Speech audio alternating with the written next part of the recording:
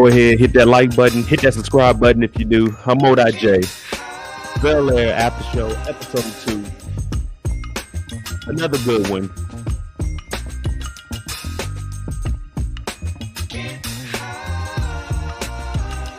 Hope everybody's enjoying this Sunday. But let's go ahead and get started, y'all.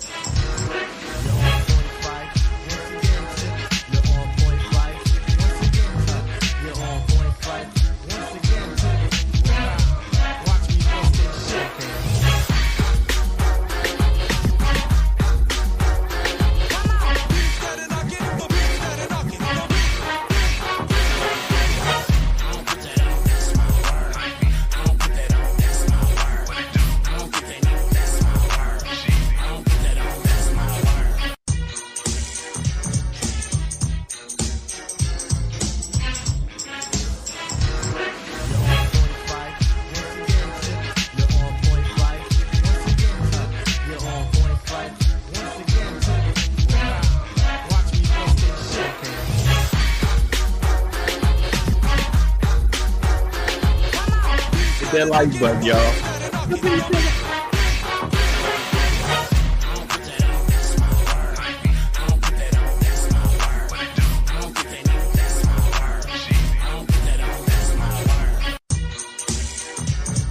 All right, man. Episode 2, Bel-Air. I know it's been a while. In between shows, we got a long delay before we get to Bel-Air.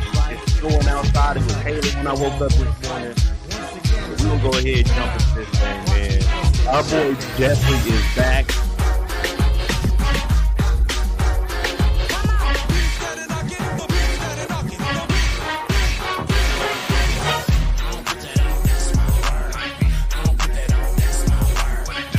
Hey, that intro music is hard. I ain't gonna lie to you, man. One more time. Let me get the pictures and everything loaded up. Let me get the pictures loaded up one more time. We're gonna jump into this.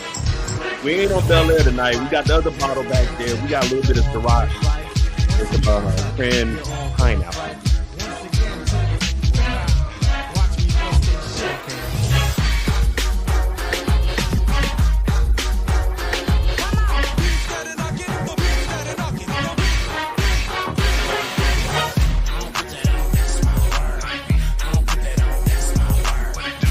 What it do? All right, I'm Modi J. This is episode 2 of Bel-Air, the after show. Yeah, I know. We're behind. We're like 4 days behind, but we're trying to fit in the schedule with everything else we got going on. Geoffrey's back. Will then turned into Will Morant. He out here ripping and running the streets, robbing niggas of their money, thinking this is White Man Can't Jump Part 2. Little Ashley getting teachers fired.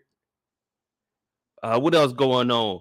Carlton, Cali Carl. Y'all know I call him Cali Carl. After last year, throw them double C's up. Cali Carl. He in here macking on Yasmin. You know what I'm saying? Who else got something going on? Oh, Jazz over here. He showing the love of his life. Hilary, like, hey, I want to be together. Let's put that shit on Instagram. Let's put that on Instagram. If it ain't on, hold on. You got to have a relationship status on Facebook, and you got to have a picture together on Instagram. If not, it ain't real. Then it ain't real. That's just the way it is, man, on social media. It ain't real if it ain't on social media.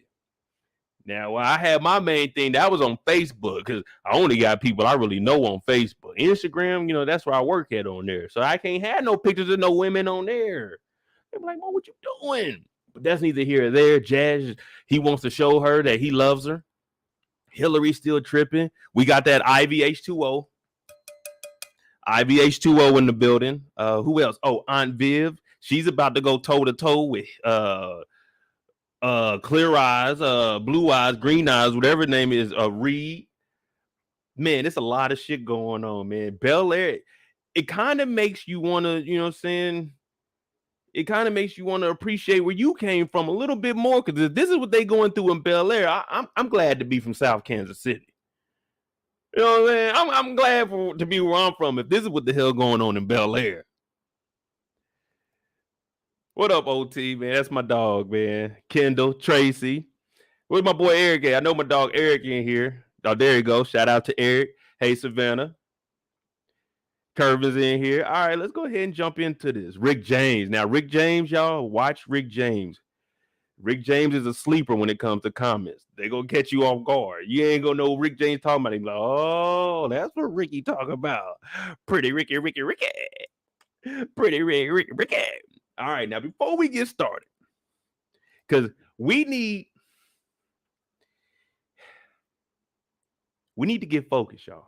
We got a basketball game right now. You know what I mean? And I know a lot of people like, man, Will out there hooping. I'm like, yeah, he is. But, man, I'd be kind of upset. But before we jump into it, I'm just going to show you. I'm going to relive my life a little bit, too, to show y'all I wasn't no slouch. And I wasn't no offensive threat.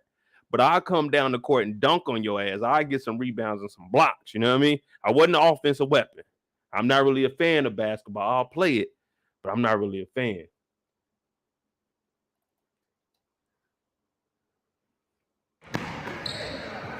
Damn, man.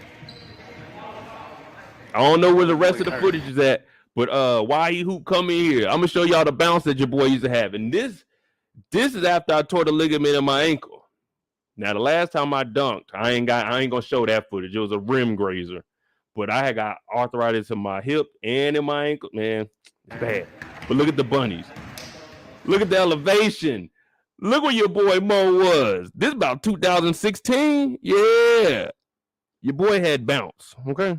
That's just back in the day. That's what I used to do. The only reason I'm playing, I'm not reliving it. Even though if coach would have put me in the game, we probably could have won state. I'm not reliving it. I'm just showing y'all that I can talk because I actually been out there. See, this guy up on the rim, he played, that's my boy Lansky. My dog recording his YE hoop, and the one next to him is my dog. Well, you can't see him. I got footage of him dunking, but that's my dog 6'7" Tree, man. You know, professional basketball players. You know, I be out there hooping with them. Now, I ain't the best. I ain't gonna lie to you, but I go out there and give you 3-4 points. I give you 4 points and about 10 rebounds, 2 blocks, and about 4 fouls.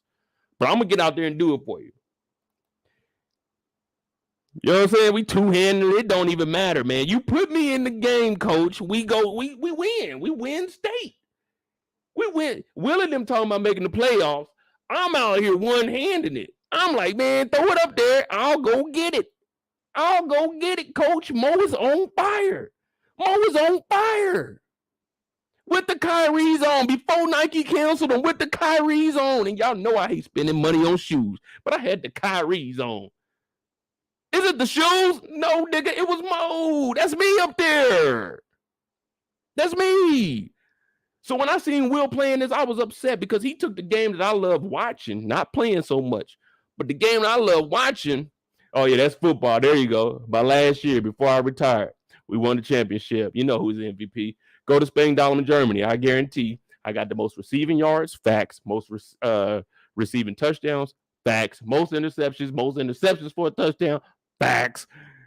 Yeah. A motherfucking legend. That's what I was. In the yesteryears. The yesteryears. Oh, yeah.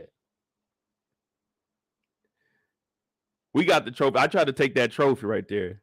The Spain Dahlem Air Force Base. But guess what I got, y'all?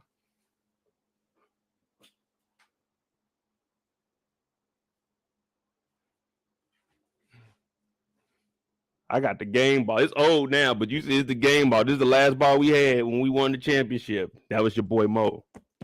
That's what I did. But let's go ahead and talk about Will. We're not going to live off my accolades because I didn't get the D1 scholarship. I got a D2 scholarship for football. I didn't get the D1. So, Will, I understand where you're coming from. When you work so hard, you want it so bad, but to fall short. You like me. I used to be able to dunk. Now I'm on YouTube on Sundays. But look at the elevation. One last time. Look at the elevation. Oh, the good old days. All right. I wish Doc would have came to some of my games. Maybe I would have been in the league. Maybe I would have been there to tell John Morant, no, put the gun down. But I guess we can't say that because that nigga Will was shooting guns in Philly. But out here is a little bit different. See, in LA, they play it a little bit differently. You're going to go through a metal detector before you get up in this game. Now, Doc is up here. He got his jewelry on. He got the Palm Angels jumpsuit on.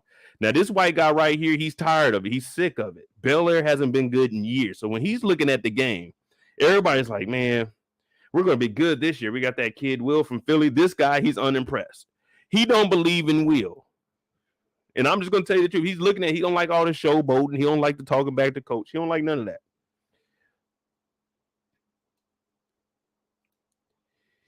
Now, we look up at the score, 19 seconds.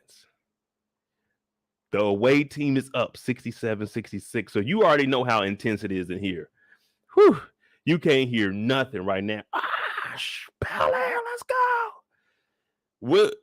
What is the mascot of Bel-Air? Here we go, Butlers. Here we go. Oh, no, they the Bulldogs. Here we go, Bulldogs. Here we go. So the crowd is going crazy. We down 1. They come over to the huddle. Coach is like, all right, look, this is what we going to do. Get your head in the game. Aaron, I want you to set a pick. I want you to inbound it, Will. And when you get it, draw the double team. Crash hard. Crash getting that paint. And then I want you to kick it out to Kirk. Kirk ain't his shit all game, but we're going to throw it to Kirk. Fuck it. This is what we going to do. Draw the double team. 13 seconds. Draw the double team. Kick it to Kirk, and Kirk gonna shoot the wide open 3. Are y'all listening to me? Kick it to Kirk. Kick it to Clerk. No, kick it. I can't even say it right because it don't even sound right. Kick it to Kirk. So hear me out, guys. Coach wants them to have Will drive the ball. He to Kirk. Kirk should be wide open after Aaron set that pick. He should be wide open. Big three. The big three. The only problem with this play, coach, we down by one, nigga. How about someone cut for a layup? Why are we risking the game on a three when we can get an easy two? If Kirk gonna be that guy that open, I'm gonna go on the other side. Kirk gonna cut from the backside because ain't nobody holding Kirk. Come on now. We see Kirk on the floor. There's no way in hell they drawing up a play for Kirk to win the game. Let's just be real. So on defense, we already slacking off on Kirk. That's why we like double team the nigga from Philly. So, coach, if we just have somebody drive on the weak side where ain't nobody looking, just lay it up. We win by one. What are we going for a 3 for? But coach said, Will, shut the fuck up. I got this. Listen, kick it to Kirk. Will said, I got the hot hand. We don't need the hot hand, Will. We need a bucket. If you had the hot hand, we wouldn't be down by one. Now, would we, William? If we had somebody with a hot hand, we would keep the ball in the hot hand. KD had the hot hand today. KD wins the game. AD had the hot hand today. AD won the game. Will, if you had the hot hand, why are we down? Why are we down?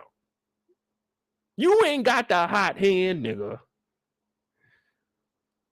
We just heard you was getting cooked. They've been double teaming you. You don't have the hot hand. They've been double teaming. If you had the hot hand, it was too late for this double team. We up by 10. You see what I'm saying? It's too late for the double team at this point. But no, we down. Because this hot hand shit, it ain't so hot. It's lukewarm, brother. It's lukewarm. But Will's like, coach, kick it to Kirk. Kirk is like, hey, I'm right here, Will. It's like, nigga, we got a 30-second timeout. Y'all need to shut the fuck up and listen to coach. And coach is telling them, Will, you need to listen to me. This ain't Philly. Out here, we suspend people. We don't just fight. Then up in the crowd, you look up because now you don't know where to turn to. You can't look at your teammate because you already called one of them out. Will got to look at the crowd and he sees uncle and auntie up there. Now, mind you, these are the same two parents that said, you know what? Fuck that lacrosse game. We're going to go watch. It didn't even make sense. They said they were going to go watch a half of basketball and then the other half go watch lacrosse. Why would you go? First of all, why would you go to a basketball game in the first half? Man, you better watch that lacrosse bullshit in the first half, and then in the second half, go watch the game. Basketball gonna have a better finish. I ain't ever watched no lacrosse game. I seen them running one time on the TV. I came back after I took a shower and changed the channel. I said, what the hell? Watch no lacrosse? But they, this is the parents that they left Carlton. They left. This is before he was Cali Carl. This is when he was Cokehead Carl. This is when he was Cialis's Carl. You know what I'm saying? He was on the peel Carl. He was, we can't trust this nigga Carl. He was, I'm going to punch my cousin for no reason Carl. That's the Carl he was. But he had to grow. He changed. He got his black card back. His parents weren't showing him love. They came to Will's basketball game. Now, the West Philly has came out of him. And I'm Viv like, I remember those days. Uncle Phil said, man, if only I knew what was wrong with him. And then out of nowhere, we look across. And who do we see? We see Geoffrey here in the all red. Here we go, Bulldogs. Here we go. This is the most unlive crowd I've ever seen. It ain't nothing but adults in here.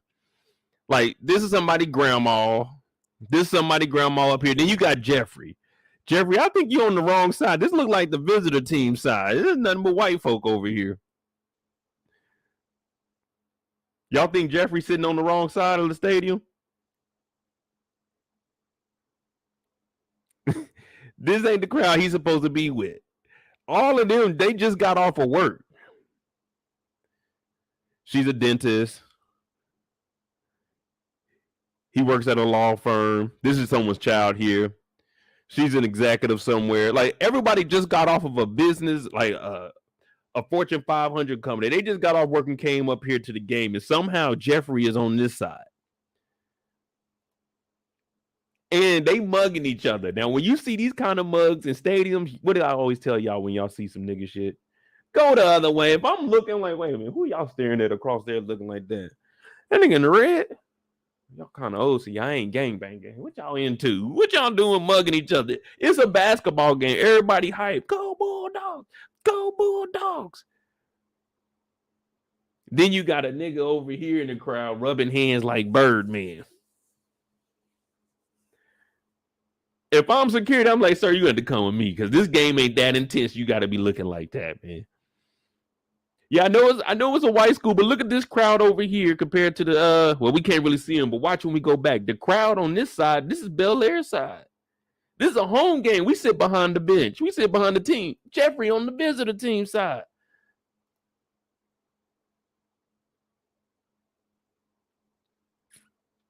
Fucking Geoffrey's a traitor, y'all. Then some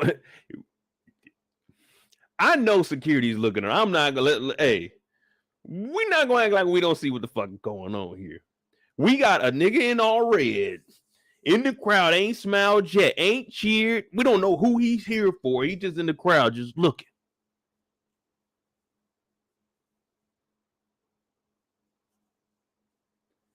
We got West Philly on the court. This nigga talking bad to the coach. Fuck you, coach. We're gonna run this play. Kirk can't shoot shit.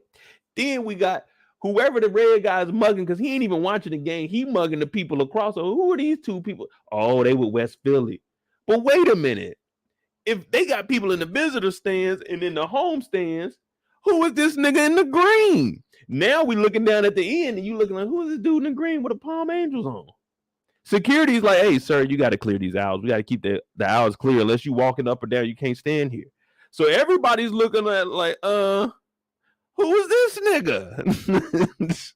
He's sitting there, you're like, if you don't come in here with a clipboard or something, you ain't no scout. OT said he had money on the game. Yeah, well, we seen K9 had money on the game. You see how that ended. I'm just trying to tell y'all how to be prepared so you don't have to get prepared because shit can go left quickly.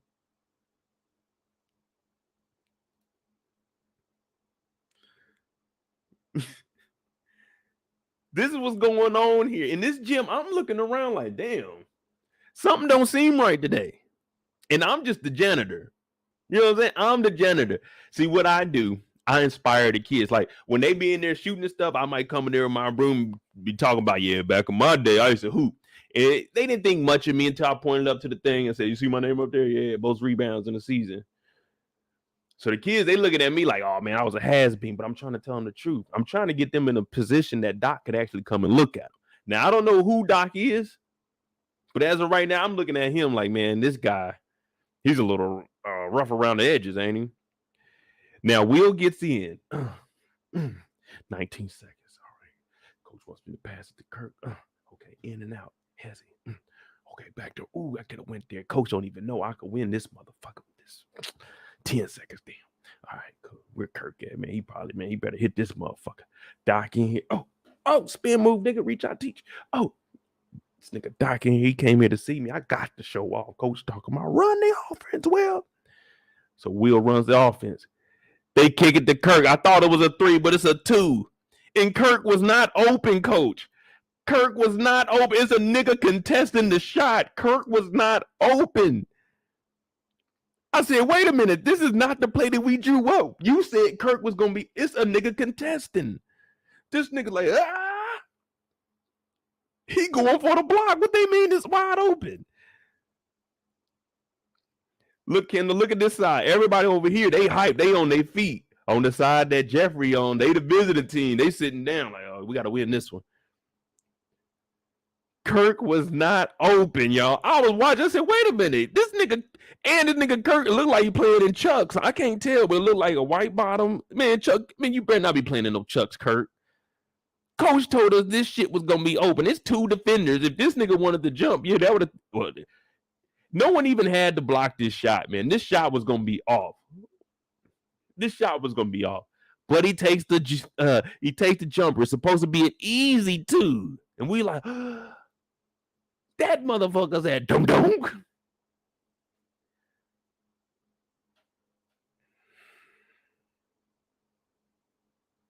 Everyone in the crowd's like, why the fuck did they throw it to Kirk?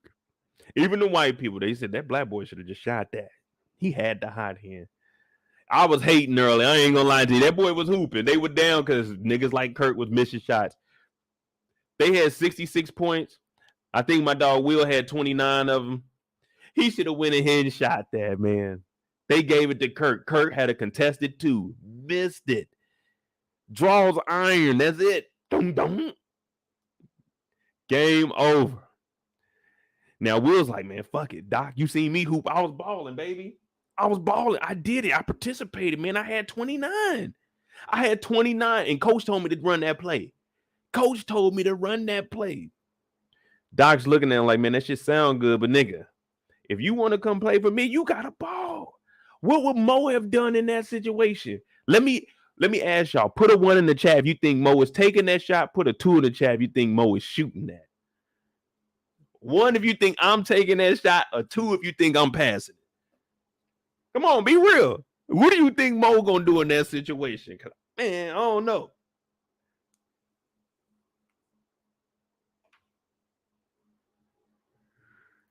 No, that wasn't no Westbrook. Westbrook should be on the top of the backboard. Shout out to Westbrook, though. Man, I'm pulling that motherfucker. I'm a hero. I play hero ball. Let me tell you something. Hero ball. That motherfucker. Man, if I would have hit that, it would have been just like Jordan. I would have ran off, jumped. They were like, nigga, we 2-0 this season. Man, I'm taking that shot. Dog. My handles wasn't that great. So if I'm open, oh, shit. I'm pulling that motherfucker. I might pull a step back on their ass. Ow! Ow! I'm hitting that. Y'all can't tell me I ain't. Boy, I'm pulling that motherfucker. Don't let me go get the shooting shot videos. I got look at my iPhone at. I go get the shooting bit. I was like Curry with that mother. Oh shit! He ain't even looking at the rim. I'm shooting shots like this. And like this nigga is nice. I'm pulling that shot. The game on the line, down 1. It's all or nothing. Why not me? Why can't I be the hero one time? Why can't I have a fairy tale? I'm shooting that motherfucker. And I was talking shit about the 3. Step back 3. Oh! Oh! You would have heard the nigga talk about from downtown. That nigga Mo is nice. Everybody would have rushed out there. They would have been holding me up like, hey. Doc would have been coming over there talking, I want to sign you right now. But see, Will ain't got that killer instinct. Will passed it to Kirk. And even I knew they shouldn't have passed to Kirk. If the option is me or Kirk, nigga, I'm going with me. Most of the time, I play basketball the right way. Like I said, my dog Tree, 6'7", he was real nice. So the reason I got kicked out and we came in second place, I got kicked out in the finals in the playoffs. I got suspended because I got in a fight because the dude threw a tree down on the ground. So I threw the ball at him, rushed him. We fought a little bit. But, it was just basketball fight. It wasn't nothing because when we got kicked out the game, we were both in the hallway watching the rest of the game. But then our team forfeited. Then they had to play the championship game, but they had to play 2 because we were the 2 seed, all because of me. I fucked it up. I ain't gonna lie to you. But I was protecting my dog Tree, man. He the star player, and like he hoop for real. He a professional. So I'm not gonna let some bum ass niggas throw him down to the ground. Like we can play, we can hoop, we can foul, but come on, man. You threw him to the ground. You know this nigga a real hooper. But it is what it is. We got second place. I fucked that up, man. We could have won. We were nice too. We were nice. True story. First game of the season.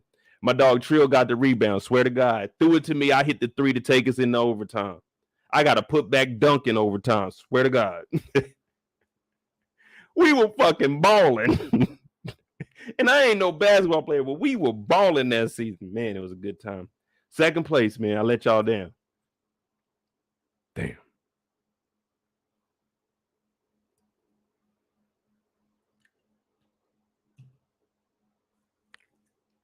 So Will goes over to Doc after not taking that shot. Y'all know, hey. Nah, whoa, Patrick Beverly, Mo. Oh, come on now. Y'all tripping now. My dunk was better than his. Mine was one-handed. His was a rim grazer. Mine was and one. No, I ain't getting no and one, but I got it before the buzzer. True story. Nah, Eric, I ain't jeopardized the team, man. I was saving a real basketball player. My dog Tree, I showed this page on here a couple of times. LA is, I think it's LA underscore B fit. Yeah, he a professional basketball player, so I'm not gonna let, man, this dude outside of the military, he hooped for real. He was supposed to play on the all Air Force team, so he was nice like that. So I'm not gonna let somebody hurt him. Like, we gonna play basketball. I don't care if you hard foul or anything, but come on, throwing him to the ground, like, that was a little excessive. So at the end of the day, man, fuck that little on base championship that don't mean shit in life. You know what I mean? I can go in here and talk. I just showed y'all the football. That don't mean shit in life. I can't go nowhere and be like, nigga, I was number one in football. They be like, we don't give a fuck, nigga. You were here to flip burgers. I know that, but I'm just saying I was nice back then. No one gives a shit. You know what I mean? No one cares. You can lose every single game, but you made it to the NBA. Who gives a shit? Nigga, you was in the NBA. But I wasn't gonna let nobody hurt my dog. But I also wasn't gonna hurt the team like this. I'm pulling that motherfucker. I'm shooting that. You can't even question me on that. I'm pulling that. Man, game on the line. Nigga, I'd rather be the one to lose it than someone on my team losing it. Because if someone loses it on the team, I'm like, damn, nigga, I would have hit that. Because niggas always talk that shit. Kirk shot that. You always, I would have hit that. Let's see you do it then. Fuck the right play. Go for the gusto. Go for the gusto.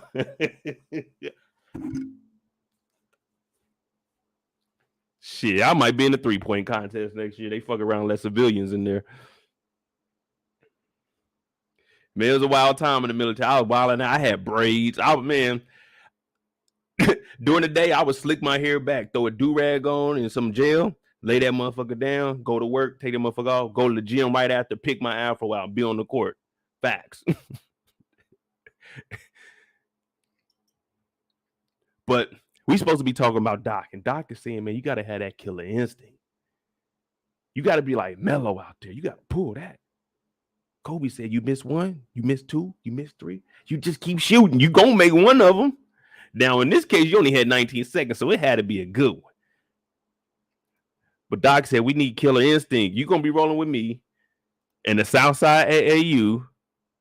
You gonna have that. You gonna have to be about that, man. Because you see that big 6'9" dude we had out there? Yeah. You gotta be prepared, Will. Will a little fragile too. Will get in the we seen a whole season of Will being very, very emotional. We just heard Will in the huddle. Coach, I got the hot hand. Kurt. Like, they go out in that street ball, it's gonna be a little rougher than this, Will. But my dog Phil, he looking like, wait a minute, who is this trying to scout, Will?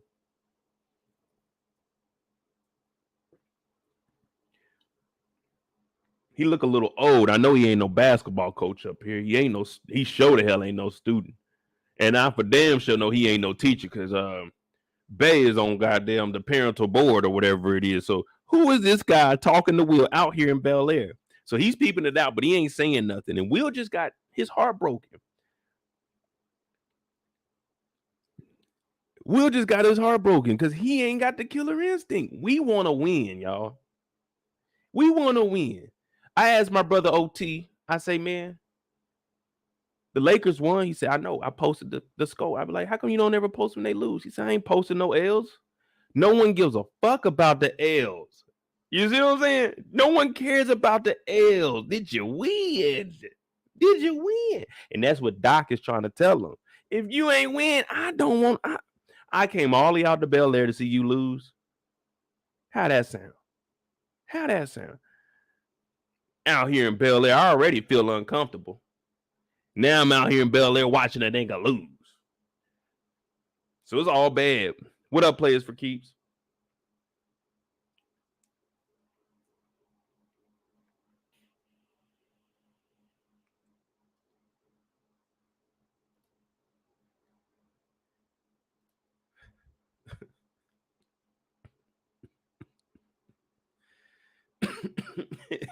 fucking Cali Carl. That always happened. It always happened, Cali. So Cali Carl, he's like, hey, Dad, real quick, can I talk to you before you go in there and talk to Will? Because that nigga Will in there tripping, man. It's going to be a little minute with you. I ain't never seen someone sit down and have this many conversations. In 1 week, Will doesn't have a back and forth dialogue with anybody. Whenever he's talking to Phil and them, it's always like, this is almost the worst thing that ever happened. Every situation with Will is the worst. No matter what. It's always like, damn, if this happens, I could potentially die from it. It's like, Will, it ain't that serious, man. You overthink it every single thing you do. Now, Carlton's like, hey, Dad, man, you've been showing a lot of love to Will. Can I talk to you real quick about my meds? My anxiety is making my anxiety pills act. I need to come down up off that shit. I need to come down up off that shit. Now, this young man, Carlton, is very smart. We know he had an addiction. I don't know if he shook that habit or anything, but it sounds like he did. Now, he wasn't full-blown junkie, so we can still trust Carl. And he's like, dog, I want to come down on the dosage. Just a little bit, Dad. Just a little bit. Like, man, it's fucking with me.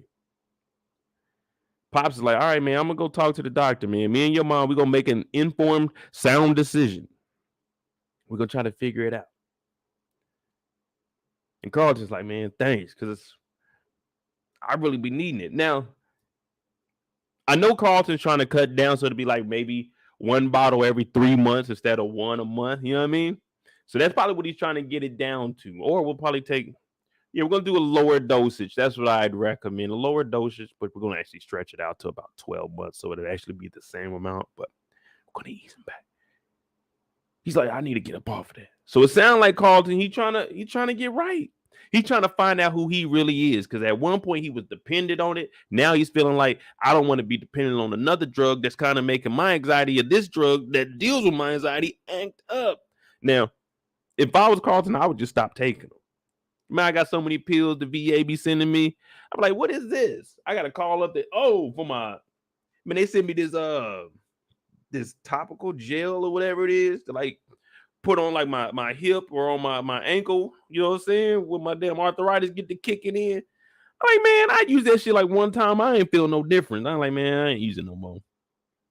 But they send you a lot of shit you just don't use. Man, I got these pills for migraines. Man, I took one of them one time.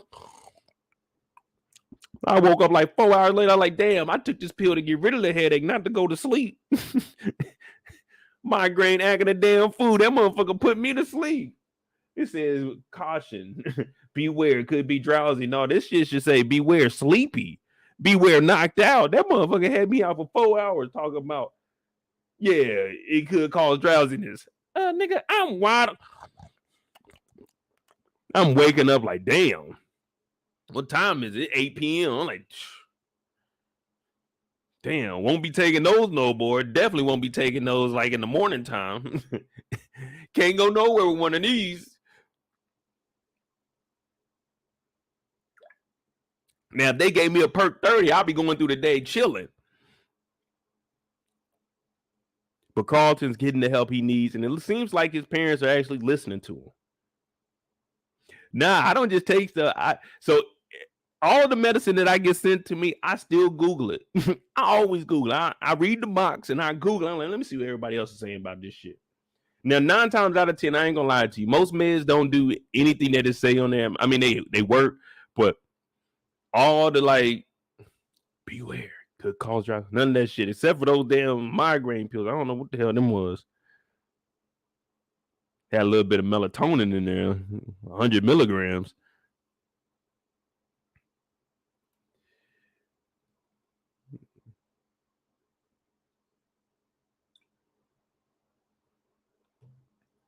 Make sure y'all hit that like button.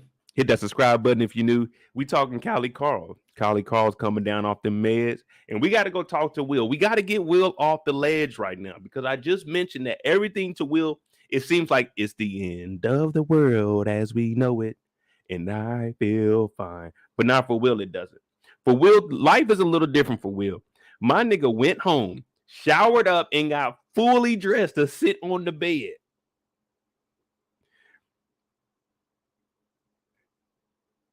My dog, I said, what the hell is going on? He went home. Man, I would have been in sweatpants and some shorts chilling at the house. I ain't gonna lie to you. I would have been on the PS5. We just took an L, nigga. I got school tomorrow. Man, you think I'm about to go home, shower, and get dressed? Man, I showered, went out, picked up a few things, came back, and I kept my jacket on because I wanted to show them that it's cold outside. Oh, when it's cold outside, I got the month of May. But right now, Will got the month of October because it's hell on earth. They just took the L. Will didn't have it. I don't know what it is. I hate to say it, but this kid right here, he just ain't got it. He ain't got the clutch gene. As Charles Barkley would say, he ain't driving the bus. He just a rider on the bus. He ain't driving the bus. He letting the coach tell him what to do out there. He actually listening to who listens to the coach. It's 2023. Who in their right mind listens to what the hell the coach got to say? Will does, and look what happens. You got to take over. You think Kobe cared what Phil Jackson called in the huddle? Nigga, please. Kobe was shooting. Now, you see what Jordan said? Jordan said, hey, Steve Kerr, get your ass over. I'm going to throw it to you. I'm going to hit you. That ain't what Phil said. You got to do your own thing.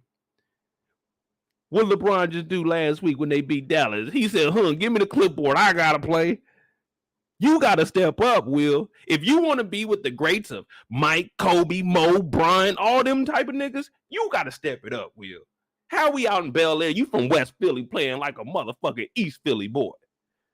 You supposed to be playing like West Philly field. I don't even know how the niggas in East Philly hoop, but you West Philly. You supposed to be out there balling. You West Philly. You in the West. Do your thing. The first part of your nickname is West.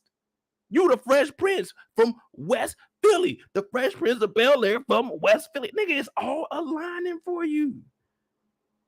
But you ain't step up. Now you at the house looking like Eminem about to go freestyle battle with the hoodie on because you niggas lost because you passed the ball to Kirk and you had the high hand. If you had the high hand, you got to pull that. Kirk wasn't even open. They didn't double team you. Coach said, matter of fact, let's go back and look real quick. So Coach said that they were going to double team Will. They said they were going to double team Will and Kirk was going to be open. Well, it was one-on-one, Will. You should have took the shot. You went up. You had the shot. It was one-on-one. It wasn't a double team. Kirk was double teamed. But you ain't got that gene. So, who am I to judge? Kirk had two on him. Now you looking like Eminem. His palms are sweaty. Arms weak, mom spaghetti. Now you in the room upset. Nigga, who gets this man, goes home, showers, and gets dressed just to sit on the couch? Uncle Phil like, hey, man, can I come in? He's like, yeah, come on in. Come on in. It's your house anyway. I mean, hell, you were already 3 steps into the door.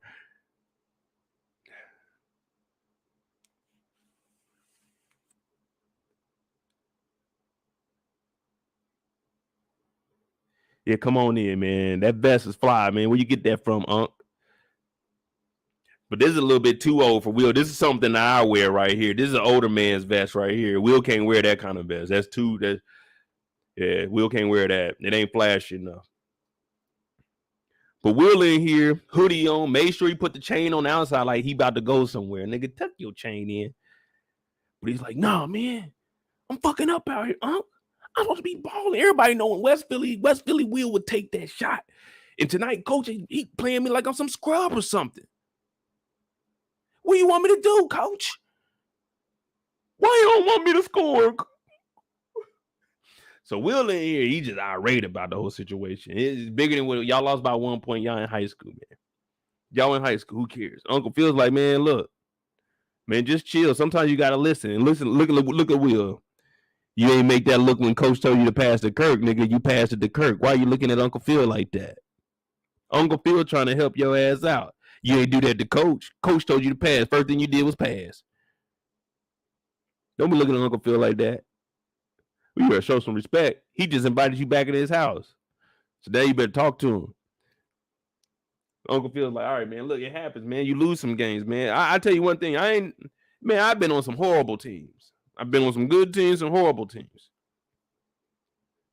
I played on a basketball team, and it was called South Suburban. AAU wasn't that big in Kansas City at this time. It was just South Suburban. I played on a team. What were we the Pacers? I don't even remember what team we were, but we were yellow. We were yellow. Shit, man. I think we went like 13-1. And we won the championship that year. I ain't really contribute much. I ain't gonna lie to you. I didn't ride the bench. I ain't gonna lie. I was like the 6th or the 7th man in, though. But my dad used to always just put us in basketball. So I was on a good team. I mean, I went out there, did my thing. I was a little short, fat kid, so I'd rather play football. But we went out there, we won a championship. Did I contribute? Hell no. When I was a winner that year, the niggas at school couldn't say nothing because they knew, we could just be fighting in this motherfucker. But we won in the basketball. Then I've been on basketball teams. We were terrible. One time I was on a team, we were so bad, we had Saturday practices. And we had a girl on our team. I forgot what the fuck her last name. It was like Keisha Green. She could hoop. I ain't gonna lie. She could hoop. She played on the team. Her dad was a coach. And they had us practicing on a Saturday. And in my head, when they told us on Thursday that Saturday we're going to have practice because we ain't got no game on Saturday, I was thinking when they said we having practice, y'all must be talking about the niggas that care about basketball. Mo ain't got no practice on no Saturday. Man, sure enough, my daddy took me up there Saturday morning for fucking practice. Man, I'm like 10 years old, 11 years. No, I'm probably like 13 because 12 is when I won the championship. So I'm probably like 13, 14. Man, I'm 13 years old up there running fat as hell. Man, I don't play basketball. I'm up here training, man. I'm on the sideline winded like, all right, on the line. What we getting on the line for? Nigga, the starters messed up. I'm not even on the practice defense. It's two coaches, somebody dad, and like one of the other kids. And then it's like 5 of us sitting on the side. I'm not even on the practice defense. I gotta run because these niggas is fucking up for it. When we in the game, I just set picks. I take out, I rebound. Why am I running?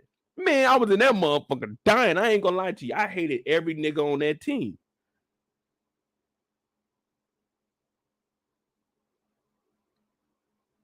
Y'all niggas is fucking. I understand in football when you fuck up, all right, that's a part of the game, but I enjoy football, so I ain't care. But basketball, nigga, what am I running because this nigga missed 4 free throws straight? That nigga missed though. If I was in there, I'm knocking them hoes down. But guess what? I can say that because niggas ain't gonna foul me. I ain't gonna have the ball, so I can talk all the shit I want. So Uncle Phil's trying to tell him, nigga, life ain't gonna be easy.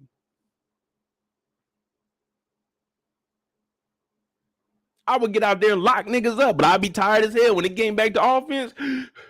I'm getting down there. It's like, nigga, don't throw the ball on offense. That nigga, he ain't gonna do nothing but hold it for. Like when I was younger, I wouldn't even attempt to dribble. I ain't gonna lie to you, but boy, don't be trying to shoot or nothing. I'm trying to block that shit. As I got older, I got a little more comfortable with dribbling. You know, I ain't got like no handles like that, but shit, I'll drive. I'll try to dunk on you. But back then, I was locking up. I locked Keisha ass. I ain't give a fuck. Whoever had that ball, I was like, man, let me hold him. I wanted to play defense. Because I hated hearing niggas talk about how much points they got. Oh, you can't beat me. I ain't got to beat you, but I guarantee you, if we playing on opposite sides of each other and we in a team situation, you ain't going to get buckets like that. I might not score shit, but I guarantee it's going to be tough as hell for you. Going to be hurting at the end of this game because, nigga, I'm fouling, I'm blocking, I'm stealing, I'm diving, I'm doing it all, nigga. You want to talk some shit there. You go, hey, you average 15, I guarantee you get like 6 or 7. I guarantee you get like 6 or 7. You might score when I ain't holding you, but I'm on your ass. I'll fucking double team you. I might have to switch on somebody else, but I'm a double team. If you say some shit on the court, I'm double teaming. I'm on your ass. It's me versus you at this point. I ain't never played professional basketball, so I don't know how it is. I played against college niggas. We was up at Right Pat, me and my boy TJ. They would come on the base. They would practice there. Man, we were hooping against them Right Pat dudes. Man, they were mad as hell trying to fight us every week. Come on up here. We could do all that because, like, unlike the other people that were in basic, I didn't give a fuck. If niggas are trying to fight, we about to be fighting. It's just over sports. So for me, I don't care. We can fight. It's over sports. Let's keep it moving. But man, they mad as hell, blocking this shit. But as a kid, man, it was very angry. But everything in life ain't easy. And see, I learned at a very, very early age that I'm never going to be a basketball player. Most kids won't tell themselves this. They always have a dream. I mean, have a dream. But I can dream to be a millionaire, and in the morning, I'm probably not going to be a millionaire. But in that 9th grade, I told you I made the basketball team. 9th grade was the first year I actually called a oop. I could do a putback. 10th grade is when I started dunking on my own. But I made the team because I had bounce and I would play defense. I quit that shit because I said, man, there ain't no way I'm going to the league being this trash. No way I'm going to the league being this trash. And I knew it. In 9th grade, I said, this ain't it.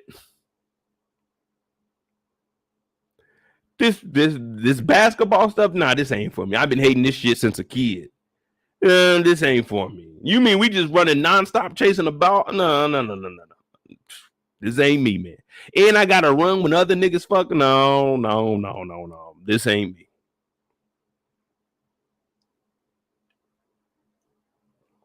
This ain't me, y'all.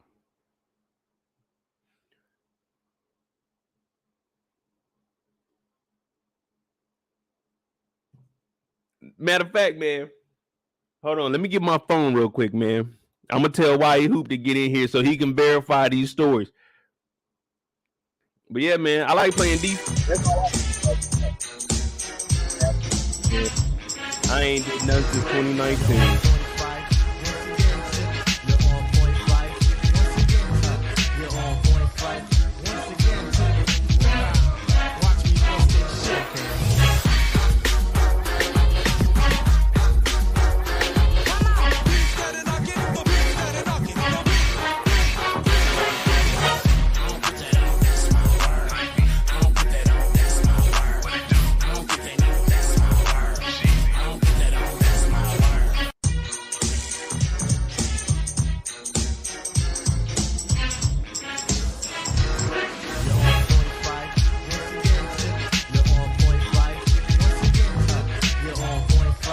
All right, man. Life ain't easy, man. That's all I wanted to tell y'all.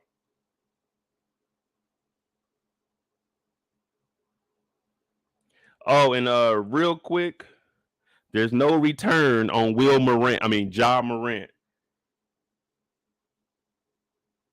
I told y'all earlier, man. Ja wilding out. Out indefinitely.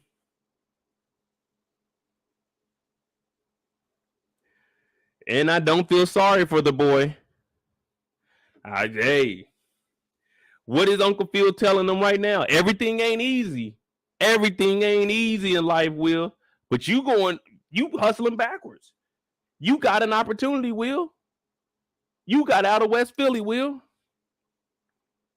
You beat a murder charge, Will. And you out here wilding out in L.A.? You wilding out in L.A., Ja, you got an opportunity. Crazy how both these scenarios line up with each other today, man. That's the world. That's the universe talking to you. Life ain't easy. It ain't easy. It ain't supposed to be easy. It can be easy. It ain't supposed to be easy. It can be easy. You just got to do what you got to do.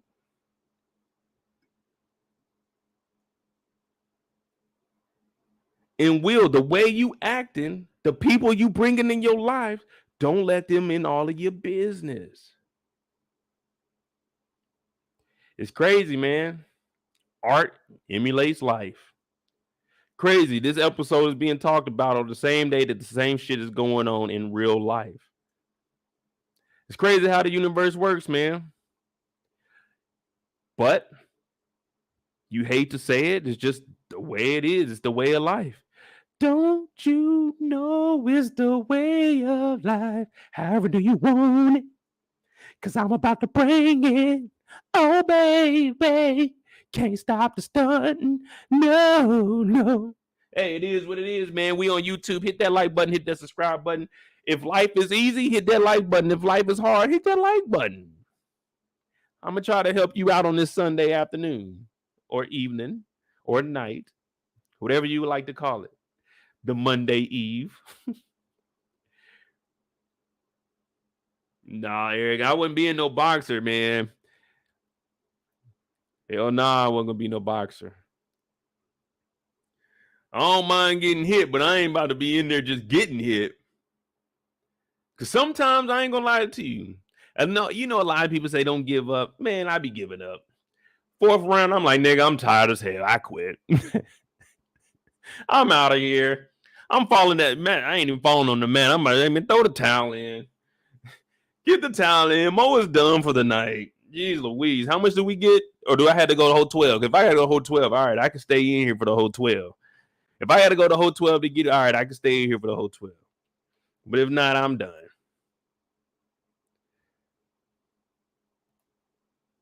Nah, kidding. I ain't had nothing to do with the knocking the people out in Kansas City. That was going on when I was over in Germany, man. That's the young people. That's the 90 baby doing that shit. No, I wouldn't even say 90. It's probably like the 2000s.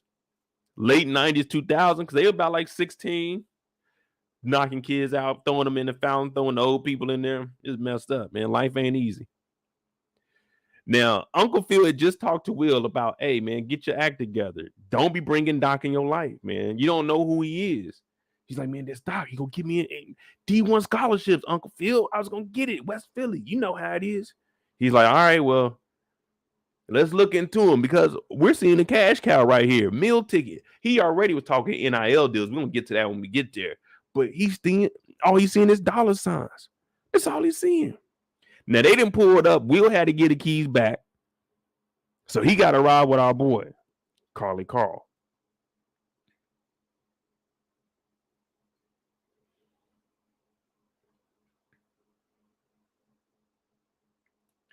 What up, Rain? He said he just watched The Last of Us. If I don't rate it at 8 or more, I'm bugging. I don't think I rated anything under an 8. I just said last week's episode was probably one of the weakest, even though I know we needed it. I just felt like that was one of the weakest. Still great production. You know, sometimes we get a little selfish. You know, we keep the bar up here, and it's like, come on, still a pretty good episode, though. I'm going to watch it right after this. Well, I ain't going to. I'm probably going to watch it in the morning time. But Callie Carl's like, all right, Will, you need to calm your ass down, man. Fucking that West Philly you or whatever you want to call it, it ain't cutting it out here, man. You need to get your act together. Will's like, man, everybody know in West Philly, I take the last shots. I do my thing. The only time in West Philly Will would defer to shoot that shot is if he seen me on the court. He'd have to pass it to me. I'm taking that. I'm just going to take that. Oh, well, we lost the game. At least I tried, y'all. Now I got you, Rain, man. You know I be trying to keep it real. Now Yasmin shows up. Hey, Will. Hey, Carl. You gonna come to the PSC meeting? He said, hell yeah, I'm gonna be in that motherfucker. Because right now, hey, you on the road. You winning. Once they start acknowledging you, because at first they wasn't even talking to Callie. They wasn't talking to Callie Carl at all. But now she's like, hey, Carl, you gonna come by the PSC today? So now she's inviting you out.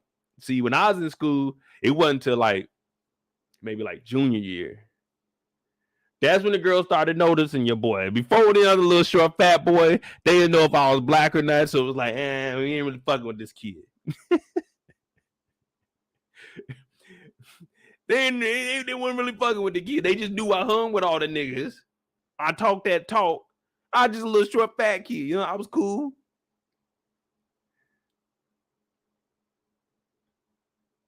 But they started noticing them. And you already heard last week, he said, man, I like being around you, Will. The girls is noticing me. Carlton, you coming through? Now she talking about the PSC meeting. She like, you got something for us this time? He said, yeah, I do. He lying like hell. See, I learned early. You might as well just be real and upfront. And if they fuck with it, they fuck with it. Because she like, hey, Mo, you got something for the PSC meeting? I'm like, I ain't gonna lie to you. I'll show up those, you know what I'm saying, support and everything, but I ain't got nothing. But see, that's the difference between Will and Carlton. Because even Will was like, man, you got something? Because Will would have just went in there, freestyle. I mean, if they'd have brought me up there, I could freestyle something. Easy. Like, You can just throw something out there, but most of the time, if I would have said something, people are like, "Oh, come on, Mo, man, why are we gonna do that?" But I'm just trying to throw something out. If y'all wanted a question, I got one. Oh, it's the BSU. I thought it was the Black Student Council, Black Student Union. I don't be remembering. Y'all know y'all got to fill me in on the blanks of that. I always heard BSC, but if it's BSU, then it's the Black Student Union. Oh, well, see, thank y'all for correcting me. But that just shows you I wouldn't have went to it. I don't even know what this shit's called. I'd have been trying to get out of class like, hey, can I go to the BSC meeting? The BSC meeting, yeah, the BSC is down in room 212. I told you last week they were sharing a room with somebody. The BSC, we don't have any of that. It's the black student thing where all the black kids go to. Oh, the BSU? Yeah, that's what I gotta go to. Yeah, I'm supposed to be in there. They said I gotta be at the meeting today. Yeah, I'm trying to get out of class calling the BSC. My bad. That's how I'm giving y'all a real scenario. I wouldn't have known what the shit was called. The BSC? What is that? Now, do they have meetings during school hours? Because if they got meetings after school hours or before, I'm not showing up to that. If I'm coming to any meeting, it's got to be during school hours so I can get out of class. I'm not staying after unless it's a sport or I'm going to a game or something. There's nothing for me to be doing on school grounds after that bell ring. It's going to the crib or coming back to the football or basketball, or we used to go watch the girls play volleyball. I'm not hanging out for no BSC meeting after hours. That shit got to be during school hours, either before or after lunch, so I can keep myself out the class for at least 2 hours or at least an hour and a half, do my lunch, do my BSC shit. And then I got to go down to the nurse's office. I just got to make sure that my vitals are good.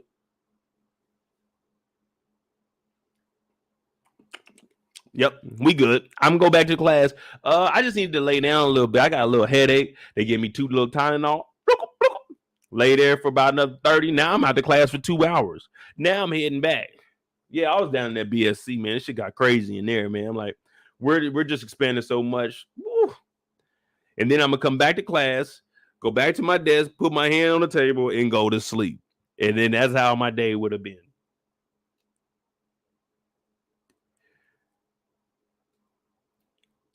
But Carlton stepping it up. He got new bay now. Yaz. Y'all think Yaz is gonna be good for him? Or this is just a little temporary fixing for our dog?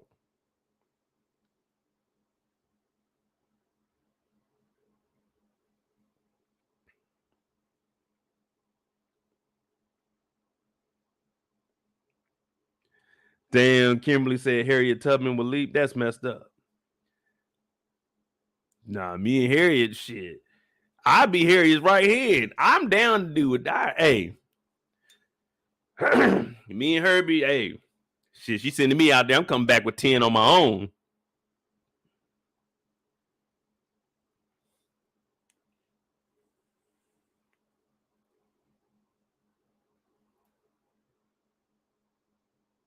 Oh, yeah. Okay, yeah, Rain, you were right. Because it was Miss damn, I forgot her name. I was joking around about it. Not Hughes. Hughes is Ashley's teacher. Her name was like Miss Brahms, or something like that. Miss Basson. I knew it was a B. Hey, Rain, how do you remember all these people's names? Like, what helps you remember the names? Now, I can give you a description of them, but I can't remember names like that. That's why I always give everybody a nickname. And now it's Professor Shorthair, a.k.a. the hater, a.k.a. she don't want to see the young black men shining. Shout out to her, though. Now, in Miss Hughes' class, and I told y'all when we seen episode 1, I ain't never seen a kid hating that another kid was getting homework.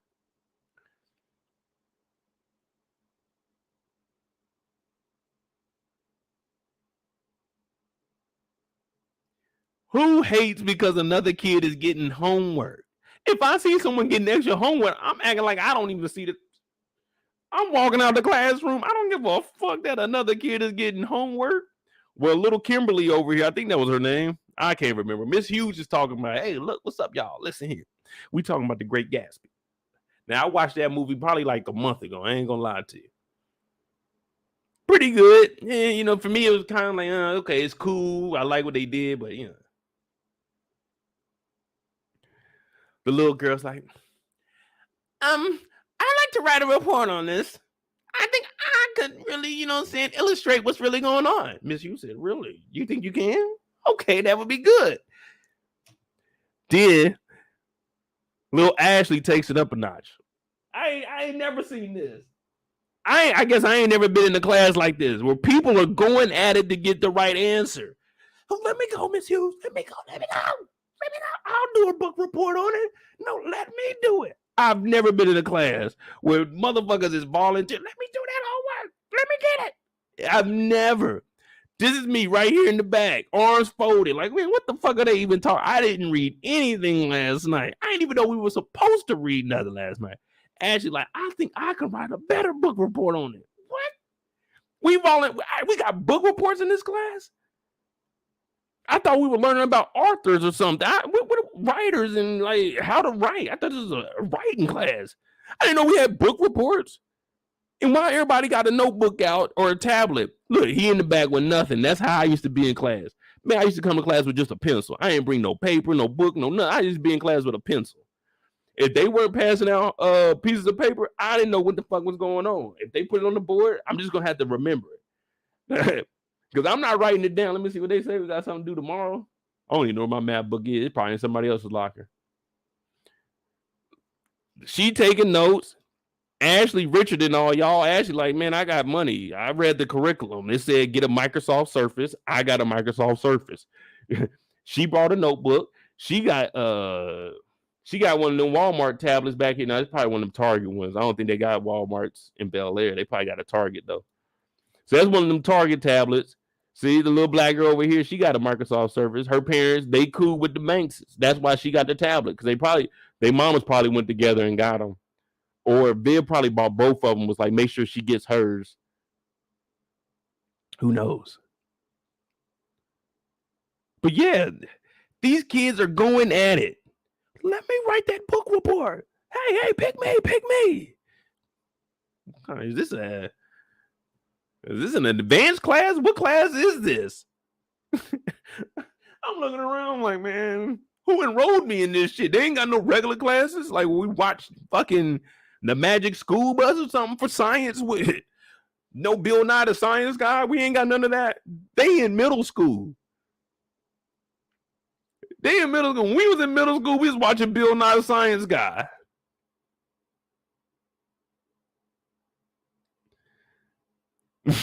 Bill.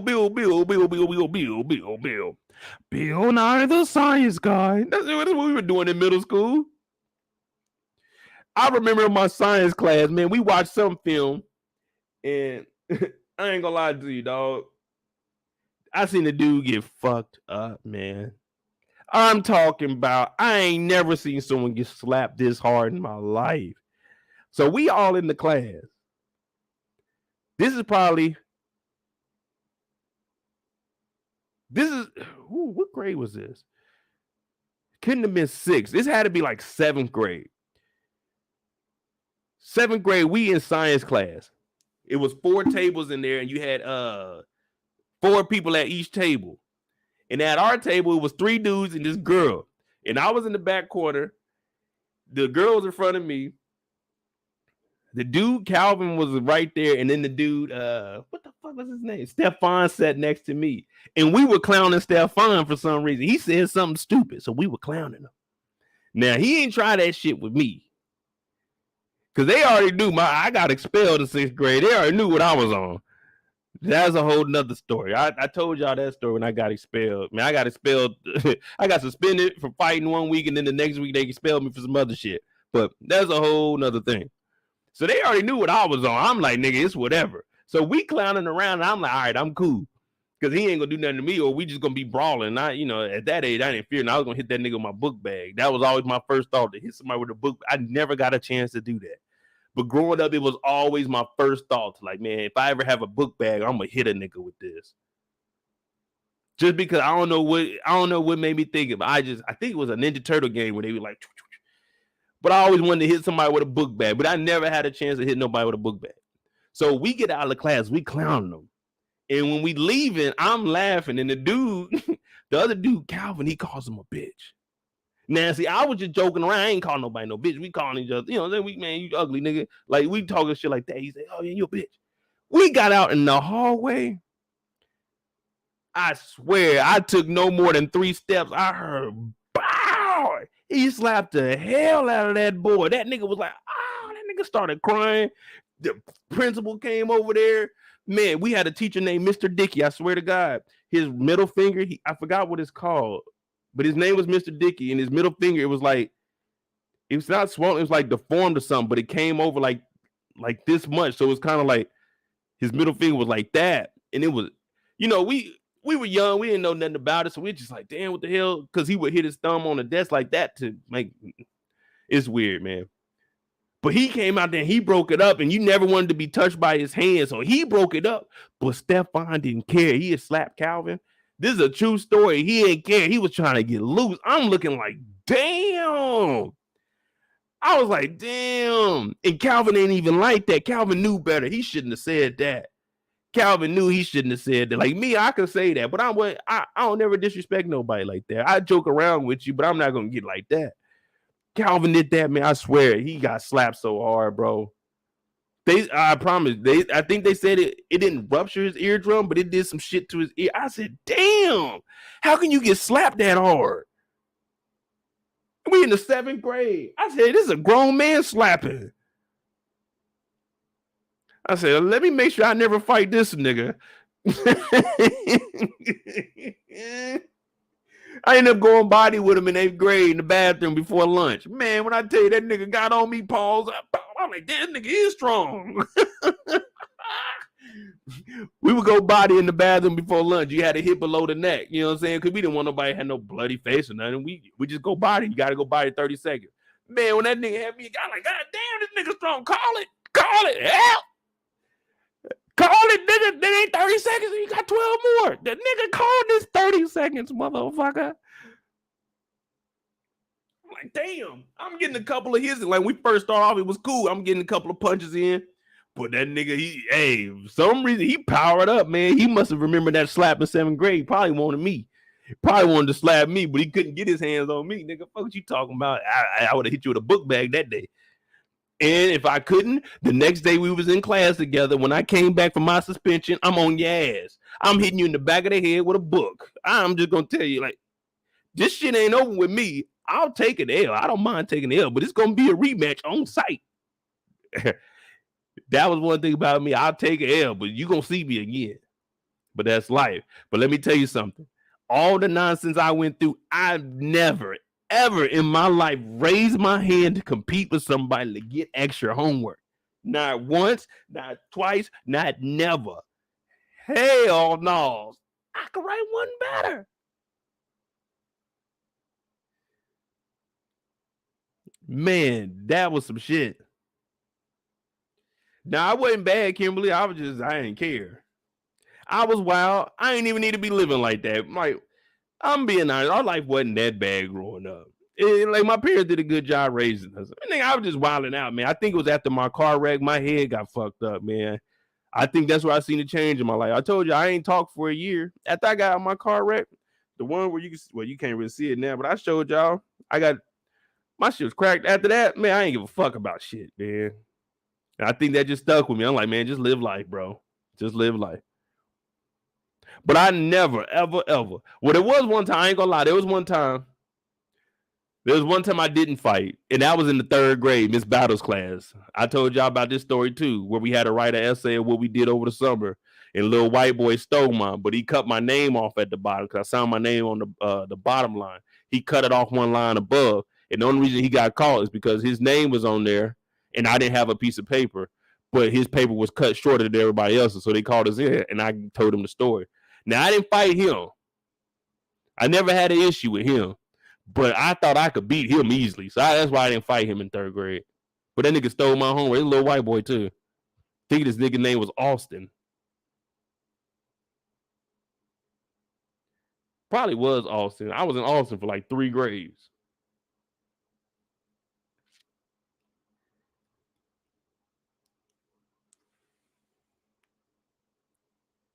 Our Miss Battle was in a wheelchair. She was cool as hell, man. She had the electronic. She was the first person I knew with an electronic wheelchair.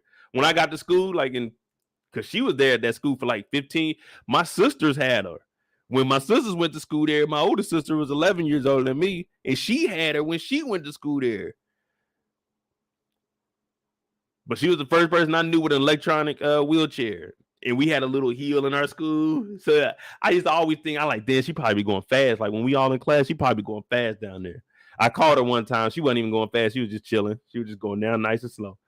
So, oh, hey, Miss Battle. I said, hey, where you going? I was like, oh, I'm in the 4th grade now. I'm going back up there. I just had to go down to the principal's office. I had a doctor's appointment earlier. So my parents just dropped me off. Now I'm back. I was asking them for some food, but they said no, because they paid for lunch here. So I got to wait till lunchtime to get my food. She said, oh, that's nice. I said, yeah. I really don't want to go to class today. She said, but you should. And she was always good, man. I remember that conversation because I caught her going down the hill and I thought she was going to be speeding down there, but she wasn't. I said, damn, I thought you were. And I asked her too. I said, you ever go fast down here? She said, oh, no. I like Miss Battle. That was my first black teacher, 3rd grade. No, Miss Battle was 2nd grade. My bad. I had Miss 3rd grade. It was the older white woman I had that was the cool one because my brother got the Miss Hamlet, the racist one that I told y'all my mama got into it with and wrote letters to the school board. And my daddy had it. Man, there's a whole bunch of shit going on in my school. Man, we had like real life racists. Or my principal, well, yeah, he was my principal. He was a pedophile. He killed himself. Man, there was a lot of shit going on. Man, that's just where we grew up at, man. Some crazy shit. But we never fought over who can get the most homework. Let me get that homework. Miss Hughes, Miss Hughes. Hell no. Oh, the Bel-Air bottle right there, Brillo. I ain't drinking that tonight, man. Last time we was on this thing for 6 hours and I actually finished the whole bottle. I was like, man, I don't need to be doing that every weekend with y'all. I might do it episode 3. I'm gonna pop that one episode 3. So all odd episodes we'll drink on. And tonight we just on a little bit of Ciroc.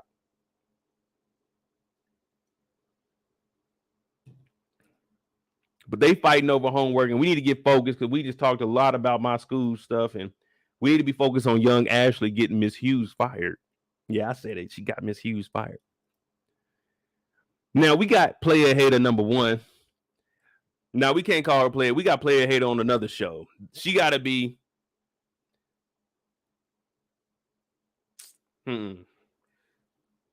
Telling Talia. That's her name. We got Telling Talia back here. Oh, you think you can write one better than me? Ashley said, you goddamn right I can. Give me that homework, teacher.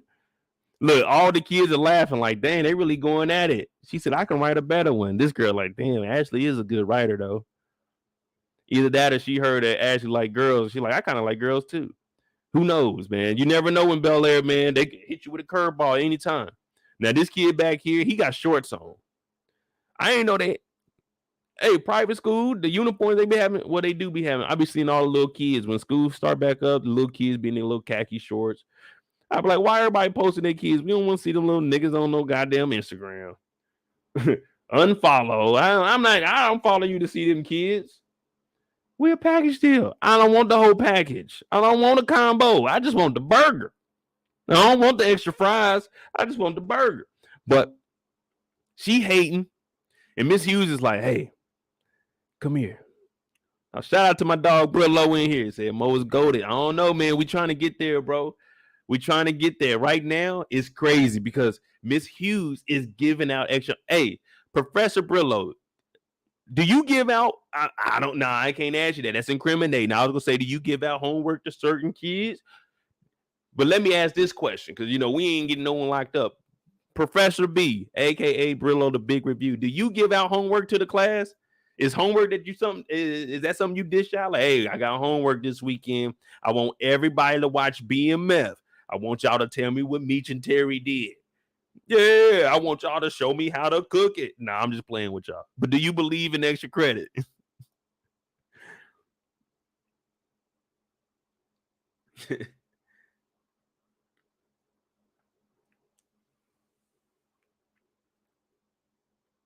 The teacher giving out extra credit. I'm like, what we got to do for that extra credit? Now, if you watch closely, Hughes, she looked. Talia, whatever her name is, she looking. She looking like, man, this motherfucker a hater, ain't she? Fucking tattletale. You see? I know a majority of our shows we watch are hood shows. So this is why you don't snitch. You get people in trouble. No one got locked up. There's no paperwork, but she's getting in trouble because someone is telling. There ain't no paperwork, but we know that Talia done told. This is 2 times. Last time the teachers, the dean and them came in there to talk to her. This time it ain't no talking. So I'm going to break this down for y'all when we get there because there's more going on behind the scenes. Trust me, I've been here. I've done that. Miss Hughes, we call upon you in front of the court. We have a couple of questions. Now, we just want the whole truth and nothing but the truth. We're going to get to that a little bit later on because right now Ashley has an extra book report to do and Talia is sitting there looking.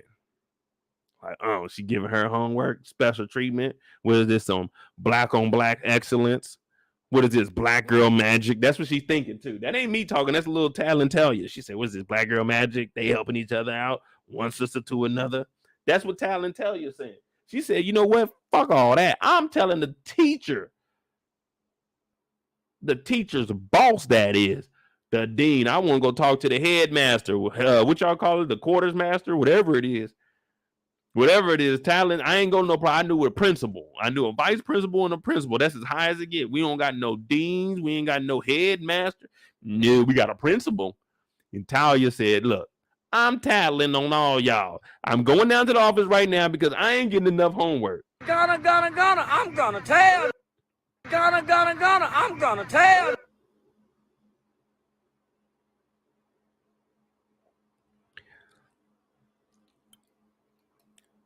The little girl name is Olivia.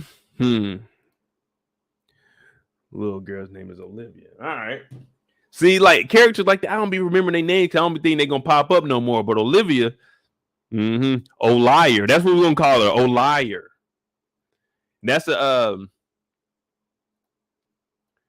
unique name for a little girl like that. It's a unisex name also. O'Liar. It could be for boys. It could be for girls. If you want a kid to start with an O, and they like to tell lies, O'Liar. That's what we're gonna call her. Shout out to Rain for that $5, my brother. Ashley needs to swipe the mayo off little Karen sardine sandwich. I mean, I don't know. See, Olivia gonna go tell on you. O'Liar, yeah, she gonna go down to the office. You get to fighting with O'Liar, she telling. Parents is pressing charges. It's on now.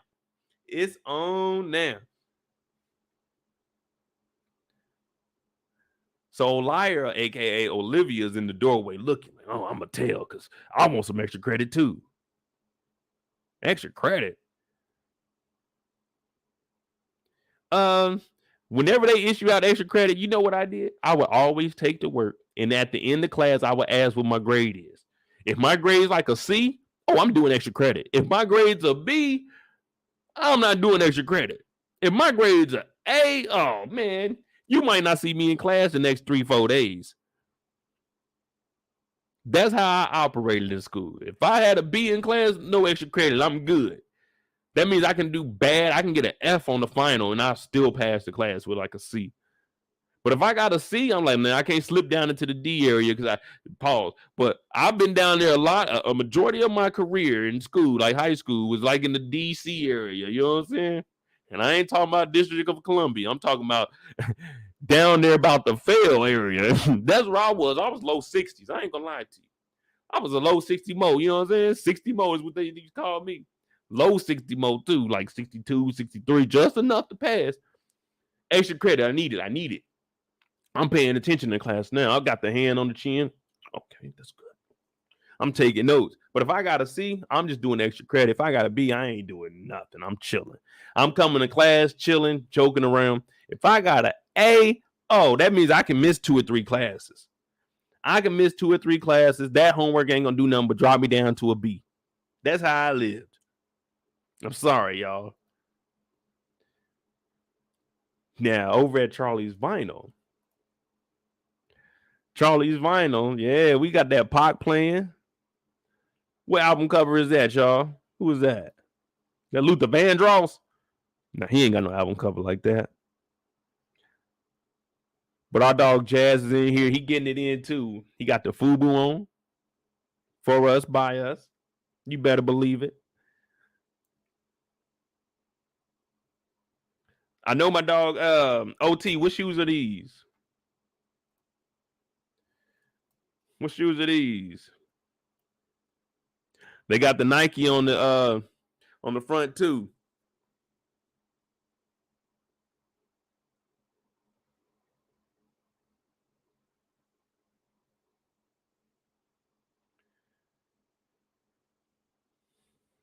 Yeah, Kendall, man. I ain't gonna lie to you, man. High school was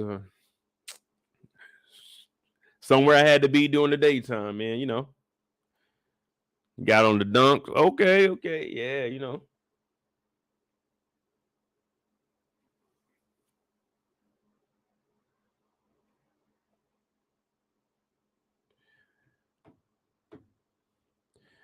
Two or three classes ain't bad in high school. Like the schools we went to, they weren't real serious. So you can miss 2 or 3 classes. And then out of nowhere, we see Hilary come in. Hilary looking good. Jazz in here dancing around. He got customers in here. He ain't watching, no. They could be stealing anything. But over at Charlie's Vinyl, we don't steal. He turned around like, oh, hey, what's going on, babe? Say, oh, nothing much. I brought you an almost chicken sandwich. He's like, oh, shit, an almost chicken sandwich. What this is? She was like, oh, it's tofu. I said, tofu? I'm good. You know what I'm saying? I'm good on that. I wouldn't even took a bite of that. I'm not gonna lie. As soon as I heard tofu, I said, I've had tofu before, and nah, I'm good on that. I don't want nothing to do with that.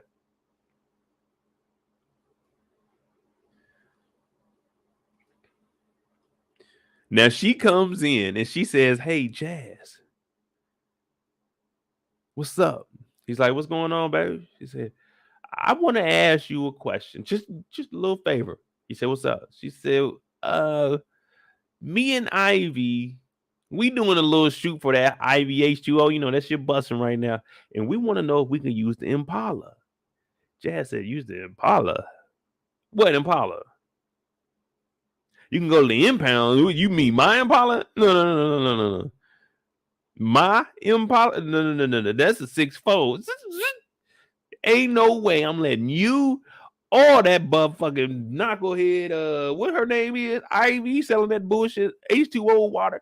Ain't no one. I watched that boo because she was pushing up on me, so I knew she was pushing up on me. So I was kind of watching, making sure, okay, this is real, or was she trying to play me or something? Ain't no one buying none of that H2O Ivy.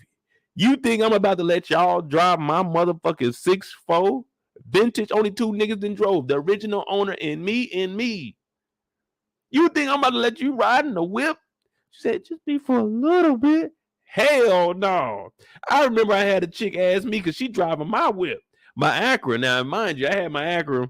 She just wanted to go down the stove. Nigga, please.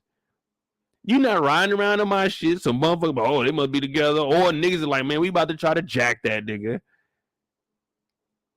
Man, I had TVs in the headrest. I was on 20s. They rubbed in the back. So no passengers in the back seat. 212s just a knocking TV in the dash. Hell no, you ain't driving my whip. You sure the hell ain't starting up one of my old schools because the battery disconnected in that motherfucker. You got to go up under the hood before you can even get that thing to start. But ain't no way you driving my car, nowhere. You coming back with a knot on your head talking about they got me. Who got you? Some niggas. Now my car gone. We ain't had no tracking devices back then. My car just gone in the wind. Now I ain't got shit to pull up in on the weekend. I gotta worry about. I had shit in the car. I lost about $5,000 worth of electronics in that motherfucker.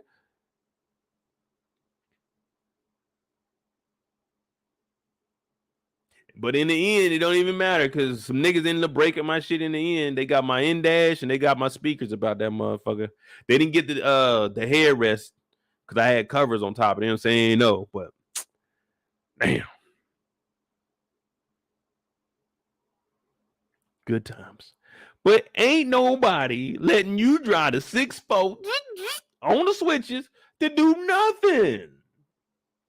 Are y'all letting Hilary take y'all car? Be real. If you had a 6'4" or any car that was real nice, I'm gonna try to find some pictures of my car so y'all see what I was talking about. This is back in the day, though. I was the first nigga in Kansas City, facts, with 20s on an Acura Legend. And then that next summer, me and my dog, he had 22s on his Monte Carlo. And then the next year he went down to 20s and we both had spinners. I had 18 spinners and he had the 20s. Good times, man. Balling.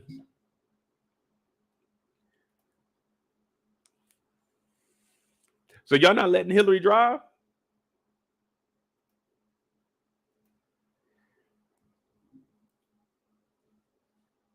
Y'all not gonna let Hilary pull up in the Impala. This is for Ivy, y'all. This is for Ivy. Now, Jazz, we might have to holler at Brillo in a minute because what you're doing is unacceptable. Ain't no way. And we don't even know at this moment that it's not official. We don't know at this moment that it's not official. You remember the only thing that we seen happen was she kissed him in front of Ivy. So right now there's only 3 people that know about this. Ivy and these 2 and us. But in the real world, no one knows. And now, after she didn't want to be with you and wanted to take it slow, she want to push the whip. You let her drive the whip. Next thing you know, hey, can I get the keys to the to Charlie Vinyls? I'm gonna have a little kickback. Hell no, you going down the wrong path. You can't do this. All off of tofu sound. She didn't even bring good food. She brought some bullshit. She brought you tofu food and tried to drive your car. It's like coming up to me with a can full of spinach, talk about Mo. Man, let me borrow your PlayStation. Hell no. I ain't giving you no PlayStation off no spinach, let alone a car off a tofu sandwich. And what kind of bread was it? That was a tofu almost burger. What kind of bread was that? Some bullshit bread or was that real wheat? Man, hell no. You think I'm gonna let her drive the Impala? Man, there's only 3 people that drove my whips. My old schools that I had, well, my Monte Carlo and my Cutlass in Virginia. I can't really vouch for those because shit, ain't no telling who. It's a free for all out there. I ain't gonna lie to you. Shout out to my Uncle Larry, man. Love you, because he let me keep the cars on his land. But yeah, man, it's free for all out there.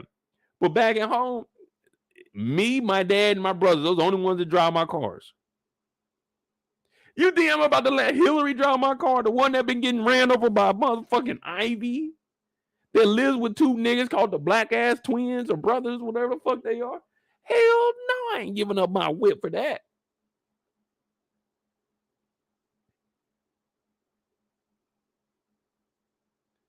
Yeah, he a Muslim, but Muslims eat beef. Pause. They eat no pork, but tofu? I can't even, man, what? Eating tofu? What up, Candy? We just talking a little nonsense right now. We going back and forth between Jazz and his. We don't know. Can we call at this point? Can we call Hilary his girlfriend, or we just gotta say Jazz and his female companion? Because she taking it slow. Remember, she didn't want nobody. So are they together right now? What did you call this? What is this? The gray area? It was like, okay, we really can't mess with nobody else, but we can because we really ain't together. Like, what is this process right here? Like, what is this stage right here? Does anybody know?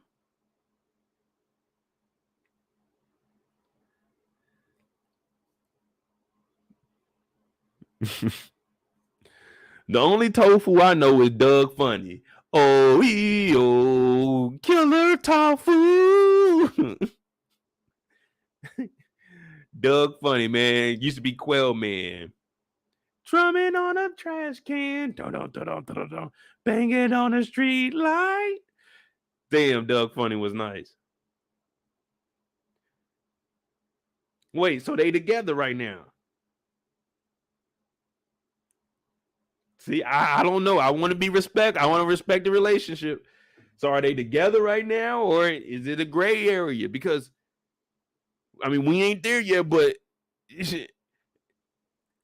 like, matter of fact, let me ask this question. Has anyone made someone their girlfriend or has anyone made someone their boyfriend after you just seen them kissing somebody else, someone that you live with? Have you have you ever seen that before? Have any of y'all experienced that, like, firsthand? Have you done it? Have you wiped up or got in a relationship, cuffed somebody up that you just seen kissing somebody else? Let me know, man. Go ahead, tell yourself. We need to know who that special somebody is in your life. You ain't got to tell us their names. We just want to know who that special somebody is that make you pull this stunt.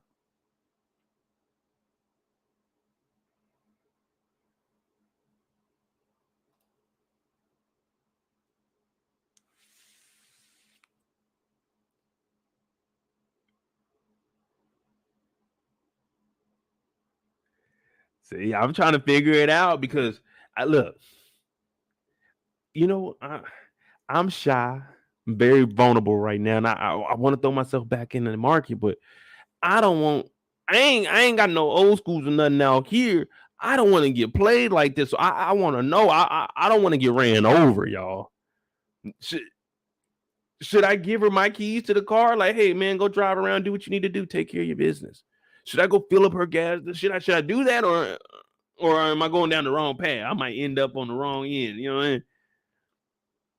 Should Jazz give the keys to the car? I'm trying to get back out there, man. I'm trying to get back out there, and I'm watching them, but maybe this is too young for me. This is like early 20s right here. Maybe this is too young for me to be looking like, should I take this route? But Jazz is like, all right, man, let me see what's going on. Jazz got a rollie on. Jazz got a little bit of money. Jazz got more gold than me. Okay, Jazz. Now back at school, Callie Carl, he going to the locker. Lisa shows up. So what's going on, Carl? He's like, what's up? She said, well, you the one to get that perfect score in there on that damn math test? Guilty.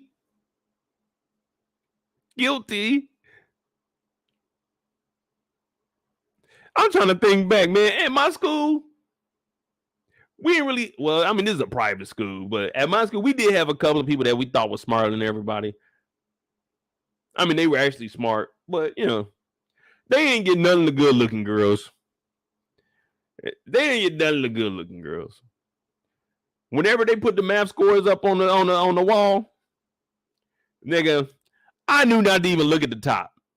I was like in the middle. When it came to math, I was like I was above average. So if it was like 30 people in the class, I'd be probably like number 12 to like 20. I'd be, you know what I'm saying?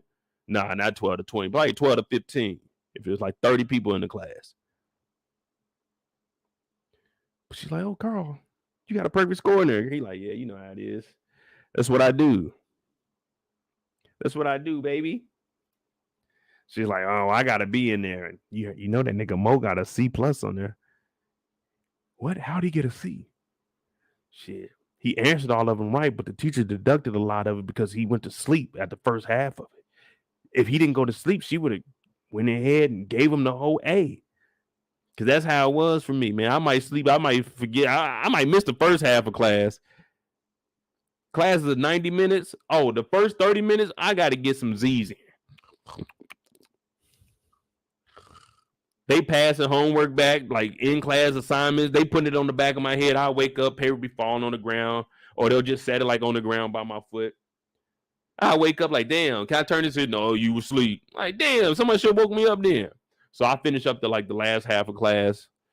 Yeah, man, that's how I was. Now, the Bel-Air Academy Founders Award 2023. If you get this, man, it's pretty much wherever you want to go, you got it. You got it. Bel-Air's going to get you in there. Now, she's saying, look, Carl, you've been doing your thing. You might as well apply for this. And he's like, nah, that means I got to get people to vote for me. I got to do all this extra stuff. And I'm like, man, I feel you on that. That's a lot of stuff to do in school. Sometimes I wish I applied myself more, but then sometimes, like, man, you know what? I enjoy my high school career. Now, if there was something like this for me, oh yeah, I definitely wouldn't have done it. They would have been a fucking fool to put that on my locker, because when I came out the class, if there was something on my locker that didn't belong to me, I'm tearing it off and it's just gonna be on the floor. And like, why is this on my locker? They know damn well, is this a joke? Y'all know damn well Mo ain't getting no damn Founders Award. Get that shit out of here. But she's saying you should do it. Now, this is an opportunity for him to go to the BSU, my bad, BSC. Damn, I don't know why I be thinking BSC. This is his chance to get the BSU on his side. They can start voting for him. Man, because he won back in the day, but that's when he had the masses. He had the masses. That's when Carl was Carlton. Yeah. Yeah, that's when he was per Carlton. You know what I'm saying? Per Carlton. That's when he was per Carlton 30. That's when he was wilding out. So all the white people were fucking with him. They were letting them call him nigga.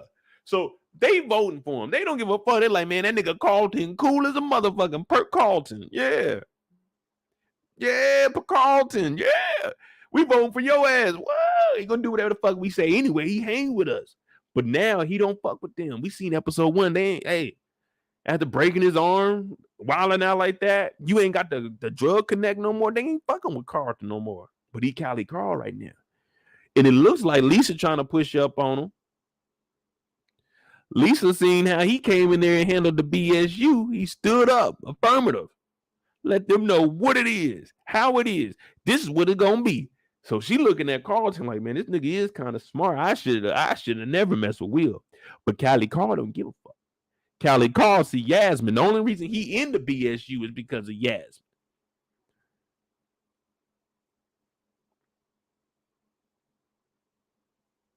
My mama used to take me to church. We went to a different church. I told y'all about my daddy church. My daddy church was down in the city, hot as hell. You go in there, they got these little ceiling fans that are on like super low. Turn these things on high. You know it's hot in here. You in here sweating as a kid. My mama started going to a different church, and I ain't gonna lie to you. I ain't really like going to church. I'm gonna be honest, man. I told you I hated waking up, going to church on Sundays. Like, man, I want to sleep in. It's the weekend. My mom used to take us. There was a girl in choir. I don't even remember her name. Turned out it ended up being one of my homeboys, like one of my close friends' cousins. But she used to sing in the choir. I used to go enjoy going to church. I see her in the choir. But other than that, man, I ain't like going to church. If the youth choir wasn't gonna be up there singing, man, I ain't gonna try to go up there. But my mom always said, man, at least you're coming up here. At least you're hearing the word. Now, she didn't care when I was coming up there for. She was like, at least you're hearing it. So that's how my mom always thought. Now, my dad, on the other hand, you gonna hear what's going on. My dad might pinch you. If you doze off sitting next to my dad, he gonna grab you in that little gut. Y'all know I was a little chubby kid. He used to grab that gut and turn it. And I used to sing, Dad, what the we in church? I can't curse. I can't tell y'all what I was thinking, but since I ain't in the church right now, I'm like, nigga, what the fuck is wrong with you, Dad? Damn, nigga, I wasn't sleeping that hard. Don't nobody in this church care that little boy was in here sleeping. Ain't no one come over here to usher and say, hey, wake that boy up. Let me sleep. I can hear it. When I'm up, I ain't gonna be doing nothing but fidgeting. And I was older than my little brother, so my little brother got to bring Batmans. I'm like 10 years old. I ain't got nothing in there. I'm sitting there. It's hot. My brother, he knocked out. If I blinked, oh, shit, man, it was crazy times in church. But Lisa sees that our boy, Carlton, hey, he doing this thing. And Carlton's only in it because there's a girl in there. So it's like, man, this is how it is, man. It's just how it is. But she's trying to convince him to run and try to get this Founders Award. While all this is going on, Will out here going at it with teammates. This is the middle of the day. They got practice at lunch. This is one reason why I would never play basketball. I'm not practicing and having to take a shower to go back to class. Y'all asked why'd I have a D in gym class my senior year? Because at that point, I was like, man, I'm not about to be coming to school, getting funky, I'm not taking no shower at this school no more, man.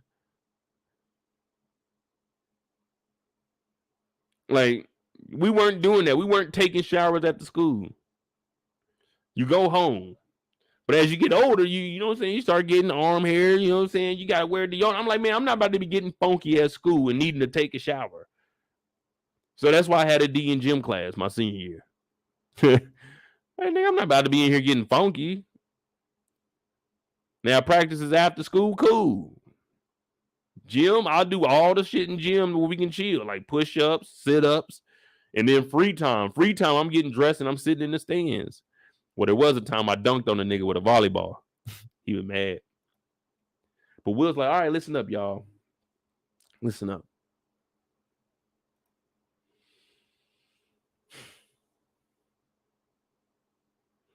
The other night I was tripping. I ain't gonna lie to you, man.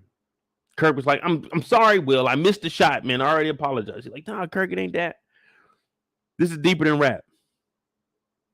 This is deeper than that.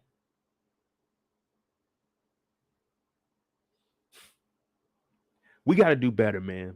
In Philly, everybody know Will balls. I know I'm out here in Bel-Air, but we got to do better than that. Playing like this, a championship, scratch that. We might not even make the playoffs, let alone the play-in. So Will is basically trying to tell them, look, we got to make a change together. But the whole team, since Will's been acting an ass, they looking at Will like, nigga, we don't fuck with you. And I would have probably been the main one in charge. They would have, see, the difference between me and Will is they wouldn't have been mad at me. They wouldn't have been mad at me because I would have hit that motherfucking game winner. Niggas would have been hyped. I would have been getting dapped up all day through school. But that's why I didn't play basketball. I may have been too big of a star. So it's probably why the good Lord said, you don't need no basketball talent, boy. You might be too nice. You might be the greatest thing to ever step foot on a basketball court. Mr. 92 feet himself. But Will's trying to apologize to the team, and they done already turned on him. You remember my boy, Aaron? He was supposed to set the pick. He didn't set the pick properly. Kirk wasn't open. The rest of the team is like, nigga, this guy definitely don't get no play time. He already unlacing his shoes. This is how you know who's fed up at practice. This boy is ready to go. He got to get back to class. So he already unlacing his shoes. Like, let me get the hell up out of here. I don't care what Will talking about. I'm never going to be on the court with Will. He's definitely never going to pass. If he didn't want to pass Kirk the ball and Kirk is a starter, I know he ain't passing me the ball. Now everybody's looking like, damn, Will, you tripping, bro. We didn't already made up our mind.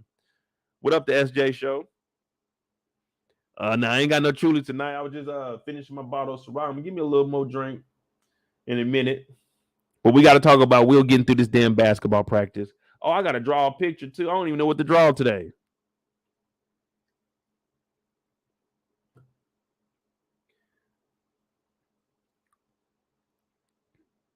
Kirk apologized, and Will's like, man, it ain't about that. They said, well, we already made up our mind, Will. You're not on our team, man. You switch sides on us. We can't rock with you. So Will said, you know what? Maybe you're right. Maybe I am on the wrong team. Maybe I should just get out of here. Do my own thing. Go play AAU basketball or something. Go back down and hustle on the BART. Now, the rest of the team, this guy right here, he knows. He's like, man, we tripping, dog. We do need Will, though.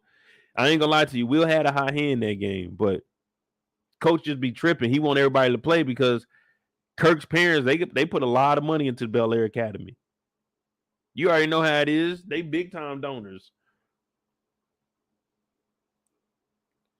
Y'all want to? You need a basketball picture? What? Like when I was a kid, or when I was do I got a high school picture? I only played basketball my freshman year in high school, and I quit. I think I got my 8th grade photos. I know I got some little. I'm gonna get some pictures. I'll get them for you. Shit, I get you pictures when I play, man. You just see, hey, you seen me on the base. You seen I had that bounce, and that's old mode. That was like 35. I was not 35. Like 32 at that time. 31, 32 at that time. Man, you should have seen me at 25. Boy, jumping out the gym. The good old days, man. They used to say, go get it, Mo. They throw that motherfucker up there somehow. Oh. Now, all right. Will didn't quit the basketball team because he thinks he's on the wrong team. Come on, focus. There we go. Oh, drawing a basketball picture. Oh, okay. Okay. I thought you were talking about my pictures. My bad shit. I thought y'all wanted to see the living legend. Nah, I can't do a basketball picture. Last week I did the soccer picture and I drew the Michael Jordan jersey on. Remember last week I did the Michael Jordan kick. See, you doing the Michael Jordan kick into the goal. This is Michael Jordan and this is Michael Vick right there. Yes, I can't do another sports. I gotta do something else, man. I gotta expand. You know what I mean? I'm an artist. I can't be stuck on the same thing, man. I don't like to be bound by boundaries, if that makes sense. You know what I mean? I like to think outside the box. When I'm in here drawing, I'm talking to y'all, and y'all may think I'm just bullshitting, but in my mind, I'm really thinking like, what would shake up the game? You know, what would be game changing? You know, like I like to create stuff that when people look back at it, they say, you know what? That right there changed the generation. That's what I like to look at that. That's why I like you guys to hit that like button, hit that subscribe button, because there's nobody break a show down like Mo break a show down, because Mo break a show down how a show's supposed to be broken down. But that's an art for me. That's what my mind does. I don't know. I don't think of none of this stuff. I just get on here and I tell y'all what I see. And what I can tell y'all is I've been in trouble many of times, and I know how the process goes. So this means that Miss Hughes has been doing a lot of foul shit for a while. Last week she got a verbal. This week she got fired. Where was the written at? Unless they already gave her a written and a verbal prior to this. This is a reoccurring thing to her. She's been giving out homework since Hilary in motherfucking Carlton. She's been doing this shit the whole time. There's been multiple complaints. We have a 10-year history of complaints going to Miss Hughes, maybe 20 years. When did the last episode air? Was it a 20-year reunion, 30-year reunion? Whatever it is, there's been a long record on you, because last week it was a verbal. This week it was a physical firing. What you been doing? You've been getting in trouble for a while.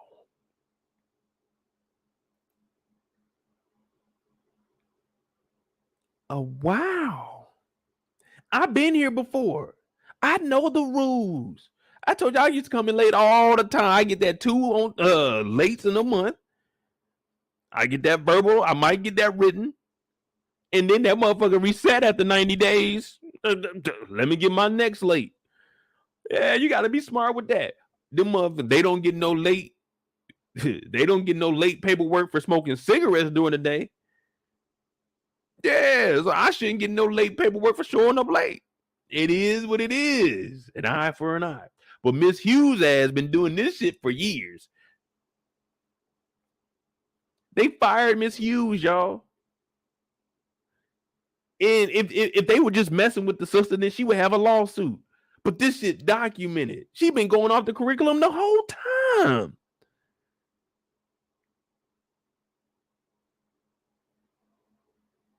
Draw a protest. Hey, we gonna. Let me not throw that out there. We gonna see what we gonna do. I was gonna say we gonna see if we can pull that off. That's a lot. That's a lot. That might be its own 2 hours. Like if I draw a protest, man, y'all never know with me, Picasso Mo. But Miss Hughes ass got fired. Miss Hughes got fired for handing out homework. Miss Hughes got fired for not giving everybody a fair chance at homework. When everyone got a fair chance. Olly got a fair chance to write a book report. Ashley said, if I write one, a better one, can I do it too? She said, yeah. She didn't say one's going to trump the other one. She just said, both of y'all do it. Yes, she gave her a book to read. Who wants a book to read from the teacher? I don't want any extra books outside the books that we got to have for the class teacher. Miss Hughes talking about, I'm going to read this book next. Nigga, that's 2 books in like 2 weeks. What do you want me to do? I got other classes. Now, Ashley, she's achieving at a high level in academics. See, me, I'm just trying to get by, just to get by. Miss Hughes got fired because Ashley wanted homework. Now y'all looking at me, and if Miss Hughes was my teacher, Miss Hughes would have had her job. Miss Battle kept her job because I wasn't asking for her for extra homework, for extra books, for none of that. Whatever she gave us in class, that's what we were supposed to do. Anything else, hell no. I can't take that. That's too much work. Now, if I do all your work and I get behind in my other classes, what I'm going to tell them? Oh, I'm getting behind because I'm doing extra credit for you? That ain't going to work. See, if Miss Hughes was my teacher, she would have still had a job.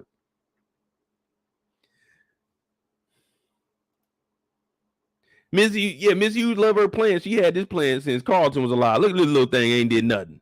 What kind of plant is this? Someone please tell me what kind of plant this is, because I believe every plant needs a home.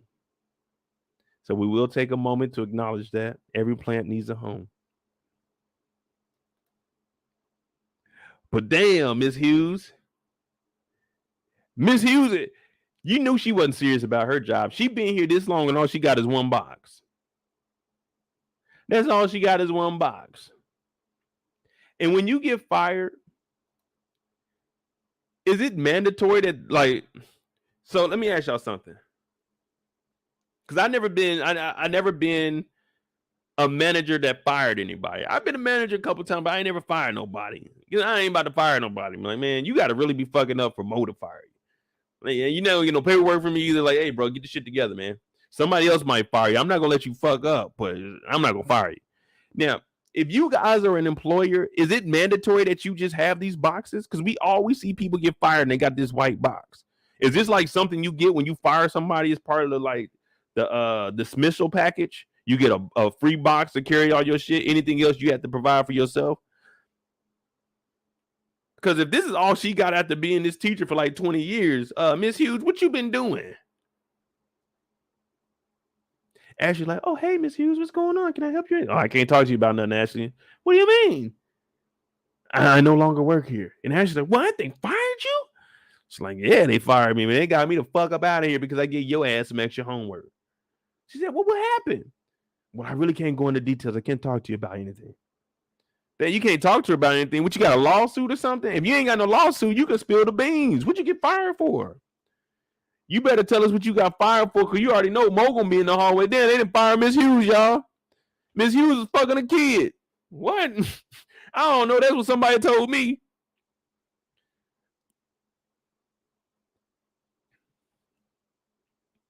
Man, you got to tell people what happened, man. All kinds of lies are gonna get spread in here.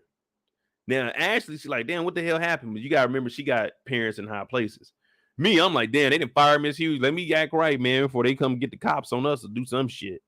They didn't fire Miss Hughes. Miss Hughes' class was cool. Even though she didn't let us sleep in there, she was cool as hell.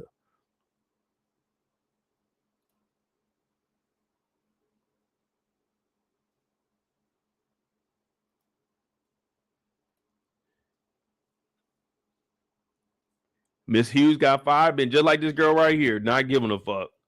I'd be like, Miss Hughes, you don't get the fuck out the hallway. Miss Hughes got the damn box talking about Ashley. I can't talk about it, man. If y'all don't get the hell out the way.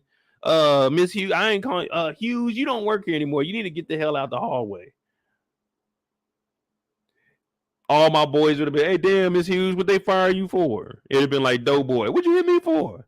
What you hit me for? And little Chris gonna say, yeah, man, what she hit you for? They didn't fire Miss Hughes, man. Miss Hughes, the first teacher to get fired for handing out homework.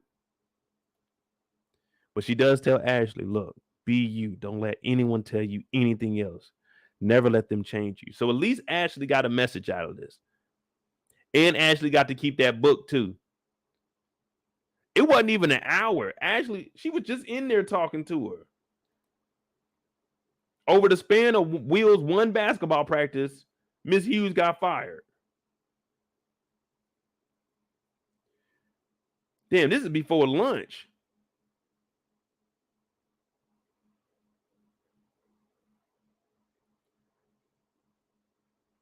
Damn. Hey, what y'all think is worse? Getting fired in the morning or at the end of the day? Most people try to fire you at the end of the day, so you know what I'm saying, you won't come back up there. I remember at my LeBot Anderson job, they had some we had some training or some shit to like watch out for like people. There was a scenario. Some dude came back up there looking for his wife, and the statement was, "I got finished business with her," or some shit. Like, man, what the hell? They had us watching now. I was like, man, y'all motherfuckers don't be coming up to work with that shit, man. Cause I gotta make it home to my, you know what I'm saying, to my bed. I ain't got time to be trying to protect nobody up in here, man. But Ashley, you need to be you. Man, I ain't never been fired before, man. I quit a couple of jobs. AMC, shout out to AMC, man. I had to quit them. My mama didn't want to drive me out there no more. Sonic, I had to quit there. Y'all know about that. Working at Sonic, they tried to make me clean up the freezer. I mean, the refrigerator. They wanted me to clean out the refrigerator, and I was already off. And I told them, "F y'all." I never came back. Got my last check though.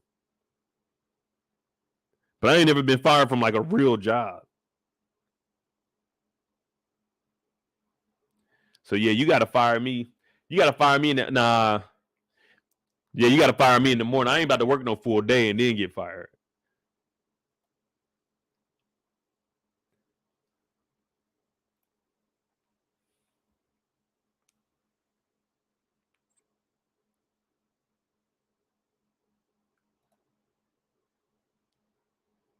Both in the morning, you just wake up and go all the way to work, only to leave and go right back home at the end of the day because you spent all day and you knew you was firing me. It made me work with all these kids and waste my time. Yeah, I mean, if they fire me in the morning, oh man, I'm about to go get breakfast. See, I'm going to get breakfast. I'm going back to the house. I'm about to get changed. I'm about to motherfucking get on the couch, eat my breakfast, watch some TV, wake up at like 1. And then the next morning, I'm getting up and I'm filing unemployment. I'm on unemployment.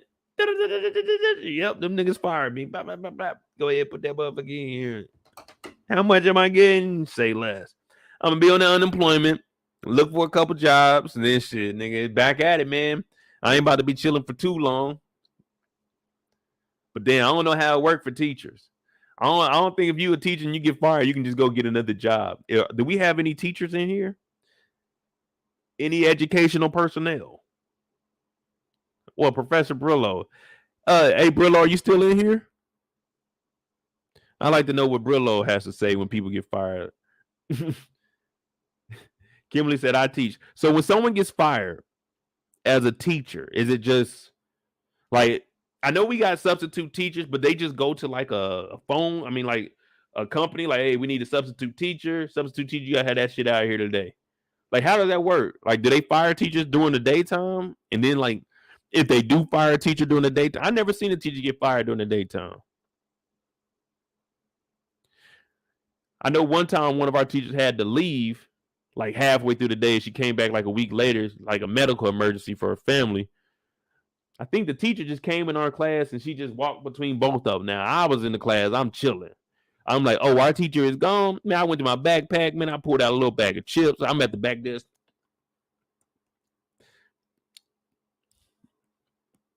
The other teacher coming there, I'm sitting up acting like ain't nothing going on. Cause I sit by the window and the window used to open like this and you could pull it down. So if a Cheeto would fall on the ground, I'd pick it up and throw it out the window. Because we couldn't get out of our seats.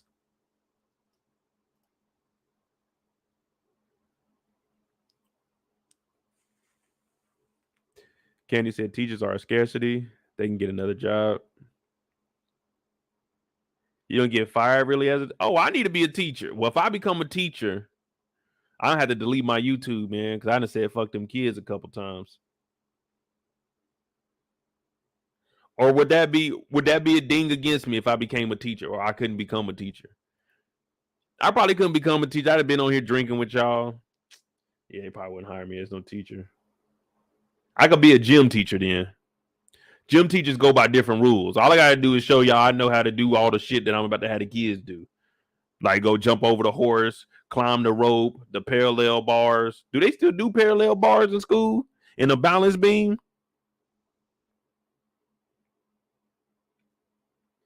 Now we all carry. We got to go back to the school topic. What up, Tamika?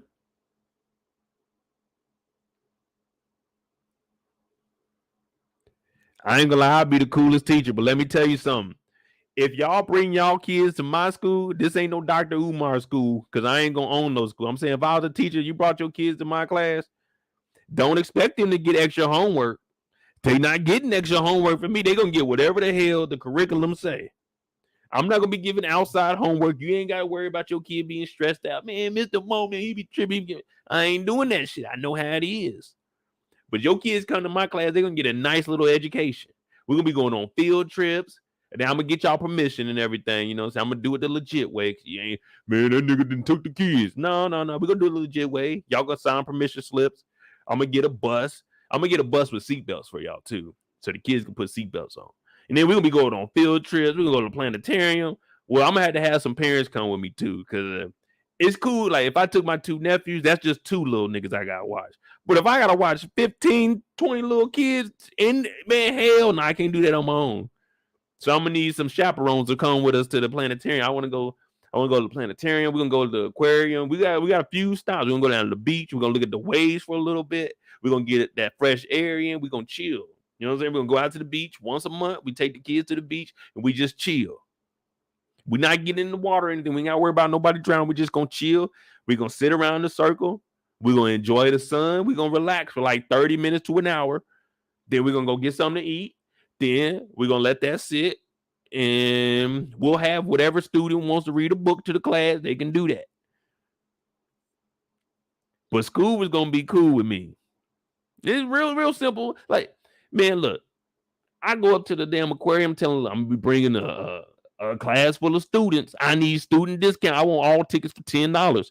They gonna do it for $10, man. Now, if y'all ain't got $10, okay, cool. I can cover 10 kids. I can do 10 kids. We just need money for the other 20. We get the money for the other 20 kids. We going to the aquarium. And look, if we covering all the kids together, if I'm putting up 100 for 10 of them, then all we got to do is split the other 2. Man, we good. We good. But teachers don't think like that. You go on these field trips, they be talking about we need 50 for transportation and we need another 30 to get in, plus each kid need 20. 100 a kid. What kind of field trip is this? This ain't no field trip. This is a paycheck. I got to go to work and work overtime. I got to work overtime so they can go on a field trip. God damn. Man, my parents used to not sign field trips. Man, sometimes I miss shit. One time they went to the zoo. I barely got to go on that one. One of the teachers was cool and covered like the last couple of kids. This is probably gonna be a private school. If I'm a teacher at a private school, then we can go on these field trips. And that's why I said I can cover 10 kids, because I'm getting a nice check at a private school. If I'm at the public school, they already ain't paying teachers enough. I remember down in Arizona, they had like this red strike, wear red for teachers. Man, they was out there striking for like 2-3 weeks. I'm like, damn, the kids, they ain't even going to school because the teachers is on strike. This shit crazy. I can't be a public teacher. I ain't got the strength to be going outside protesting and striking and shit. Like, nigga, I'm gonna be at the job because I got bills to pay. On the first, I gotta pay this rent, man. If enough of y'all go out there, they gonna get the message. But my check gotta come in. When do teachers get paid? On the 1st or on the 30th? Or they get bi-weekly? If I'm a teacher, I want salary. If I'm at a public school, I'll take 110.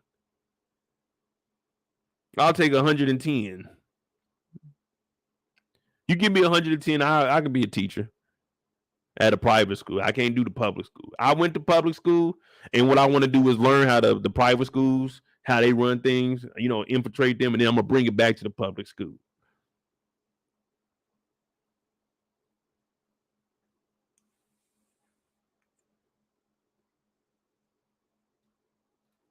Kimberly said, I've never been fired. I do know teachers that have been fired.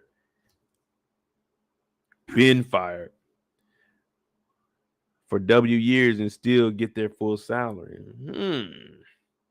Interesting.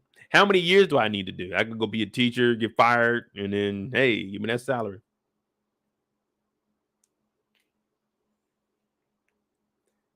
Last day of the month payday? Damn, what is today? Oh, it is March 5th. That's a long time before that next paycheck. I hope she's been saving some money.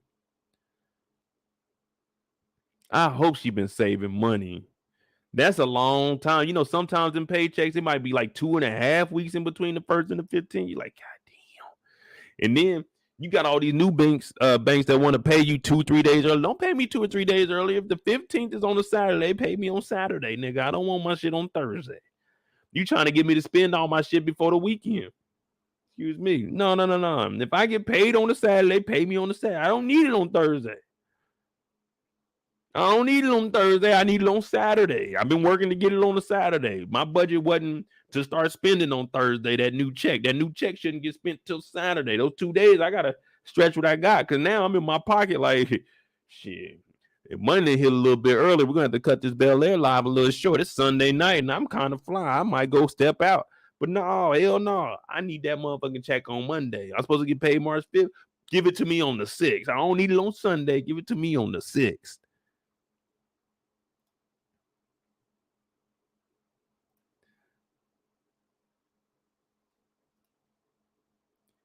Now, back at the crib, we trying to figure out the Carlton situation.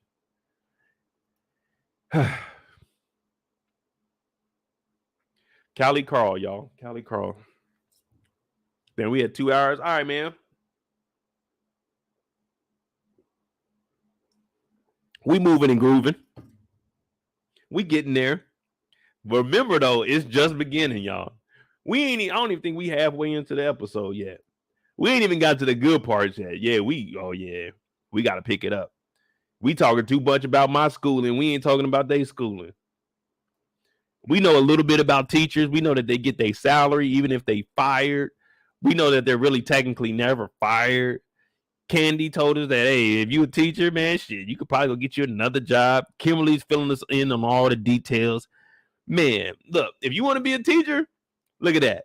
You didn't even expect tonight, Sunday, that it would pique your interest that, hey, you know what? I might be curious to become a teacher one day. But guess what? Over here, that's what we do. That's what we do. We believe. We believe.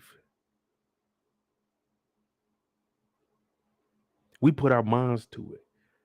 When we gather our resources like we're doing, this is amazing. No one, you know what? No one does this. Who wants to be a teacher in here? Oh, I do. You see what I'm saying?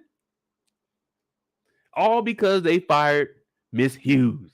Even though Miss Hughes been fucking up for 10 years, they fired Miss Hughes finally. Now, Callie Carl's trying to come down off his meds because his anxiety is acting up because of the anxiety pills. Now, Uncle Phil, he's sitting here in the turtleneck like, hey, look, Doc, it's a lot of stress and shit going on, man. I don't know how much stress I put on him, but it could have been coming from me. And then he thought I was giving a little favoritism to Will last season. And then I fired Geoffrey. And then I was about to fight this nigga Reed. So it's a lot of stuff going on. But I missed my son's lacrosse game. You see what I'm saying? So his anxiety, it was picking up. But now he's saying it's coming down because I'm showing him some love. Now the doctor is like, well, you know, we don't want him to just go cold turkey. You know, we're going to bring him down on the doses a little bit. Now, Aunt Viv is like, oh, Phil, we don't know if there's other things. There's girls, there's work, there's school. Uncle Phil said, that's life. I told y'all when we were talking to Will, we told Will life ain't easy. It ain't supposed to be. But you can make life easy. You know, like, the most stressful thing for me, and I'm not even lying to y'all, the most stressful thing to me is waking up and trying to figure out what kind of content I'm gonna make for today. Like that's stress to me. I'm like, man, what should I talk about today? Are they gonna be interested in it? That's stress to me because I like to entertain you guys. You know, I got a whole bunch of storyline. I could do 10, 15 videos, but I'm like, man, what do they really want to hear? That's a stressor for me. So I tried to make my life easy. That's what stresses me out. I mean, I get stressed when I be out in public and shit. I be very, very cautious because shit, you just never know, man. But that's life. That's life.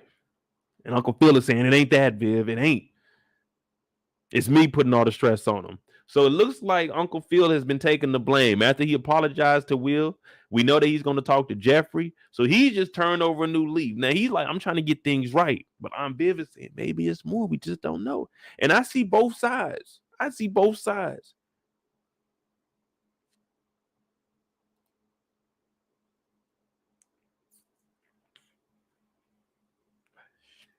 No, kid, I couldn't be no Joe Clark. Joe Clark was locking the door. Even I know that you can't do that shit. Joe Clark was locking doors and stuff.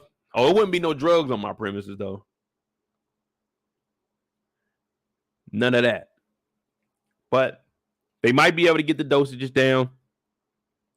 Who do you think was right here? Do you think the stress and anxiety was coming from Uncle Phil, or like Aunt Viv said, outside stuff, girls, school, lacrosse, not being the cool guy anymore?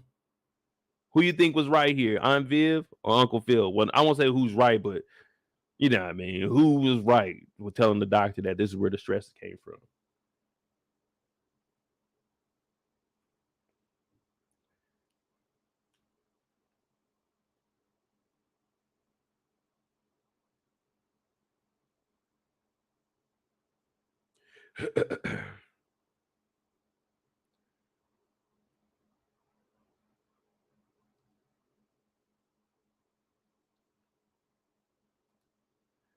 Got to go auntie on this one. Yeah, that's who I was leaning with. I was like, man, she might be right. Uncle Phil is trying to put all of it on him, but it's like, come on, man, it's more than that. Carlton ain't really tripping off of y'all. Carlton be tripping about shit at school. School, yeah, school, girls. Yeah, Aunt Viv is right all the way, man. He was jealous of Will. No one even cared what Uncle Phil did in the first season, to be honest. So Aunt Viv, you win this round. Good job. Corey said the woman per usual. Hey, man. Sometimes it be like that, Corey. Hold it down. Now, we got the whole house pulling up. This is a 6'4", y'all, hard top too. Ivy outside, they pulling up like, damn, girl, you doing it big out here. Ivy like, hell yeah, wait a minute, cut. Cut. Cut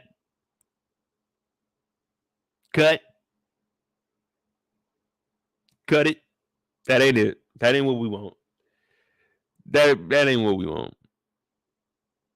Nah. Y'all feeling this? When they pulled up, were y'all feeling this? Y'all thought this was cool? Like they just pulled up. Damn, girl, this house big. You doing it up. Y'all thought this was doing it big, man?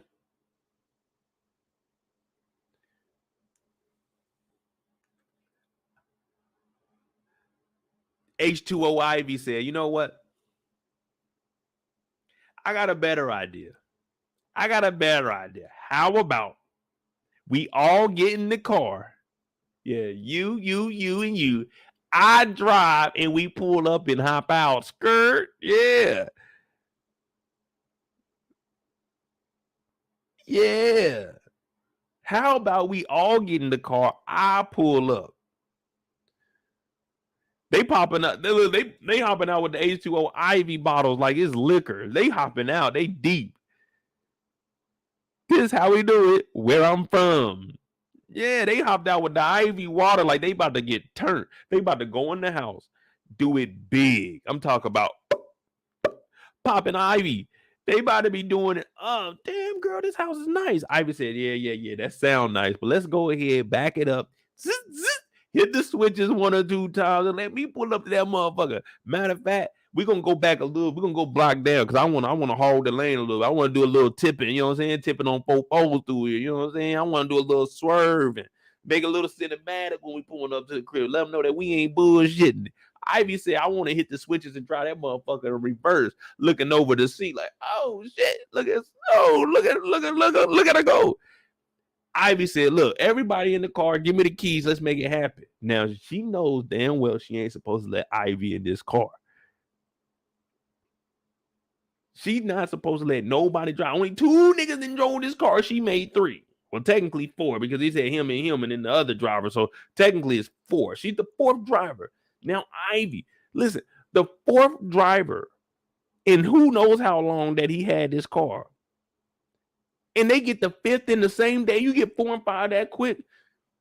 The value of this car is gone. It's depreciated. This car ain't worth nothing. It's been 5 drivers in this car already, man. I don't want it no more. Price just went down. price just went down. We're going to give you 25 for it. We give you 10 now. We give you 5 drivers? Nah. We don't want that. 5 drivers? Nah.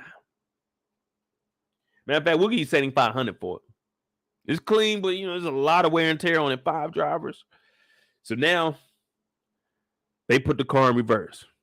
She's like, I don't know if I should let you do that. She know damn well. But this is why I say you don't let people use your shit. You can't trust them. You just can't trust them. Now, this is his baby. So when we see what's about to happen, I want y'all to piece it together with me. We're going to try to figure out how this all happened. So she's like, nah, I don't want you to drive it. Can't nobody drive the car. She said, oh, I'm not going to rack it. I'm just going to back it up and then bring it back. You know what I'm saying? Back it up and dump it back. Yeah, that's all we're going to do. Hilary's like, I don't know about this. So they hop in. They hit the switch. Ivy looking good. Hilary looking good, but she's scared as hell. She's scared as hell. See, that's that fake smile. That's that. Yeah, the little kids, they ain't want to take the. That's what that is right there. One eye always bigger. Ivy in here hype. None of them got their seatbelt on. Rule number 1, y'all always wear your seatbelt, no matter where you're going. Most accidents happen within 5 miles of your house. Always wear your seatbelt. And out of nowhere, they recording off an iPhone 13 Pro. Out of nowhere, our boy pops up with the flowers. Hey, baby. So where was he at? Did he drive his car here, or did she take the car and he just caught the bus up here? Where was he coming from that he was here with some flowers if he didn't have his car? Did he ride up here? He should have stopped. If he rode up here with her to watch them record it, he should have stopped them before they even switched drivers. But he's like, oh, whoa, wait, stop driving. And I was like, what the fuck? Where'd this nigga come from? This nigga rode the bus up here? Because I doubt that she's going to let him drive her car. My dog over here recording too. He's like, damn, man, some black dude just came over here. Nobody even knows that this is Jazz's car. So they would be like, hey, man, you tripping, not knowing that this is this nigga's car. I'm not tripping. I can tell who I want to be in my car or not. But everybody would just be on Jazz. Like, hey, man, you tripping, man. Them girls in there. Like, nigga, this is his car. I don't care who's in there. Y'all need to get out of that man's car.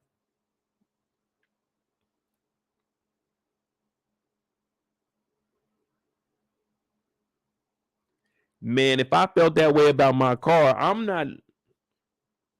if I felt that way about my car and y'all gonna use my car, I'll drive my car there. I'll put it where it needs to be and y'all can use it. I'm not letting you drive my car up there. That means you got to drive it back. That's what I'm more worried about, the driving part, not getting there. I'm worried about you going back and forth, somebody hitting my shit. But it don't matter because we can get past the car. She's like, oh, wow, it didn't go anywhere. We wasn't going to mess up anything. He said, look, this relationship, I thought we were going to be serious about it. And this is where I want to know the rules, y'all. I want to know the rules. But before we do, I'm going to give me some more drink and some more Wawa. You know what I'm saying? That Wawa.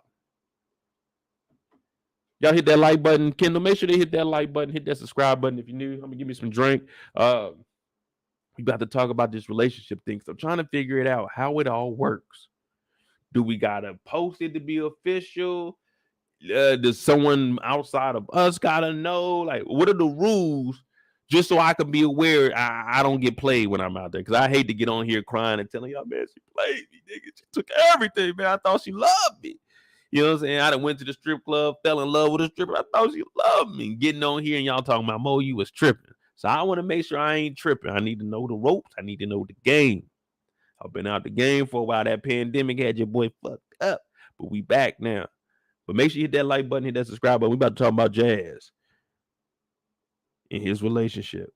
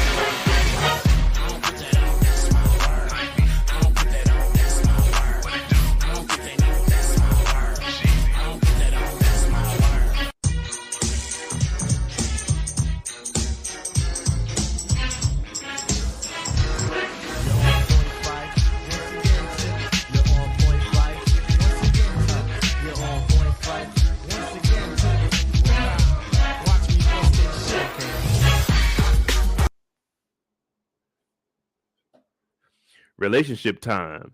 Young Jazz. Now, we know how the car situation turned out. He came up and Bay didn't hold it down, man. I thought I had a loyal one. I thought I had one that was real, man. But the signs been there. The signs have been there. Corey said, Kendall, you such a great mod, man. That's my dog, Kendall, man. Me and Kendall be going at it in the comments now, man. I had to pull the rule book out on her. I had to pull the rule book. I said, man, hold on, let me see something. Because I thought I heard that. That's why I want to do a true crimes channel. Because I heard that on one of the true crimes. That's how I knew kidnapping. Even if you throw them in the closet, that's kidnapping. I was like, damn, I ain't know that. Once you move them against their will, it don't matter. You could be in the dining room and go into the kitchen. That's moving them against their will. That's a kidnapping charge. As long as you go into a different room against their will, it's like, damn.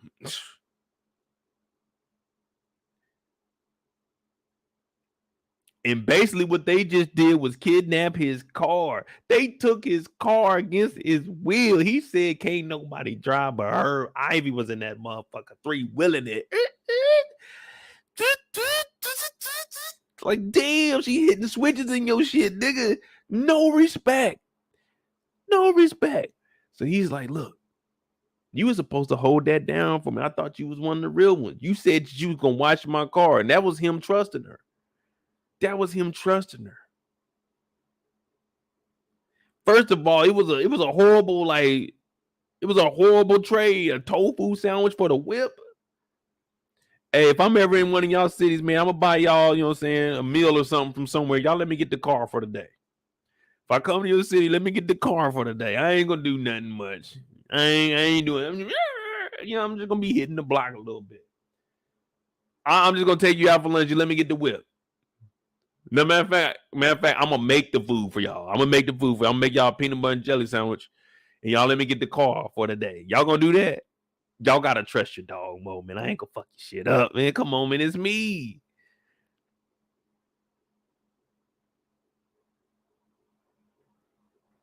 Yeah, she failed the test. She's supposed to hold it down.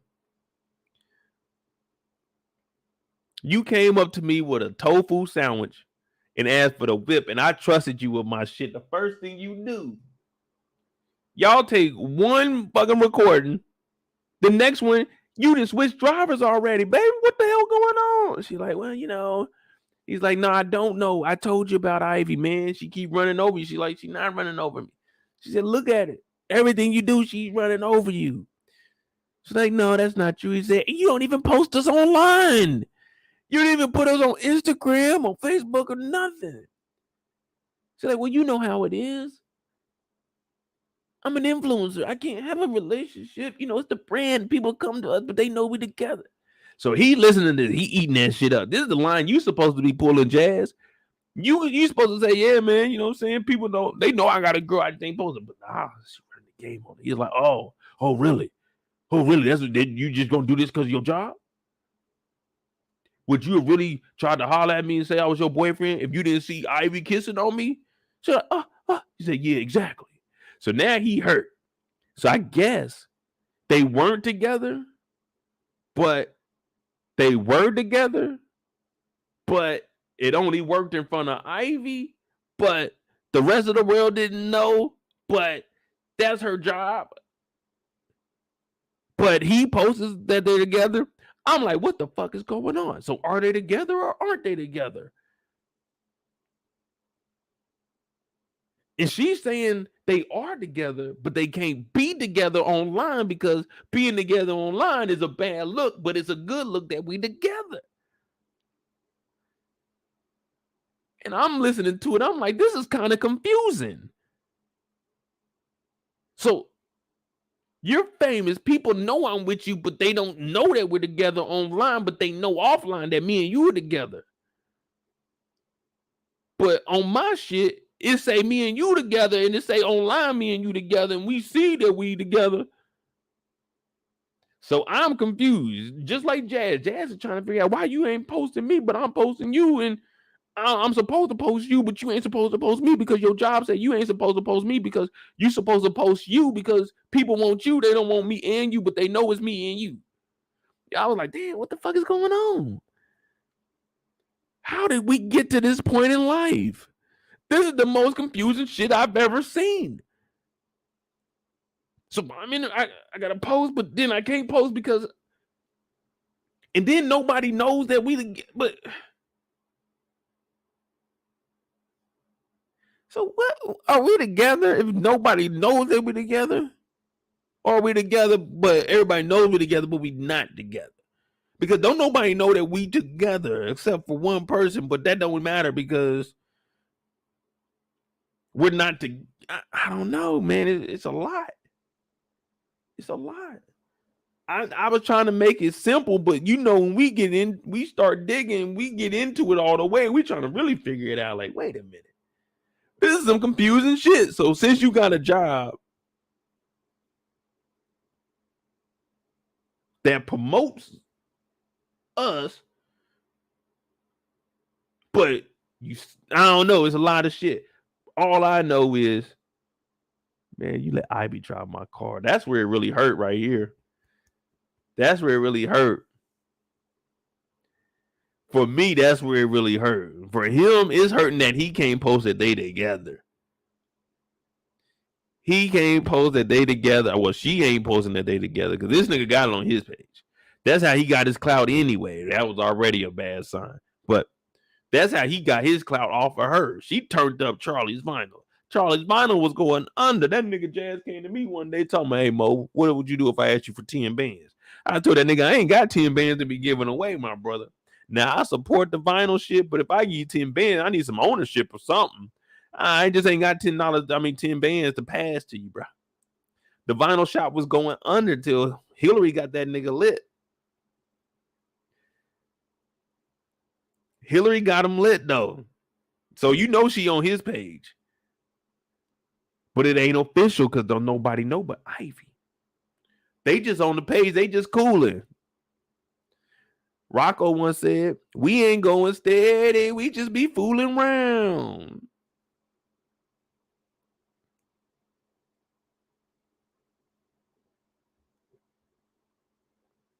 My dog came up here in the FUBU shirt for his baby to break his heart, betray him, double cross him, backstab him by letting her friend, Ivy, drive his car, man.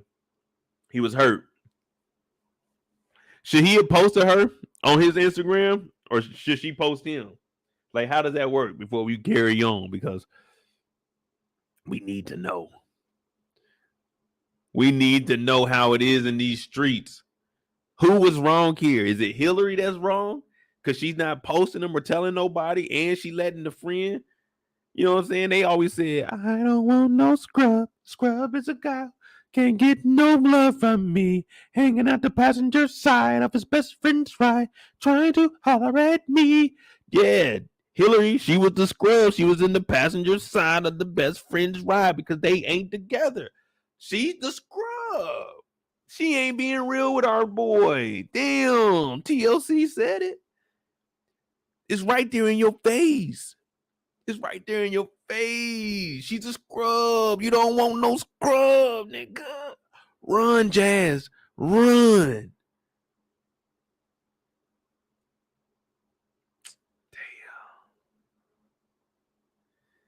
Damn. I don't want no scrub. Damn. She hanging at the passenger side of the best friend's ride because they ain't together. She ain't post them. They not together. Oh. God.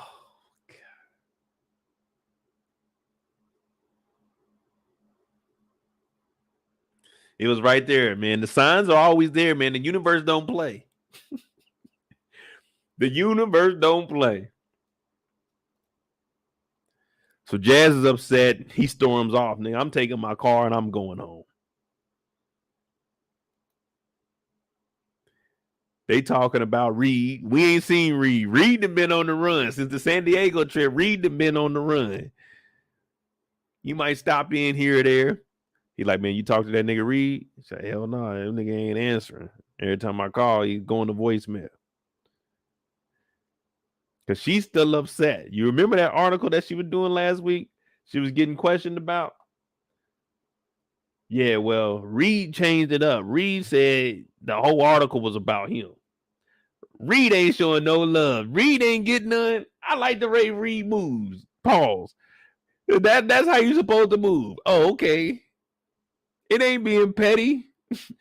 This is love and war. Reed was getting even. Reed said, I ain't getting none. Okay. That article is mine. You just gonna be mad in the motherfucker. I said, damn, this nigga Reed moving all kinds of foul. But last season, when I was telling everybody Reed was a bad man, they like, oh, Reed ain't bad. I'm like, man, Reed is a man. He's a bad guy. But I don't blame Reed. He was trying. Reed's a single man. He was trying. But right now, Aunt Viv is upset. This whole article is about Reed and his accomplishments, not anything that she talk about. She talking about bringing in all the new people. That's what Reed did. Everything she talk about doing, that's what Reed did. The only reason anyone knows about your art right now is because of Reed. Reed went out there and was finding people, has-beens, could-have-beens, never-beens, won't-beens. You know what I'm saying? He was finding those people and bringing them up under them. He gave you a whole wall. I remember that. That wall was big too. I said, that's nice. I ain't gonna lie. I even said, Aunt Viv, she might not have enough skills for that big of a wall yet. Just yet. She can get there. But it don't matter. We ain't got in contact with Reed, man. Reed bullshitting. This is how they living. What is this, Taco Tuesday? Now that's like shredded turkey. I don't know what they eating on, but they eating good. They eating good as hell in here. And this is just a dinner on a regular day. Man, we might get some spaghetti every now and then. My daddy get in there. He might make a steak for himself. We might just get some chicken. Mama make a whole thing of chicken. Not knocking on my mom's chicken, you know what I'm saying? Get some. Have to cut up the damn potatoes to make mashed potatoes. You be in there. God damn, man. But you sure be happy when that damn not macaroni, but that mashed potatoes thing. Like, damn, I did that. Y'all eat raw potatoes? Y'all cut up a potato, rinse it off. Y'all eat it? Like, cut it up in slices and eat it? Raw potatoes?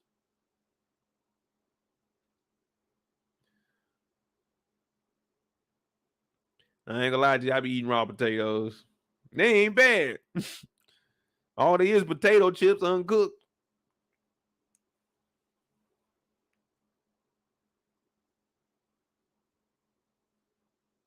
Eat them just like chips too. Just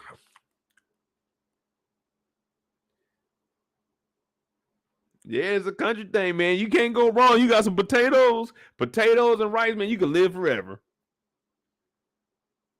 Potatoes and rice, you can live forever, man. You gonna make it.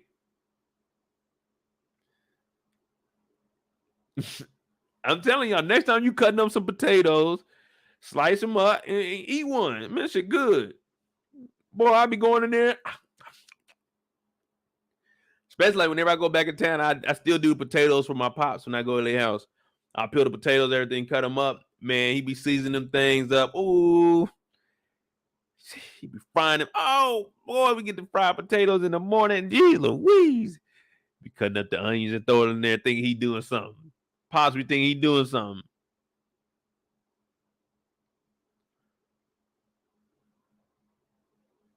What's up, pretty girl? Love Trap. But this is what they doing on a Tuesday, y'all. When's the last time, let's be real, in this last year, have any of y'all just like ordered food like this, just boom, just dropped it off, and it wasn't an event, like you wasn't having people over for a game or anything, it's just right when you get off work, this is what I got for the family, you know what I mean? This is what I got for the family. We ordered this, they just dropped it off, go ahead. You got 3 different types of meats, 1, 2, 3, You got the dark meat. You got the light. Okay. We got everything here. We got all the fixings.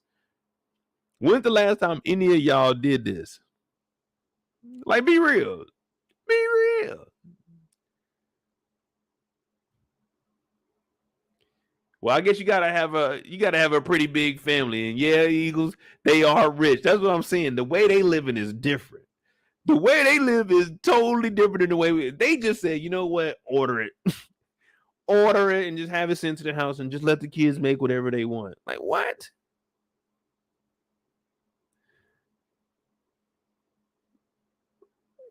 This is how they living. Hell, we were lucky enough to order a pizza on Friday, let alone order some Chinese food or something during the week. Man, please. These niggas got the whole layout. They just spent about, this shit be coming up. This should be called about like $245 for what they just spent. This just on one dinner that ain't none of them gonna eat tomorrow. You know they ain't eating leftovers over here. These niggas have fresh breakfast every single day. All fresh fruit, everything. Every single day. Like, they bring in new fruit every single day. This is how they live it. So you know they're not eating these leftovers. These leftovers ain't going in the refrigerator. That refrigerator is nice and neat. All new shit in there. Unless Aunt Viv got something she's snacking on, same with Uncle Phil. Other than that, it's neat in that motherfucker. Because the whatever the lady that be cooking, yeah, when she come in, the chef, when she come over, she used the refrigerator. Y'all don't use that refrigerator.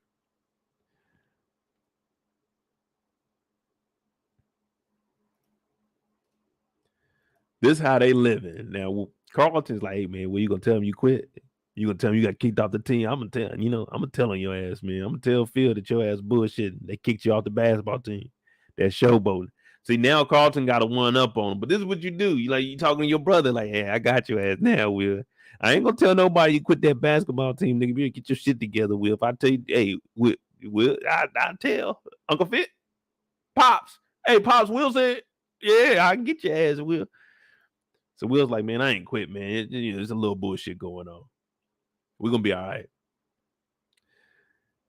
Hey, facts. Hey, Mom, can we go to McDonald's? We go to McDonald's. Like, damn. We gotta go home and cook. Damn, Dad always want food cooked.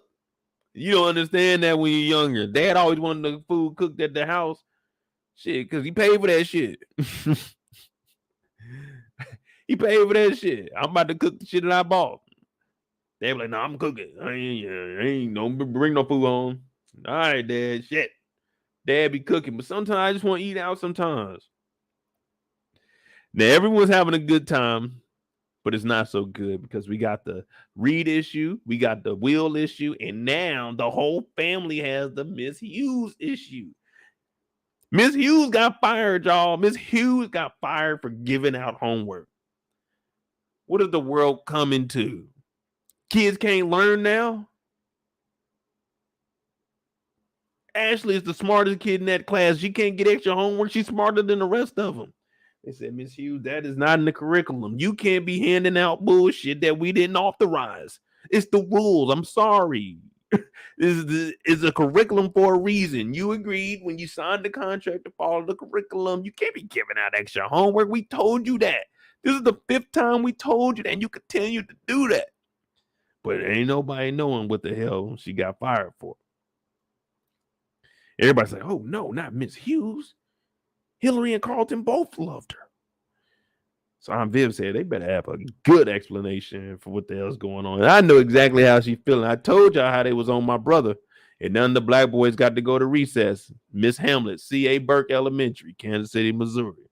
I don't know where the fuck she at now, but yeah. Wouldn't let none of the black boys go to recess. So I know how she's feeling because that's how my mom was feeling when it was happening to my brother. She like, hell no, they're going to have an explanation for this.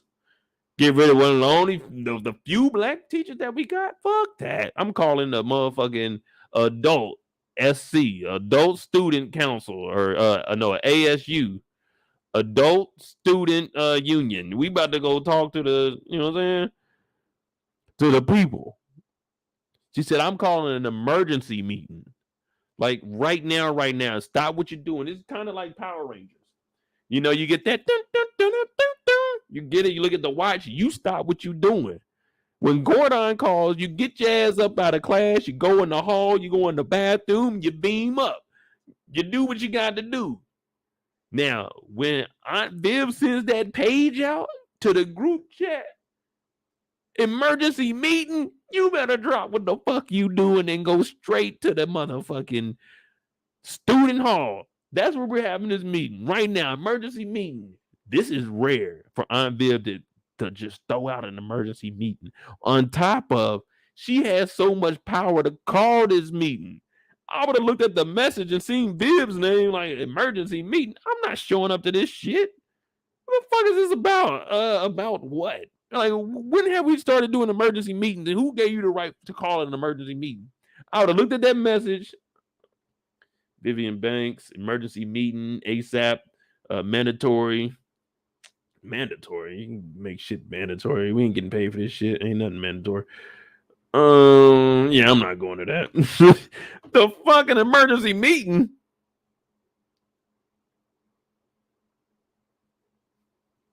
Students in charge. What? Who is this? This is Aunt Viv. Okay, what are you calling me for? Mo, we need you. You're the last one. What am I coming up there for? We can't talk about it over the phone. It's an emergency meeting. Man, y'all gotta let me know what the fuck it is, man. I got shit going on. I got food on the stove, man. You need to drop it now. Tell me what it is for. Man, they fired Miss Hughes. Oh, man, I'm not coming up there for that shit, man. Y'all can wait till the morning time on that, man. It ain't like we gonna say something she come back to work tomorrow, man. She ain't gonna get back to work till like Monday or Tuesday, man. Nigga, hold this meeting tomorrow morning. I'm not coming up there for that shit. Not tonight. Not tonight. Who gave her the power to emergency meeting? Get there now. What the fuck is an emergency meeting?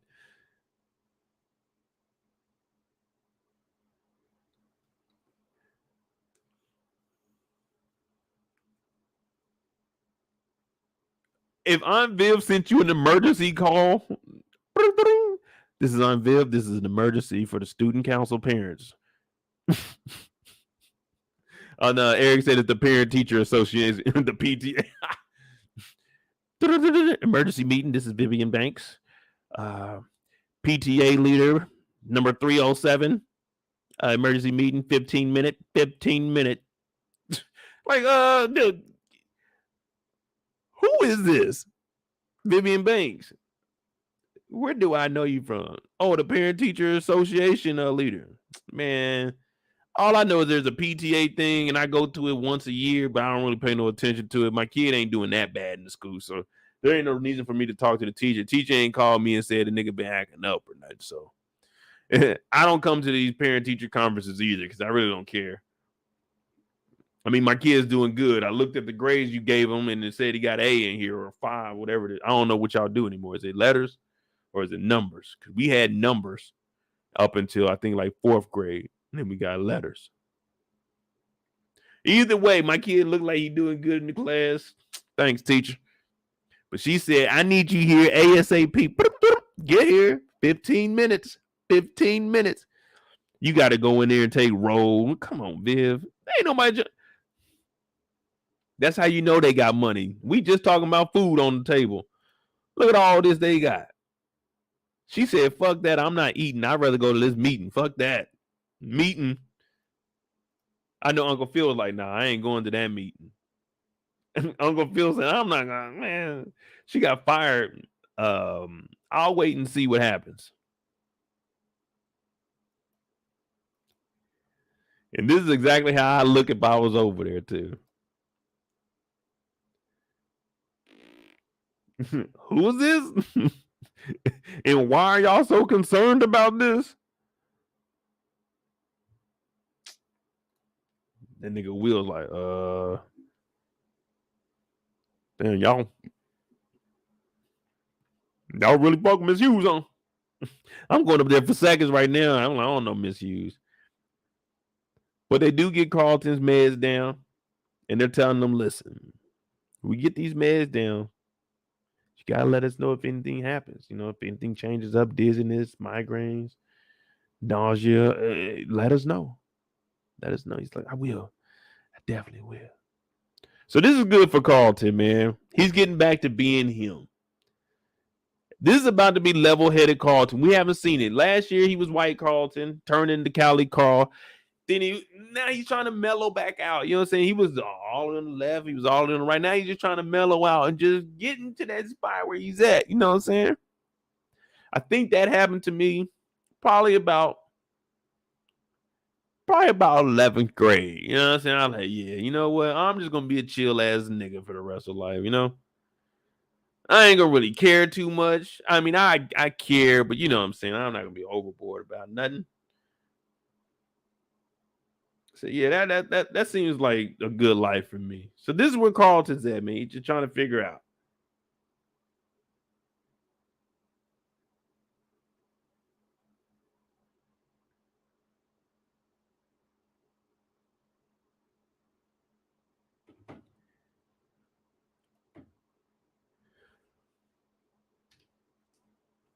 So we good to go with Carlton.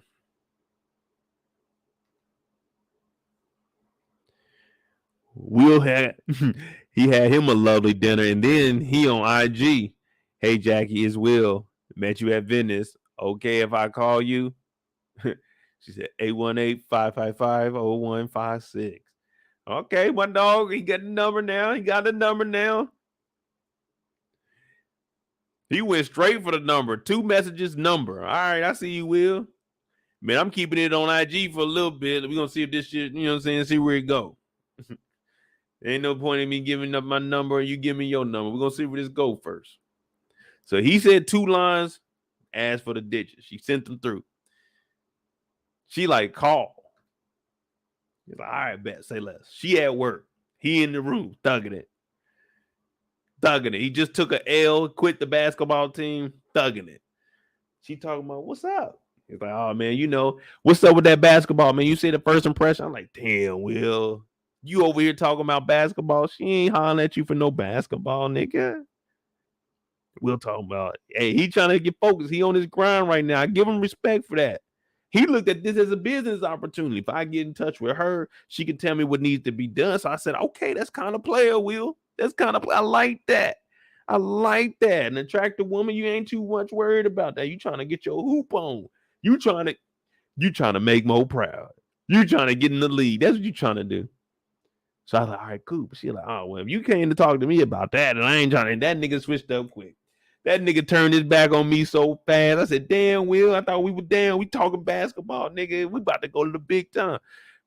He just switched up so quick. She talking about, oh, well, you can't talk to him. I said, damn, this nigga willed and folded.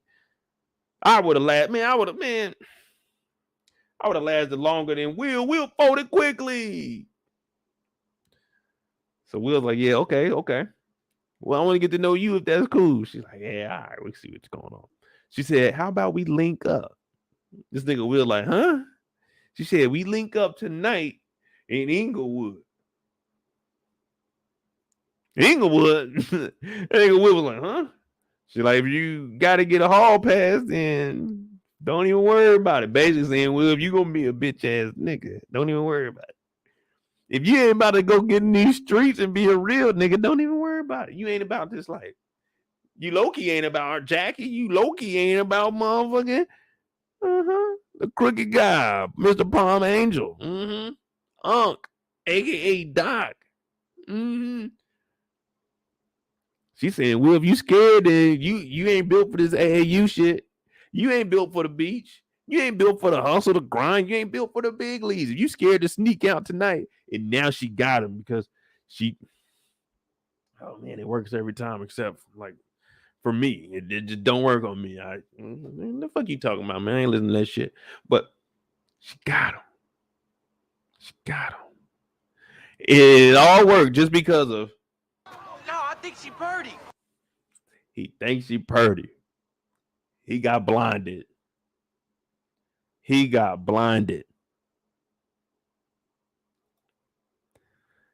convinced this nigga to sneak out and go to Inglewood.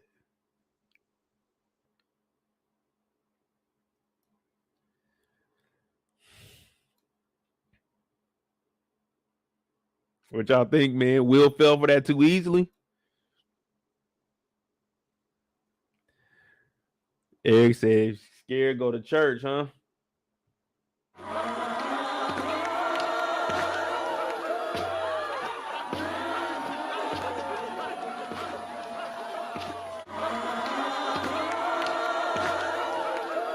If you scared, Will, go to church.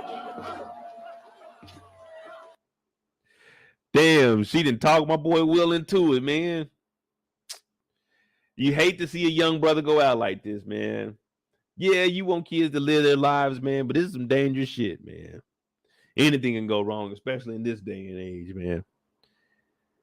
But kids gonna be kids. West Philly Will is back, and we don't give a fuck what nobody talk. A curfew, nigga, we don't care about that. We don't do that around here.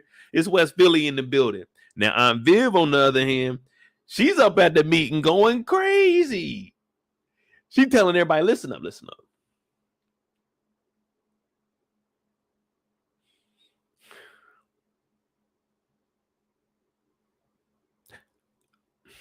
Let me say this correctly because I want you all to understand how serious this is right now. And the firing of Miss Hughes, there be a nope. See, I'm not even gonna go there with you guys. This is wrong, and we need an explanation right now. If we don't get one, oh, it's gonna be an outrage in here. Now, if you're looking around, I'm looking at the people in here like, okay, some of these parents that I can see that they definitely not gonna agree with her. I already know they not gonna agree. We just looking around the room, we looking like, yeah, it's gonna be a tough one tonight because I mean I'm on her side, but man, I'm looking at who we going up against, man. A couple of them in here, I know they definitely ain't gonna be rocking with this. So shit. All right, man, we're gonna have to stand fast, y'all. Stay strong, don't back down in here. Viv was like, listen, we need to know why she got fired. One of the few black people that was pushing the curriculum. Now, this lady right here is one of the ones that I was telling y'all about that we already knew. We could just look at her and be like, yeah, she's not gonna be on our side. She's not gonna be on our side. You know what I mean? Now, him in the back, he with us. Her on the left, she could probably be with us. This front row one, she probably not gonna be with us. So I'm looking at it like, okay, here we go. Now this lady said, well, I heard there was homework being given out, extra credit to some of the students, and mine ain't getting it. Olly told me about this meeting before the meeting even happened.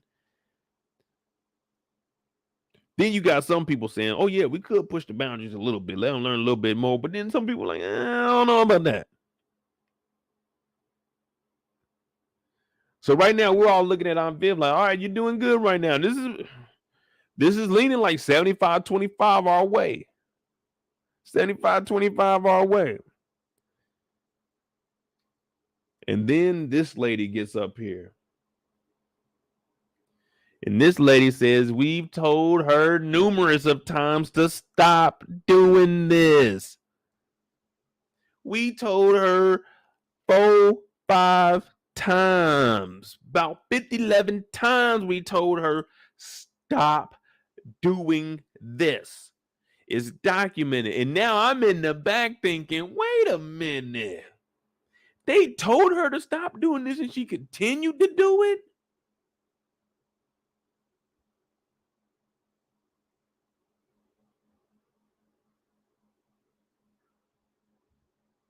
What kind of shit is this? She's been getting in trouble and she won't. Viv, you didn't tell me the whole story. You didn't tell me that she been getting in trouble for the same shit. And they didn't just fire her just to fire her. They've been talking to her for a while. No one gave me that information. So this don't sound like it's a black thing. This sounds like Miss Hughes was just wilding out, doing whatever she wanted to do.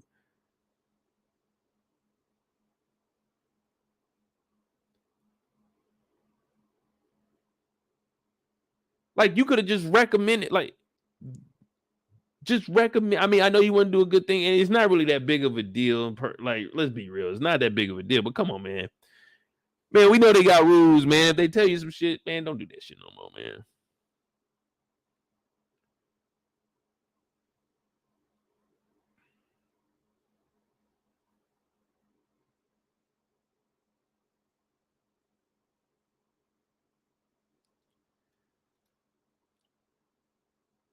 At least my dog stood tall. He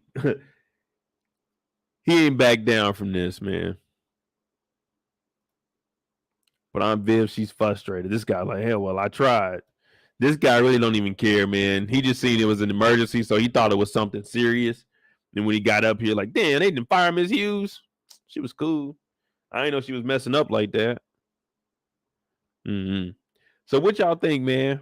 I know it wasn't that big of a deal, but if they told you to stop doing something at work several times, are you going to stop or are you going to continue to do it?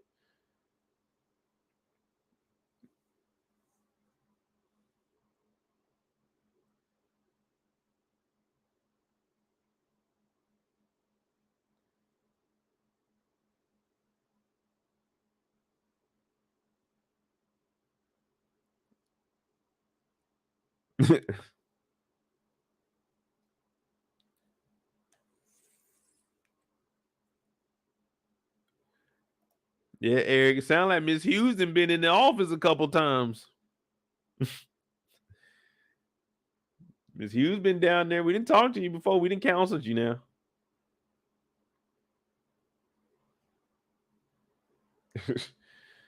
Damn, Miss Hughes. Hey, pretty girl, you right. Would nobody have known if Olly didn't say nothing? Olly ain't care though. She said, "The hell with that. If I can't get no extra homework, then ain't nobody else getting no extra homework."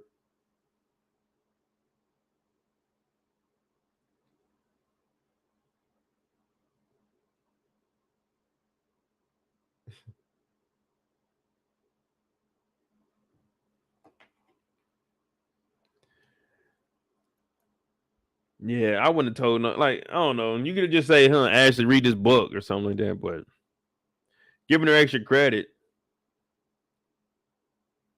I mean, I get it, but damn, that's a fucked up way to lose your job over something like that, though, man.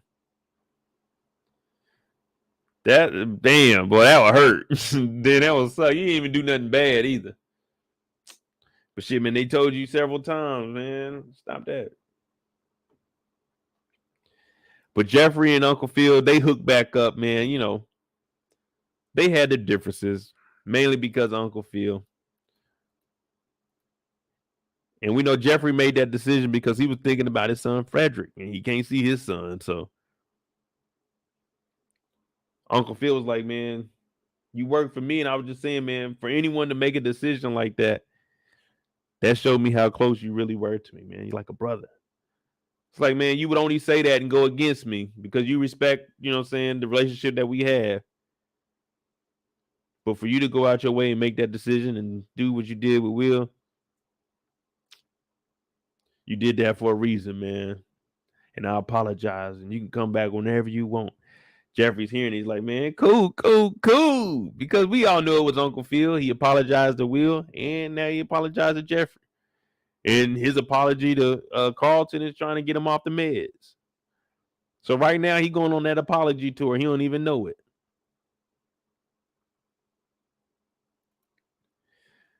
And the only way to end the conversation is, of course, with a cigar.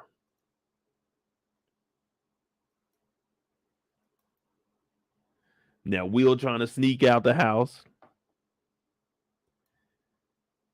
Carlton is scared his ass. He's like, oh, shit, what the hell did happen?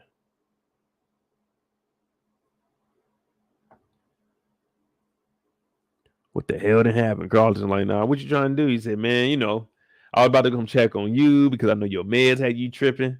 Carlton said, nah, my meds got me up. He said, I'm dialing back anyway. Where you about to head to? He said, man, look, I ain't gonna lie to you, man. I'm about to go out to Inglewood. You already know what the fuck I'm about to be on, nigga. I'm about to be crippin', nigga. Will like, I'm about to be crippin', nigga. Nah, he said, man, look, I'm about to go to Inglewood, go to this little party.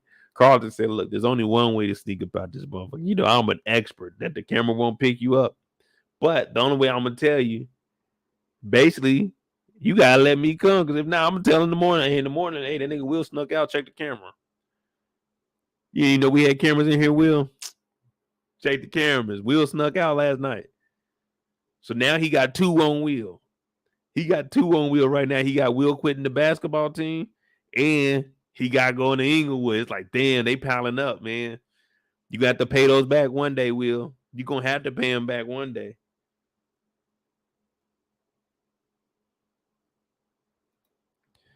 You're going to have to cash in. But Will's like, man, fuck that, man. You can roll with me tonight, dog, but just show me how to get in and out of here. They dip outside. Jazz, he done got the car cleaned up. Hilary broke his heart earlier today. He went and got the car wash. Now it's time to hit the streets, man. I'm about to get on the freaks. I'm about to get on the freaks. Hey, Will, let's go. Now, we know Jazz know everybody. So when he look, he like, man, you brought Carlton with you? Man, nigga, y'all tripping. Y'all need to go on back in that house. But Jazz is like, fuck it, I'm cool. Let's do it. When they get in there, oh, man, it's jumping. They got that YG playing. Everybody going crazy. Now, Jazz does what a responsible person is supposed to do. He said, hey, listen up, knuckleheads. I'm in charge, man. I'm watching y'all. Don't be in here drinking. Don't be in here smoking. Don't be doing none of that shit. Because if y'all get fucked up, that shit coming back on me. So he's letting them know up front, nigga, don't wild out tonight, bro. Especially you, Carlton. I know how you get around some of that. And it's probably some in here. I ain't even gonna lie to you, man. So you need to chill, nigga. Don't expect, hey, matter of fact, don't even drink nothing. Don't even get no water, no juice. You need to just chill tonight. Don't be dancing and sweating and none of that shit. Will, watch him. The first thing they do after Jazz tells them to watch him, this nigga Will say, you see that girl? Go get her. Will, man, you just sent this nigga out there. Jazz just told you to watch him. He said, go on out there. Because this nigga Will got his own plans. Will got his own plans, y'all. And that's, of course, Jackie. Now, she came in here. See, you made it out here. He said, you know, I'm connected everywhere. So he a boss now. This is West Philly Field, nigga. What the fuck? West Philly Will, my bad. Not you Phil, you know what I'm saying? You Bel-Air Field, Billionaire Banks, my bad. West Philly Will. She like, oh, okay, I see you out here. So now they about to do their thing on the dance floor. Everybody cutting up out here. Even Jazz is out here on something. Our boy Carlton over here, he getting some. Okay, look at Carlton. He got two of them on him. Like, damn, this nigga Carlton done turned up. My boy Jazz, he done got one. Hilary done turned him down. So he said, fuck it, we single then. You single, I'm single. We ain't posting this shit. Well, I'm about to get on some. I'm trying to see some twerking. You know what I mean? They in there.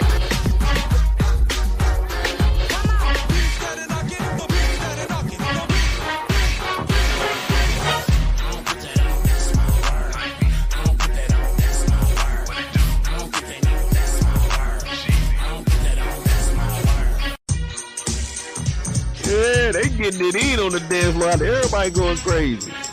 Look, there I go right there. I'm on the wall. I got 2 drinks in my hand. I'm just chilling, you know what I'm saying? Like, man, let me young niggas in here getting it, man. That high school love. You know what I'm saying? I'm chilling. Yeah, why y'all bringing them kids up in here with you? Nah, man, they cute, man. Hey, tell them they can't be at that bar now. Everybody here going crazy. My boy Jazz, he on something new. Hilary, hey, 2 can play that game. That's what he told Hilary, y'all. He told Hilary 2 can play that game. 2 can play that game. Jazz in there going crazy. I'm like, damn. That's how you move on.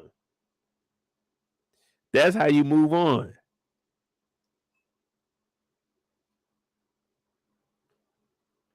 Don't let anything get to you, man. Stay solid. Be you. That's what Miss Hughes said. Be you. Never change. Jazz broke up with his girl. Well, they weren't even together. Left the girl that he wanted to be with. Went straight to the club. Carlton got 2 of them. Jazz in here with a new one. I'm like, damn. Jazz, hey, that's how you turn up off that clout. That's how you turn up off that cloud. Jazz took with him and his ex-best friend, Hilary Banks. The clout that she gave him, he turned that up. Now look at he in the club. Jazz came right in and got a dance. I don't know the last time I went in anywhere and even got a dance. You can't even groove no. You can't even groove no more. Shit. Ain't nobody dancing or nothing. I'm like, man, fuck that. Where the bar at? So I'm over there chilling anyway. He wasn't gonna see me in the middle of no dance floor doing no shit.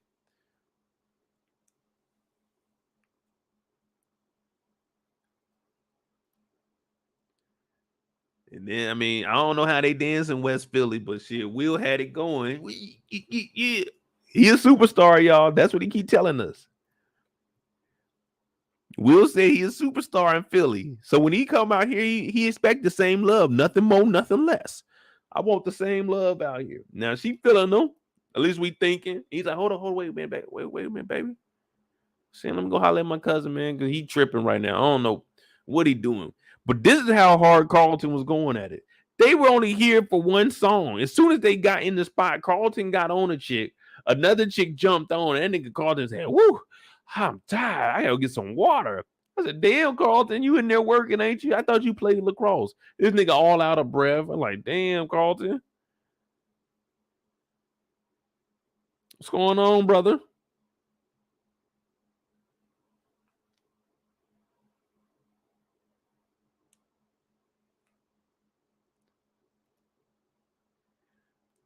And of course, her uncle turned out to be Doc. Doc's like, come talk to me, Will. Come sit down with me, young brother. Let me talk to you a little bit, man. I already told you, man, you ain't no killer. I seen you firsthand. You ain't no killer. Kind of impressive, a little slow first step. But if you want to roll with us, you got to really be willing to take this shit to the next level. So what is a kid from West Philly doing out here in LA? You say, man, you know how it is. Pops ain't around. Had to come out here. You said you sure your mama didn't get rid of you? She didn't kick you out? I said, nah, man. She would never do that. She the GOAT. She the GOAT. So, okay. So let me tell you something, Will. If you were this talent back in Philly, you should be the same talent out here. But you're not. And the reason you're not is because the school you go to, they ain't playing you how you're supposed to be playing. And Will's like, what do you mean? Do I need to like quit school to come join the AAU, play on your team, your travel squad? He said, no. Most of the players, they hoop for their school and they go here, but you got to show that you want it. So right now, Doc is getting in his head. Like Doc will probably be able to recruit me because he talk about go out there and just shoot that motherfucker. So I'm like, all right, Doc, you talking my language. That's how I'm gonna make it. You talking my language. Run and gun. Curry for 3. Yeah, okay. I see what you're saying now, Doc. But Doc's like, you ain't got that, Will. You ain't got that. And Will's like, what do you mean? I do got it. He said, nah, nigga, I just watched your game. I'm telling you right now, you ain't got it. I just watched you play. You ain't got it. If you ain't hungry enough for it, then don't worry about it. And Will's like, nah, I really want this opportunity. Say, well, yeah, you talking now. You just talking right now. I don't believe it. I don't believe it at all. Now, Doc, he must be the man. Doc must be the man. Because I was watching Doc. I said, okay, Doc, a smooth brother. I've been in here all night holding my own drink. Doc over here talking business. I didn't even know that she holding his drink. I've been holding my drink the whole time. Doc got somebody holding his drink.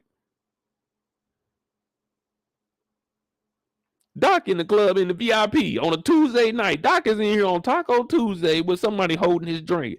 Talking to Will about, man, nigga, fuck that hoop for the school. Come hoop for me.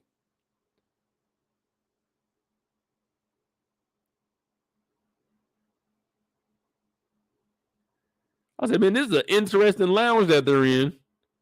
We got Craig from Friday back here. Look at this. This is Craig from Friday. We got Craig in here. What's this dude doing? Playing the drums? Or they shooting some dice? I don't know what they doing, but this dude got this little vest on.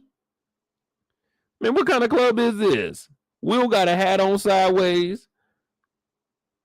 This guy, okay, he on something. There we go. These two just having a conversation with her. He on something right. He got the arm. Oh, she got the arm around him too. Oh yeah, this is the place to be then. Never mind. This is me right here. I'm right here. I'm listening to everything that's going on. I'm trying to find out where where drugs at. Where drugs at. I'm trying to see where the next shipment coming. I'm trying to get my big meat on. You know what I'm saying? I'm listening. I'm like, damn, this nigga Doc is nice. What are you talking about? Have what it take to be the kingpin? That what he said? The kingpin? Okay, shit. This nigga Doc over here doing his thing. Yeah, this me right here. Fuck that. This me right here.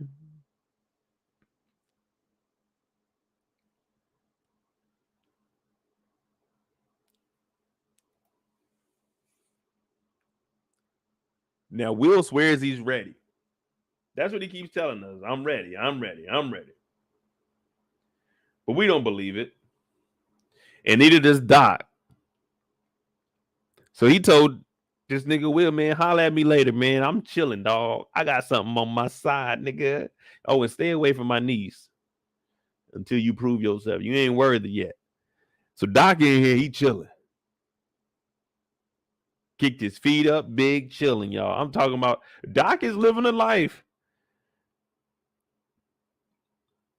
I always said if I wasn't going to be a pilot, I was going to be a doctor. And Doc looked like he living a life. This might be the life I needed to live, Doc. He recruiting talent. He having a good time on a Tuesday. People holding his drink. Man, it's the time of the life.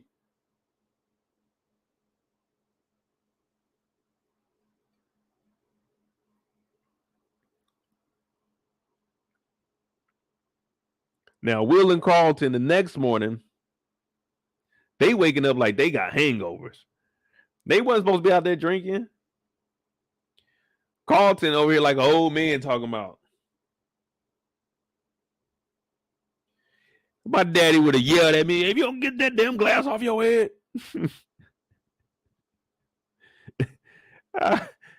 Damn, my dad used to be on us, man. You couldn't do nothing. You couldn't be bullshitting around my dad, man. Yeah, I'm gonna draw a picture. I don't know of what yet.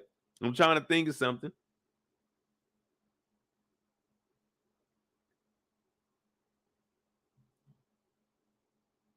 I don't know, man. I don't even know what I could draw, man, because this episode, oh no.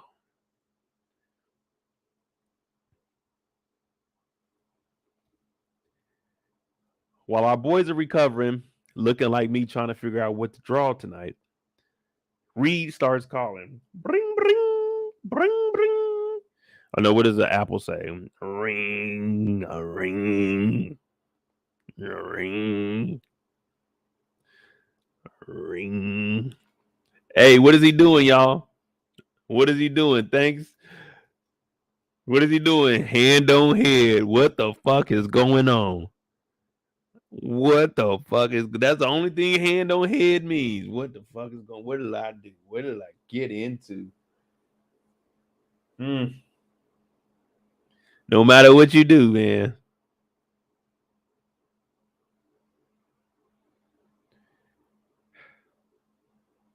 A paint and sip. Nah, man. You know, every episode of Bel-Air, we draw something, you know what I'm saying, in support of our girl Aunt Viv. Because she didn't have enough time to paint in season 1. So I decided to take time out of my day to paint and enjoy that freedom that I have that she may not have, and let her live through me and my artwork. Man, what y'all want me to draw, man, so I can start getting this thing together while I'm talking? We ain't gonna be on here no 6 hours tonight. I tell y'all that. We not doing 6 on Bel-Air, nah. We coming up on 4 already. We coming up on 4 already, but come on now. We not doing 6.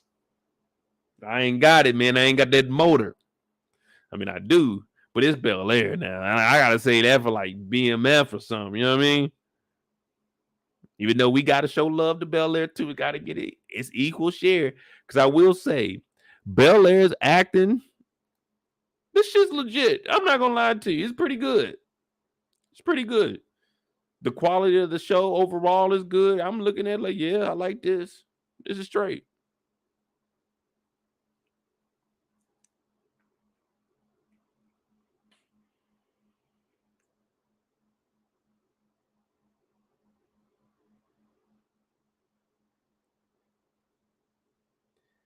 Draw the Carlton sandwich. Oh man, I don't know, man. I'd have to go back. All right, man, let me see. I might do like a mural of the episode. Have a little bit of this, a little bit of that. Okay, I could do the Carlton with the hand on the head, thinking about the night at the party. Oh Lord. Yeah, that picture right there gonna go for at least $30. I ain't gonna lie. I'm gonna have to up the price on that one. If I do a Carlton hand on the head thinking about the party, that's a $30 piece right there. I gotta tax y'all. I'm sorry, 30 plus shipping in the frame. That's gonna be about $45. I gotta tax y'all on this one. If I draw the Carlton thinking about last night, oh, that's a $40 piece, $45 piece right there. We're gonna see what I can come up with. But they acting like they didn't have a damn hangover. Reed is calling. Reed trying to get in contact with our girl Aunt Viv because Reed's like, I don't want you to be mad. I didn't really do nothing. Like, I didn't intend on it to go the way that it did. It just did. But you know what I mean? I didn't really mean it. You know what I mean? Does that make sense, y'all? Y'all following what me and Reed are trying to get across? Trying to say that, yeah, we changed up the whole article. We didn't mean to do it. It just happened that way, but we really wanted to showcase what you had going. It just the article came out. I'm sorry. I don't know what to tell you, Aunt Viv. We tried. But that's just the way the article came out. Yeah, 30 USD.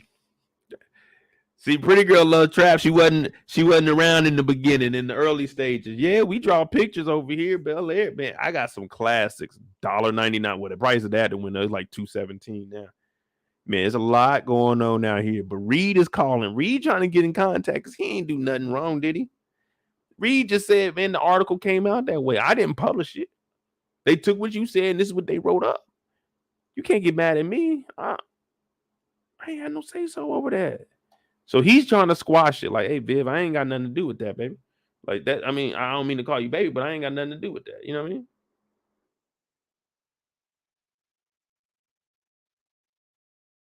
And then Geoffrey shows up. Now, the thing about Geoffrey is this nigga, as soon as he got here, this is a guy that takes his job too serious. As soon as Geoffrey got in the house, they said, oh, Geoffrey, hey, welcome back. This nigga said, y'all are late for school. Let's get back in the routine. I said, man, I don't want Geoffrey back around here.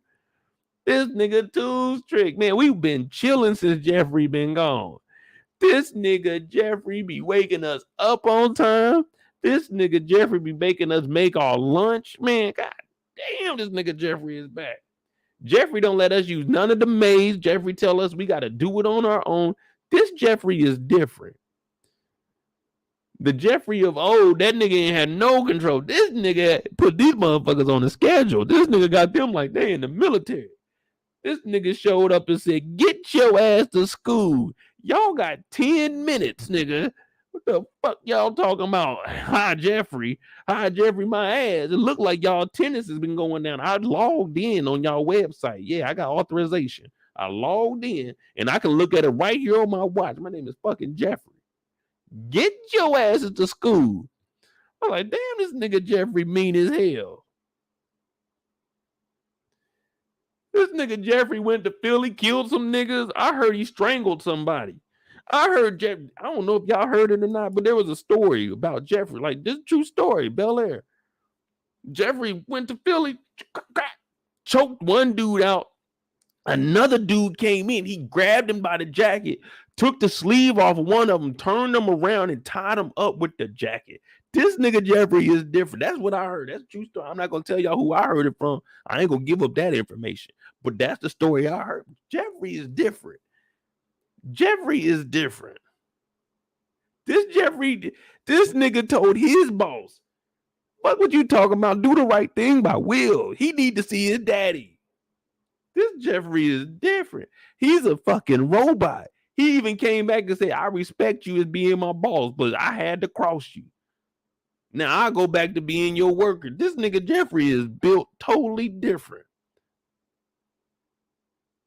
This nigga fires you. You come back and you like, shit, fuck it. It is what it is, nigga. What's up? What you need?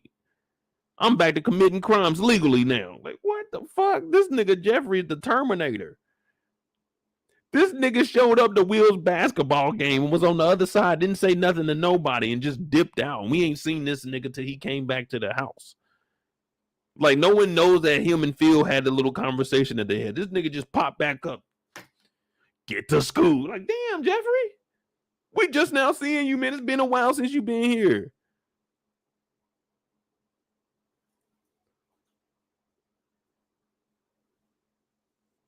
Fucking Geoffrey coming in the house, making up rules and shit.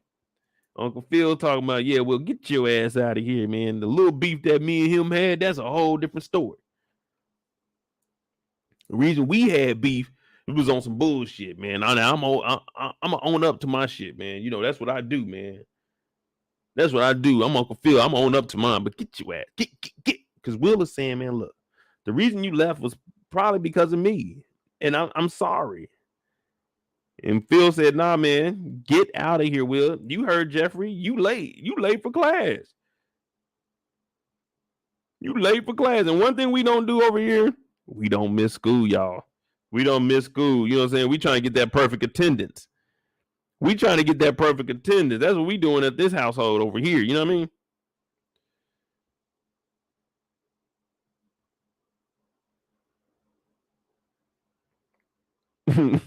So they kick him up out of here. Geoffrey clean as hell, though. I ain't gonna lie to you. Geoffrey is clean as hell.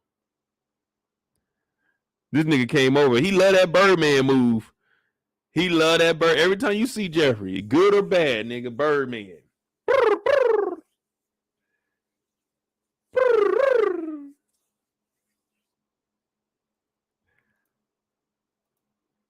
Right after this,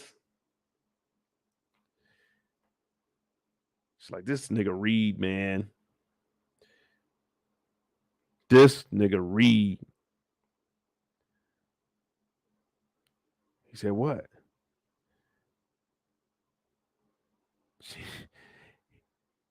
He thinks that I'm just gonna let this shit ride, Phil? Hell no. That article was supposed to be about me. That nigga Uncle Phil said, yeah, man, the gloves need to come off. The only thing is, look who they said that shit in front of. You can't talk like that in front of Geoffrey. This nigga just came back from beating 4 bodies. Y'all can't be talking about taking off the gloves against Reed. This nigga Geoffrey gonna fuck around and kill Reed. He already got 3 bodies. 4 bodies. We don't even know what that nigga was doing while he was gone.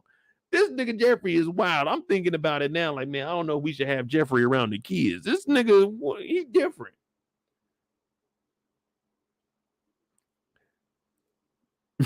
Fucking Geoffrey.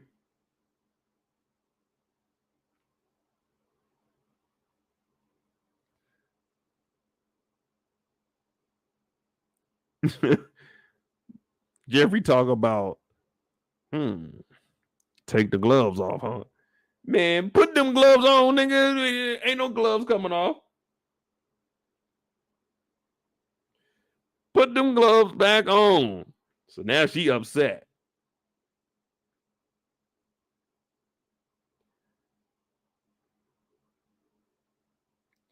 Because, I mean, shit, what else can you do, man? You got to take the gloves off. Are y'all taking the gloves off?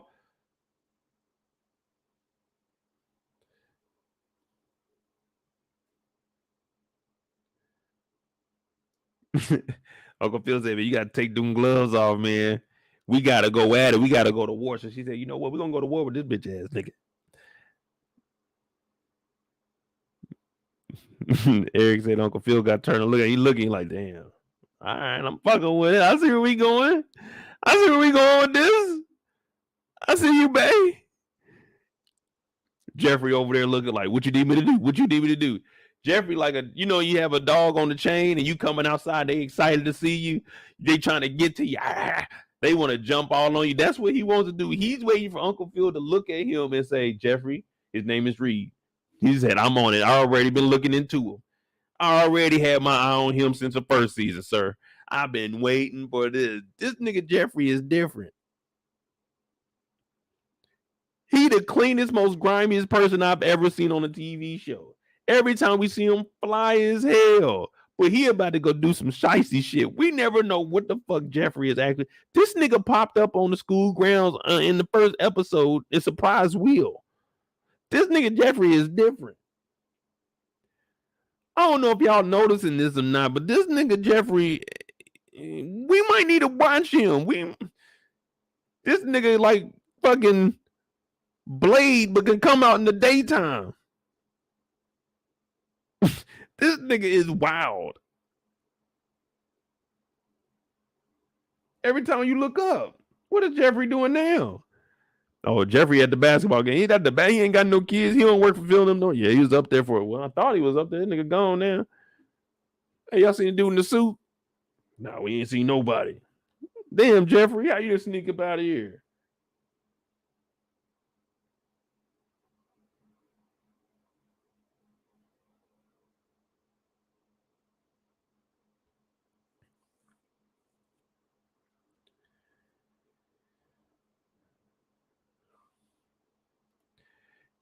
Kendall said we knew last season that Geoffrey's going to take out or take care of Reed and most likely Doc too.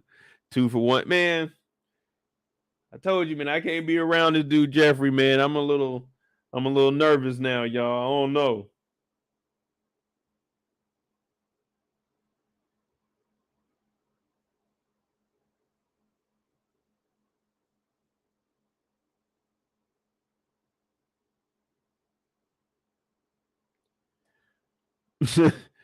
Freaking Geoffrey.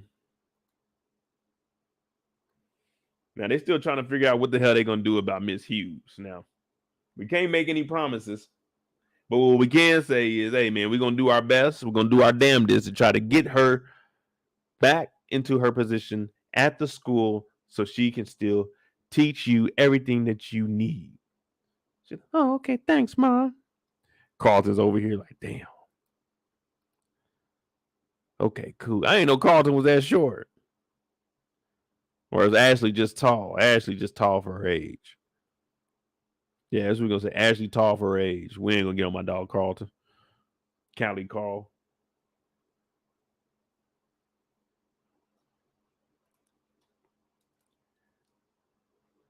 Now Jazz, he's up at the spot, man. You know, we doing our thing, man. We getting money over here. We just hit the club last night, man. Woo. Oh, see, Geoffrey ain't hungover. I'm not Geoffrey, but Jazz ain't hungover because Jazz ain't drinking drive. Thank you, Jazz.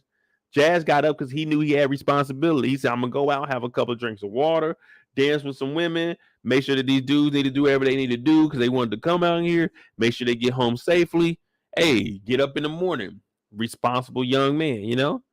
Plus, you ain't trying to have a 6'4" outside all night anyway, but Jazz is cool. Everybody know Jazz. Ain't nobody going to really fuck with Jazz like that. Everybody know Jazz just be chilling. He ain't getting into it with nobody, and that's the kind of reputation you want. But there's always a sucker out there that will still try you for no reason. Like Jazz ain't got no beef with nobody. He just trying to figure out if him and his girl are together. Well, last night he was, you know what I'm saying? He the type, he gonna tell Hilary, last night I was dancing with a girl. When he don't need to tell her none of that. She like, oh, you was. It's just gonna be a whole thing and nothing. You just keep that to yourself. But he gets a text message at 11:11. Oh, she was just thinking, what is 11:11? Ain't that Wish? Make a wish at 11:11. I said, oh, that's so sweet of Hilary. She's really trying to get back in our boy's life. She said, meet me for lunch. I want to apologize. I'm like, all right, here we go. Put our game face on, Jazz. We already know what she on. We already know how it went down. It ain't too much change in this 24. It ain't too much change. Let's go in here. Let's get focused. Let's make sure we don't fall for this trap again. That's what I would be telling them. I'd be on his shoulder talking to him. Yeah, man, that's what you should do.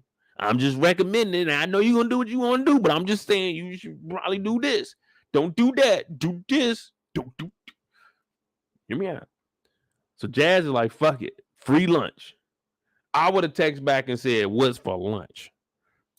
I'm sorry. That would have been one of my first responses. I would have asked, what's for lunch? Because at this point, you know what I'm saying? We just cool. We ain't together nothing. So I want to know what's for lunch because I'm not trying to go over there and waste my lunch break on some bullshit. I had a tofu sandwich for my car. You think, what am I going to get for an apology? Well, guess what? It don't get any better, y'all. It gets worse. She talking about, oh, I want to tell everybody about us, and pops up telling her parents and inviting them over. Now all y'all caught off guard. It just got worse and worse. That's why I wouldn't have went over there. I would have said, hell no. So he thinking about it like, let me go ahead on my lunch break. Go ahead over here. She talking about I want to apologize. First, it's a whole thing of corn right in front of this nigga. I would have said, yeah, I'm out. I don't want no corn and carrots for lunch. I don't want this shit, man. I'm taking off work for this shit. I don't want this. I'm gonna be upset. I don't even want to hear what you got to say right now because you already knew you was pump faking on that goddamn tofu sandwich. Man, I'm not about to, man, what I'm about to eat this damn corn on the cob, man. Man, I don't want this shit, dog. That's why I gotta ask what's for lunch before I head my ass all over to Bel-Air. My dog in Inglewood. He got to drop all the Bel-Air to have lunch and some shit that he ain't even want. Not me. You send the picture. Let me see what you make it. Because I don't eat that vegan shit. No disrespect to any vegan. I'm just saying I personally don't eat that vegan stuff. I've tried it. And I can't take it. Man, I'm talking about for me. But Jazz wasn't even that impressed with the tofu sandwich. Jazz wasn't impressed with the tofu sandwich and gave up the whip. Now, what if he ain't, man? No, Jazz, don't. Don't. She said, I want to apologize to you. You know, I've been... I just think that we should be together. And I want to prove to you that I agree. And I want to take it to that next step. So what did she do? She said, I want to have lunch with my parents. In my mind, I'm thinking,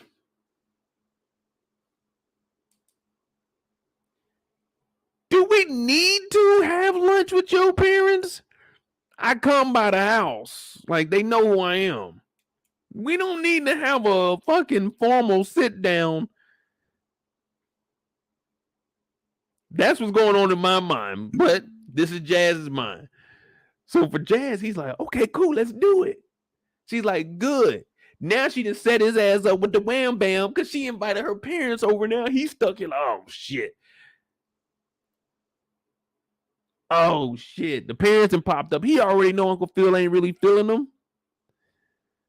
Uncle Phil came over here ready to fight. Look at Uncle Phil. He getting loose too. Arms are dangling. He light now. He on his toes. He ready for whatever now. And he gets some news that Jazz is her boyfriend. He said, what the fuck? Jazz?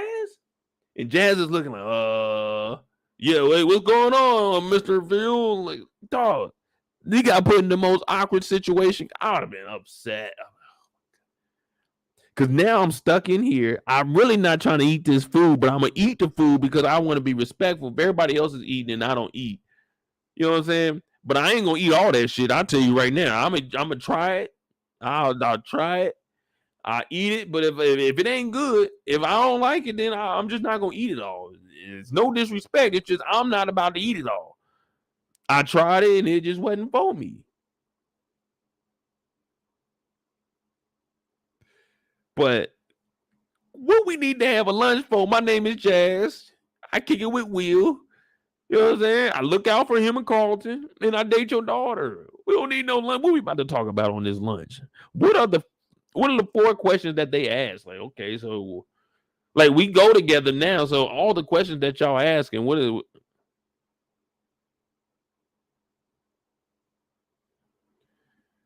Oh no, man. But Jazz got caught up in this whirlwind. What would y'all have done? Would y'all have been okay with this situation? Think about it. You just showed up and you didn't even know that her parents were coming over. And they pop up.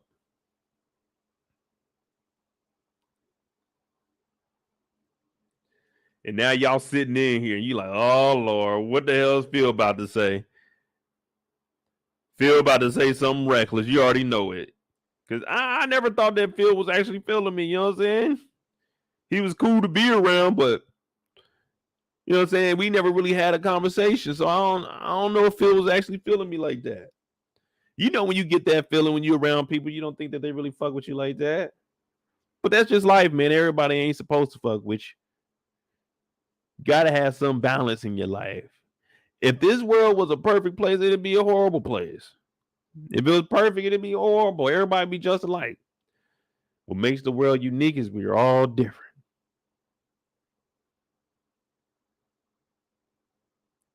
But geez Louise, you can't pop this nonsense up on me, baby.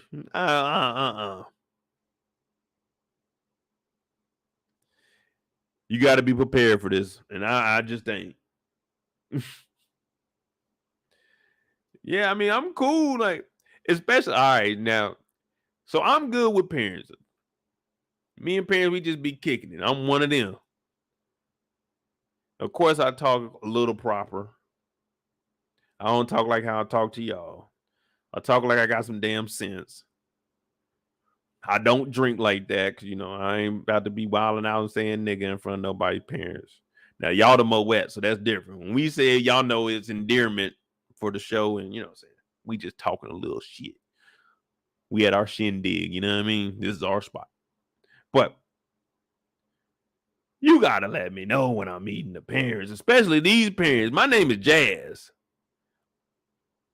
I can't go up to nobody and tell them my name is Mo. I got to tell them my real name. You know what I mean? I can't tell nobody parent my name is Mo. Yeah, my name Mo. Man, they parent about to be like 60, 70. They ain't trying to talk no nigga named Mo. Ain't nobody trying to talk to no nigga named Mo, let alone let they daughter date a nigga named Mo. Mo, what's that nigga real name?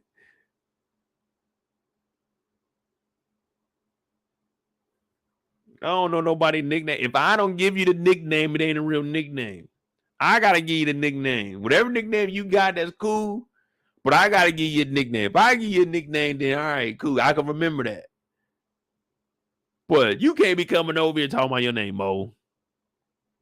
Your name, Jazz. Jazz what? Just Jazz. Interesting. Geoffrey, look into that nigga. Geoffrey, go look into this nigga Jazz. ASAP. Please. Man, fucking do you not know how Geoffrey is moving around here? Any mess up. He about to be making sure that you ain't smashing nothing. He about to be watching you closely. Oh man, you don't want like a nigga like Uncle Phil on your case. Uncle Phil, relentless, never gives up. Always gonna go. Put his best foot forward every single time. Oh hell no, I don't want Uncle Phil on my case. But it catches everybody off guard. Now, Jazz, he did the right thing. He played it cool. That's a move I would have did. I would have been like, man, fuck. But I'm gonna go over there and introduce myself to show everybody like I'm cool with it, man. I ain't got no issues with nobody. I just didn't plan on meeting y'all today. If I was gonna meet y'all today, I wouldn't have wore this sweater over here. I would have wore something more appropriate. But I had this sweater on because I went to work, and then your daughter brought me over, and we were supposed to have a conversation, and then you all popped up, and now I'm figuring out that we are all having a lunch. And she set us all up.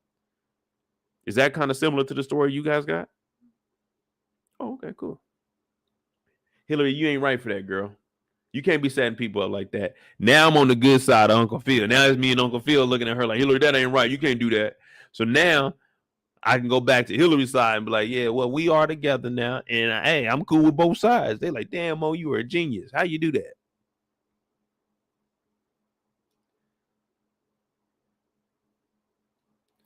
See, Rain, that's what I'm saying. You knew a Jazz in real life, but it was short for a longer name. That's what I'm saying. You can't come up here and just saying your name is Jazz. I need to know real names.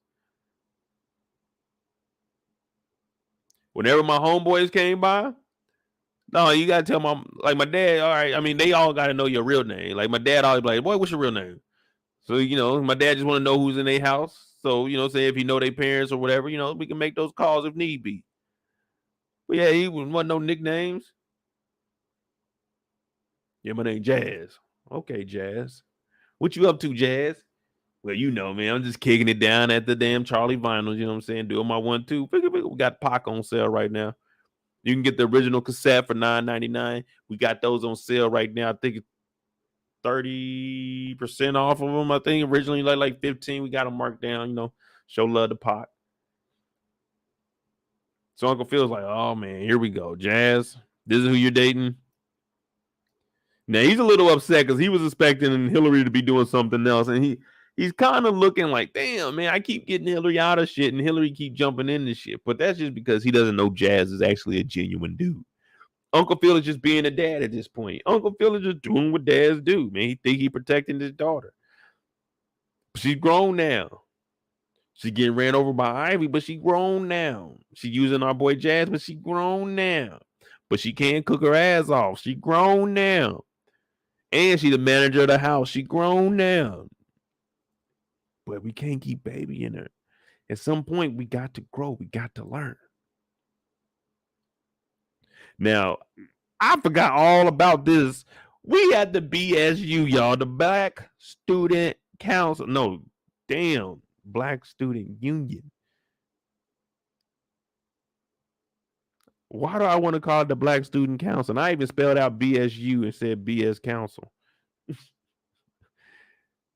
Damn. Carlton's in here and he's like, shit. Let me take a bad moment and turn it into something. The only reason he came here is because he's trying to get at Yasmin. Now, he didn't have nothing to talk about, but we found out that Miss Hughes got fired. She's one of the few black people in the educational system out here in Bel-Air. So a lot of these kids, 90% of them went through her. At some point in their life, they went through her in one of her classes. So Carlton said, we need to stand up for it. And why not us?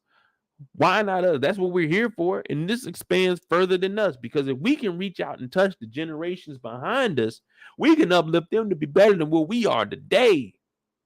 That's what Carlton is trying to say. Everybody listening like, damn, that shit sound good as hell. Okay, I'm fucking with it. We even got Lisa in here. Lisa paying close attention. Look at her. She like, damn, this nigga Carlton, he on his shit. Now, Will gotta be Will. Will, come on, man. Get your feet out the chair, man. These are not just wooden chairs. These are little cushion chairs. Come on, Will. Get your feet out the chair, man. But this is me in the back of the class right here. I'm listening because they told me I could come to this class and get out of class or come to this meeting. This is me back here, right here, chilling. She got to be close to me because she got to watch me because I might go to sleep. And they supposed to be up and aware of what's going on here. So she behind me tapping me every time I doze off. Definitely not sitting here because this is too close to the front and everybody can see you. And I'm not sitting here because people will be walking back and forth past me. So this is the best seat. Plus, I can get to the door. So when the bell ring, I ain't got to wait on people. You walking slow, trying to get out the door. I'm out the door first and I'm gone. Everybody's listening. But then we had her in the back. It looked like she was hating low-key. She back here looking around. She like, okay, that sound good. Okay, I'm fucking with it. Sound good to me. Okay, I see you. So it sound good to her. We got Will in there. Woo. Take your time, preacher man. Take your time. Because Carlton on fire right now. Let me not talk about the preacher and then say on fire. Carlton is doing his thing right now. Yasmin is listening to it. She's like, oh, that's a wonderful idea. So now it look like Carlton, the big dog on campus.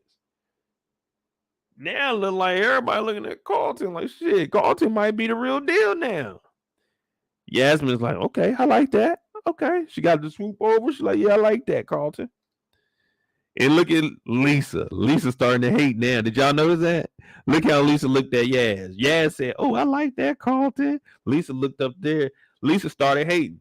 Look, this dude noticed it too. It wasn't just me. It was him too. Look, he looking like, damn, you looking hard as hell at her.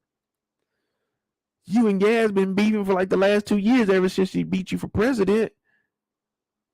Ooh, I'm looking at this. I'm in the back. I'm like, damn, why is she staring that hard? I'm talking to the teacher behind me because that's how cool I was. I talked to the like, man, why they tripping like that? Why they wilding out up there, B? I said, you see her? She jealous. Look at that, teach. Look at that. She jealous as a motherfucker. Look, he looking. Y'all ain't noticed that? Is she getting jealous? Kendall, I'm working. I'm working. I'm working. I'm thinking. I'm talking. I'm getting the vibe. I'm trying to picture it. You know what I'm saying? I'm trying to picture it in my mind. You know what I'm saying? I'm trying. I just didn't know if any of y'all peeped that she was hating. She trying to get back with Carlton, y'all? Is she trying to get back with Carlton? Because we know Will out here doing his thing now. We know Will out here doing his thing. Is she looking at Carlton like Carlton and bossed up? Yaz want Carlton. Everybody fucking with Carlton. The black people support him. She looking at Carlton like, damn, okay, he might be the one with the clout. The clout that she actually want. Because Will, he a flashy, but he a West Philly nigga. Kind of rough on the edges. Now, Carlton, on the other hand, he ain't educated. Not saying Will ain't educated, but you know, Carlton, he trying to get into Princeton. So she looking like, damn, I don't know, man. Carlton might got the key to the streets. Carlton might got the key to the streets.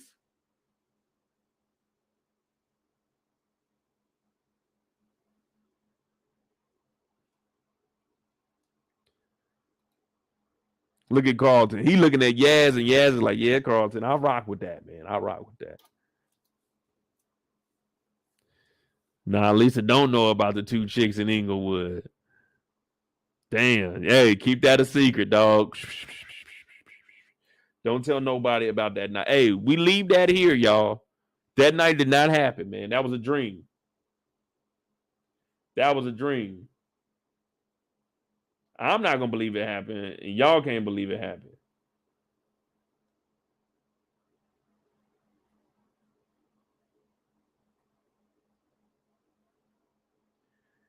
My dog Carlton, he done pushed up on Yaz. Yaz is like, all right, y'all hear this nigga Carlton? Listen up.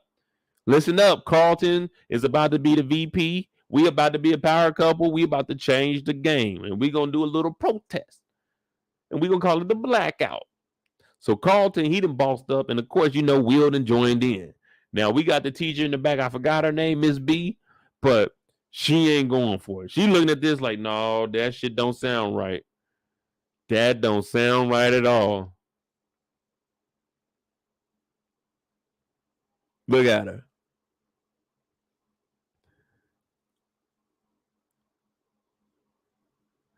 Look at her. She looking around like, oh no, these little motherfuckers about to start a riot in here. They're about to start a riot in here. What y'all think? What's going through her mind right now when she's looking at these kids getting rowdy in here talking about a blackout? A blackout?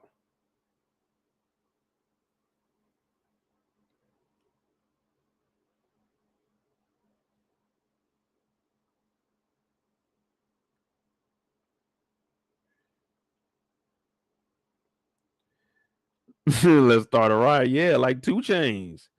I'ma start a riot. I'ma start a riot. Kendall said losing her job. Well, the good thing is, Kimberly told us even if you get fired as a teacher, you still get your salary. So shit, that might be a win-win. Man, think about it. If they fire you and you still get your salary, man, that's a win-win. You should be aiming to get fired. You mean y'all gonna pay me to chill?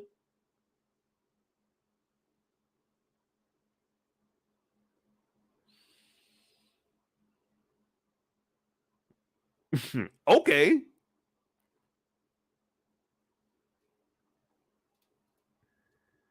Now, Aunt Viv shows up to Reed's office. Now, we supposed to be talking to Reed. And this right here, see, y'all be joking around and y'all never be believing me when I tell y'all stuff. I be telling y'all all the time. I be telling y'all real life stuff and y'all laugh because y'all know it's true. Y'all just don't want to admit to it. And I understand and I respect that. But right here, this is the prime example of bullshitting. This right here is the look busy look. So Aunt Viv comes into Reed's office. She's supposed to be talking to him. We're about to settle our differences over what the hell happened in this article.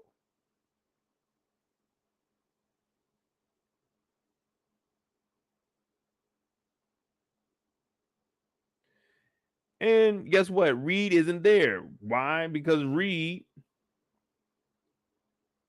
He had an art emergency. Now, remember, she called a school emergency. Reed had an art emergency.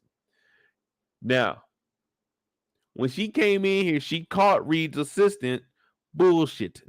What I mean bullshitting is this is looking busy. All she did was just shake the damn magazines up like they were dominoes. She was washing the magazines. She's in here talking about, oh yeah, Reed ain't here. Nigga, what are you doing over there? No one's even reading these magazines. Reed doesn't read these magazines. Why are these magazines in here? And why are you shuffling them around? We love New York. Dwell. What else they got in here? Man, Reed ain't reading this shit. But what she was doing was she was fucking stunting on her. Like, hey, yeah, them articles, we bout that life over here. She said, yeah. Oh, but Reed is gone right now. Reed, he got, you know, saying an emergency. How can I put it? An artistic emergency. And she's like, an artistic emergency? We supposed to have a meeting. Well, you tell Reed this. I don't need him for nothing. If he think I'm mad about that article, I'm not. But nigga, don't you ever play me. Now, the assistant did exactly what the assistant was supposed to do. The assistant said, man, you got to tell that to that nigga. I'm not about to tell my boss that shit. If you feel that way about that nigga, you need to. I'm not going in my boss's. Hey, boss, some lady I ain't never seen her before. She came in and said, you bitch ass nigga, if you don't get your shit together, she gonna be on your ass like 5 minutes to 11, like white on rice. Yeah. She said, Uncle Phil is coming for you. He got a nigga named Geoffrey that's gonna fuck you up when you get out of school. Like, I'm not going in there and telling my boss that somebody came in here and told him that, nigga, you a bitch.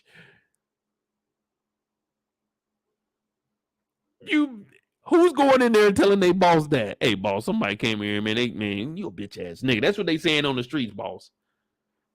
I didn't make that up. Reed, I promise you, she came in and said you a bitch ass nigga.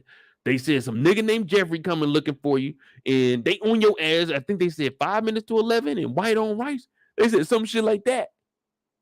That's all I'm saying, Reed. I ain't making this shit. It's me, man. It's Mo, nigga. You think I would lie to you about all that shit we done been through, nigga? You think I would bullshit you like that, nigga? I took that charge back in 91. I ain't tell nothing, nigga. You think I'm a bullshit you? Reed's like, all right, calm down. All right, you right. Was she mad? Wait, nigga, they on your ass, nigga. They said it's a dude named Geoffrey. Now, I've been hearing rumors there was a nigga in Philly by the name of Geoffrey or something like that. They were calling him G for short. This nigga strangled somebody. That's just what I heard. So how did two people hear the same story and we don't know who none of these people are? We just heard two people testify that they knew that Geoffrey allegedly went to Philly and choked the nigga out. Who knows that? I'm not going in there and telling my boss, hey, some dude named Geoffrey's looking for you when I know Geoffrey out here allegedly killing people. Man, fuck that, man. It's a dangerous game they playing right now. But the assistant did right. I can't tell him that, man. You got to tell him.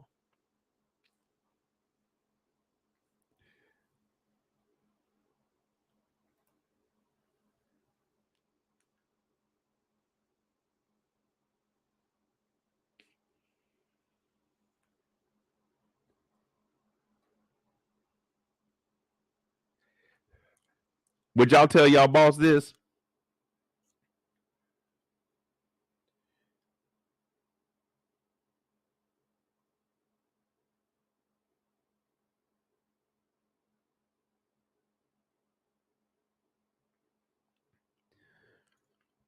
Nah, that's just alleged, man. Like something. So, Kendall, you right the streets you be talking because it's alleged that the body was found with a broken neck.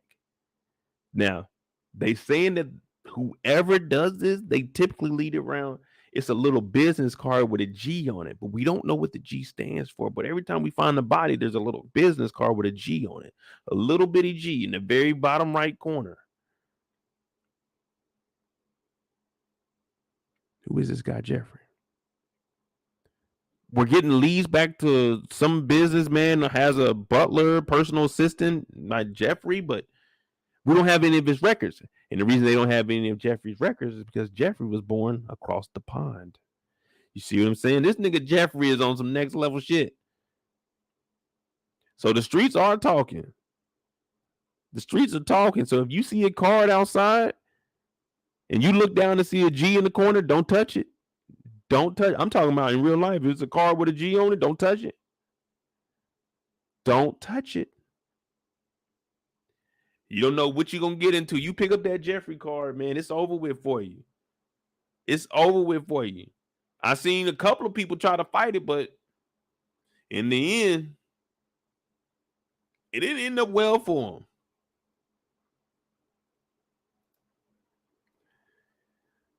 So our girl Viv just told off the assistant. The assistant was like, damn, you just got to tell Reed that you're on because I'm not going to remember all of that. All I heard was bitch ass nigga. That's all I heard. Let me see. Bitch ass nigga. Yep, I heard bitch ass nigga. That's all I heard, boss.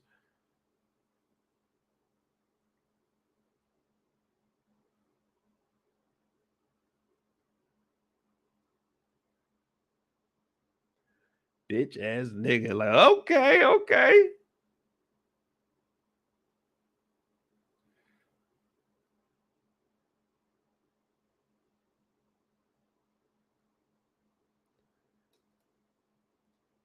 And then she stormed out, man. The assistant was like, excuse me, ma'am. I don't know what's going on, what the beef is between you two. And then she thought she killed it. She said, I got an artist emergency also. Like, okay, get on out of here, Viv, with your bad self. Viv strutted out of there, didn't she? Mm-hmm. Viv looking good this week. No disrespect, Uncle Phil. No disrespect. I'm just saying. I'm just giving you props, man. It's a beautiful woman right there. I'm looking at the assistant like, okay, she ain't got no ring on this finger right here. I can holler at her because I know I'm Viv. She married. So I'm going to try to talk to her right here, the assistant. See if Reed can give me an internship. You know, I'm an artist also. I'm trying to get my artwork put in. I can draw this. This right here. That's my shit. That's my shit right there, y'all. That's the kind of artwork I give y'all right there. That same quality from me. I might not have that big of a canvas to paint on, but yeah, I give y'all that same quality right there. Theirs might be a little bit better than mine, but yeah, I give you that same quality right there. So when you be hearing them prices, man, they low, but that's because I fuck with y'all. That's why they so low. You know what I'm saying? If I ain't fuck with y'all, I'll be hitting y'all over y'all head $3,000, $4,000 for this shit. But you know, I'm letting it go for like $39 because I want everybody to have a piece. You know what I'm saying?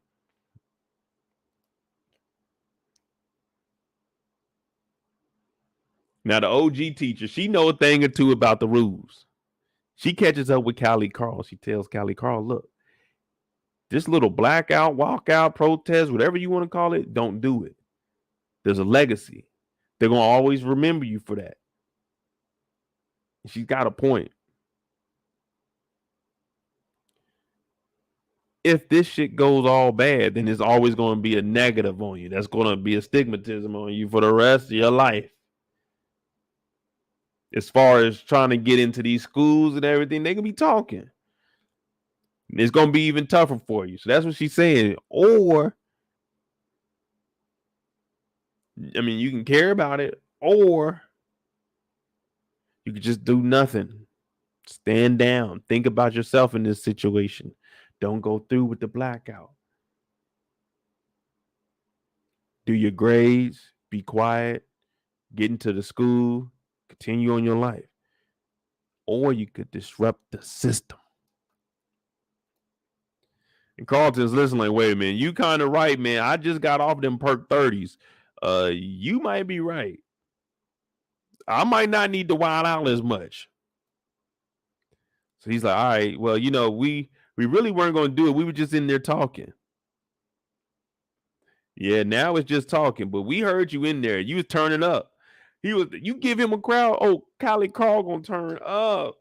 Callie Carl was in there talking all kinds of noise. Callie Carl said, yeah, we're gonna do this, we're gonna do that, we're gonna protest, we're gonna black out, we're gonna do everything. Callie Carl got ahead of himself. He didn't know what he was really asking for. He didn't know what he was really asking for.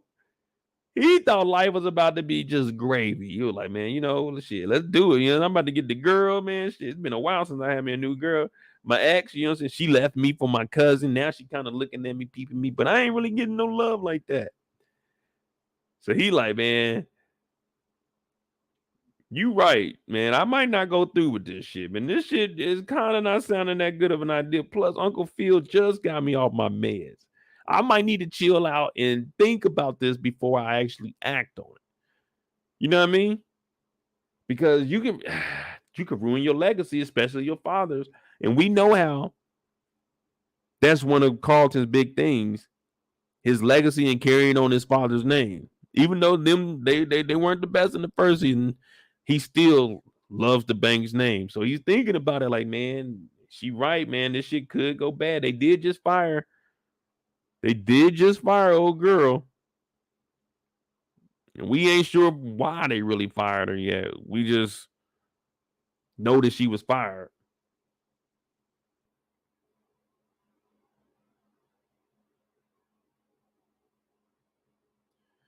So Carlton's really thinking like, damn, man, you might be right, Miss B. Miss B, you might be right.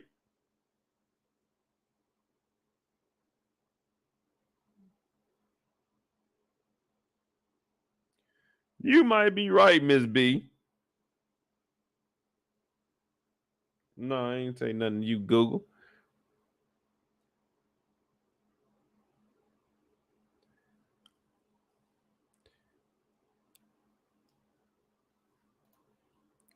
Listen, Carlton, don't do that shit.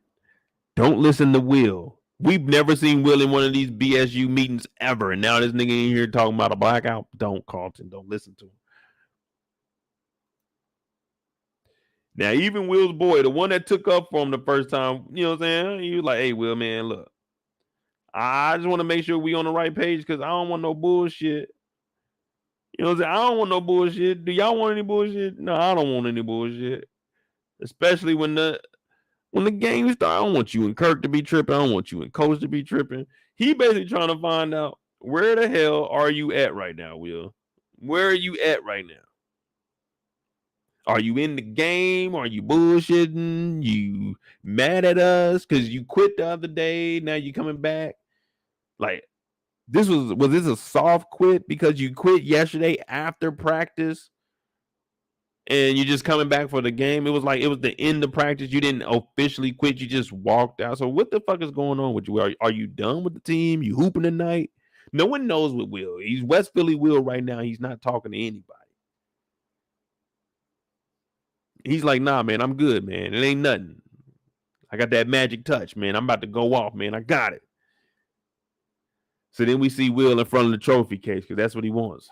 What does it take to be number one? He looks at that trophy. He's like, yeah. What does it take to be number one?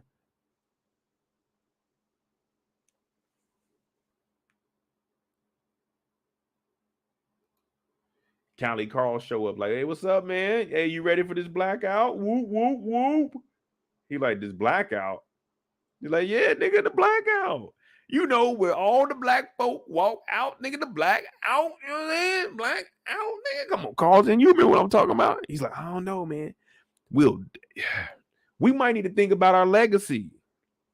If we don't think about our legacy, then what we gonna do? What we gonna do if we don't think about our legacy?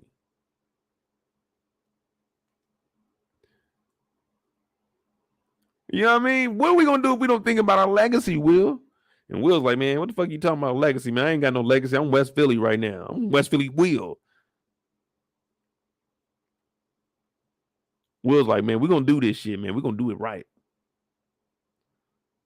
Carlton's like, man, let's just chill, bro.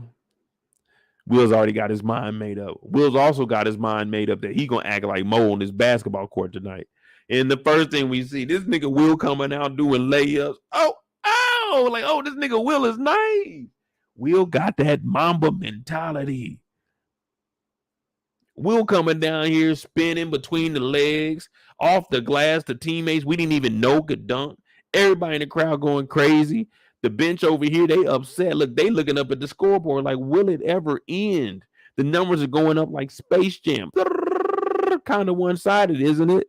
They over here mad. Niggas ain't even came out they warm-ups yet. That's how bad they are. They getting beat so bad the backups don't even get put in. That's when you know you losing. Coach wants the first team to suffer every minute of that because y'all got yourself in that hole. You have to get yourself out. We ain't putting the backups in because y'all fucked up. No, y'all gonna take that L. Y'all got them in that L. Take that L. Will is busting. I'm talking about. First game we said Will had 29. This game Will probably got about 40.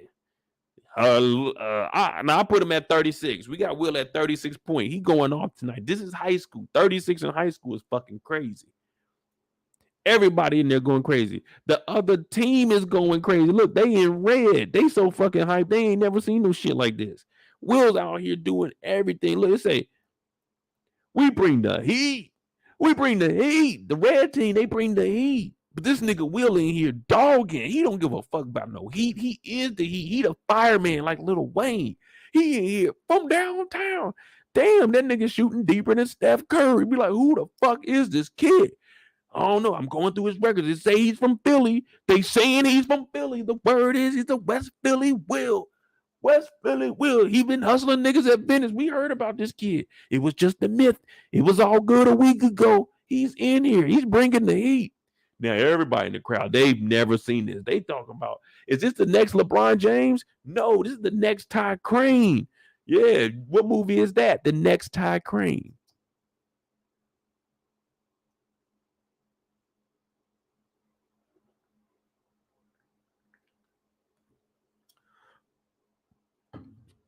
The next Ty Crane. Now, Will going crazy right now. Doc in here looking.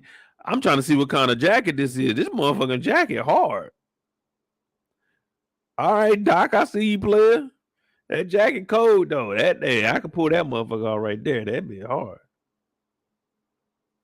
Hell yeah. Somebody find me what this jacket called. Is a T, was there's a banana on there? Or no, it's an onion. I mean, not an onion, like a leaf. That motherfucker is hard though. But if that thing anything over like 250, then I'm definitely not buying it. It ain't that tight. It's tight. If it's over 250, I'm not. Nah. That motherfucker over 250, y'all gonna be seeing me on live in that bitch for like 3-4 episodes. We gonna be on there 1 week. We gonna see me in that motherfucker, or I'm gonna space it out. Y'all gonna see me in there. That motherfucker over 250, yeah, you gonna see me wearing that motherfucker a lot of times. We'll get my 250 worth. We're gonna be on here accessorizing. White shirt one day, black shirt the next day. No shirt one day, had the jacket zipped up. Wife beat her own up under there. Yeah, we're gonna be wearing that jacket multiple times over like 250. The motherfucker cold though. But guess what? That doesn't impress him. I said all that about that jacket. Jacket hard as hell. Don't impress this man. Why? He wants ballers. I only want ballers on my team. I want niggas that are hungry. I want people that want to go out there, put their foot on their neck, and you don't let up to the damn buzzer sounds. So he's looking at this nigga Will. All right, that's what I want to see. But can he keep it up? Can he keep it up? That's the hard part. That's where teams start to lose it. You know what I'm saying? They start to cool off. That's when other teams get time to catch up on you. That's why you got to finish the race. You got to push strong. And you see everything I'm telling you, it sounds easy. I can talk to you and I can tell you how it's supposed to be. But doing that shit in real life, oh my God, man, I'm done. I hate this basketball shit. This shit is pointless. We just running. But y'all know my background in basketball. So I know Doc wouldn't be looking for me. And right now he's looking at Will. But Will got that mo. He got that mo. We're going to call it mo mode. Yeah, he got that mo mode. It ain't quite Mamba mentality. It's mo mode. You know what I'm saying? When you turn in the knob, you tuk, tuk, tuk, tuk. Like Mamba mentality is at the end. That's a 10. Now, if you want that mo mode, you're going to be in around the 4 to the 5. That's when you're going to see the mo mode. When you're getting up to Kobe at the 10, you got to turn to get that mo mode, like that 4 to 5. Like I'm almost there. almost there, but I ain't there all the way. You know what I'm saying? I'm not even halfway. You know what I'm saying? I'm not even halfway. I'm almost there. That Momo. You know what I'm saying? Just a number 4 on the knob. Now there ain't no mama mentality on my mom. I can never get there. So 10 is just like regular nigga max. That's where Will's at. 10 is a regular nigga max. Like that's the nigga that could go to the league, but he didn't go to the league just because shit. You know what I'm saying? You know what I'm saying? He didn't do right in school or some shit like that. But it wasn't because the nigga couldn't play. You know what I mean? Just in the regular folk. That's a 10. I'm like a 4 in that. I'm the Momo. You know what I'm saying? You get to that Momo, you might turn up. You might turn up. You might not be good enough for D1. I'm going to be honest with you. You might not be good enough for D1, but D2 will be calling you.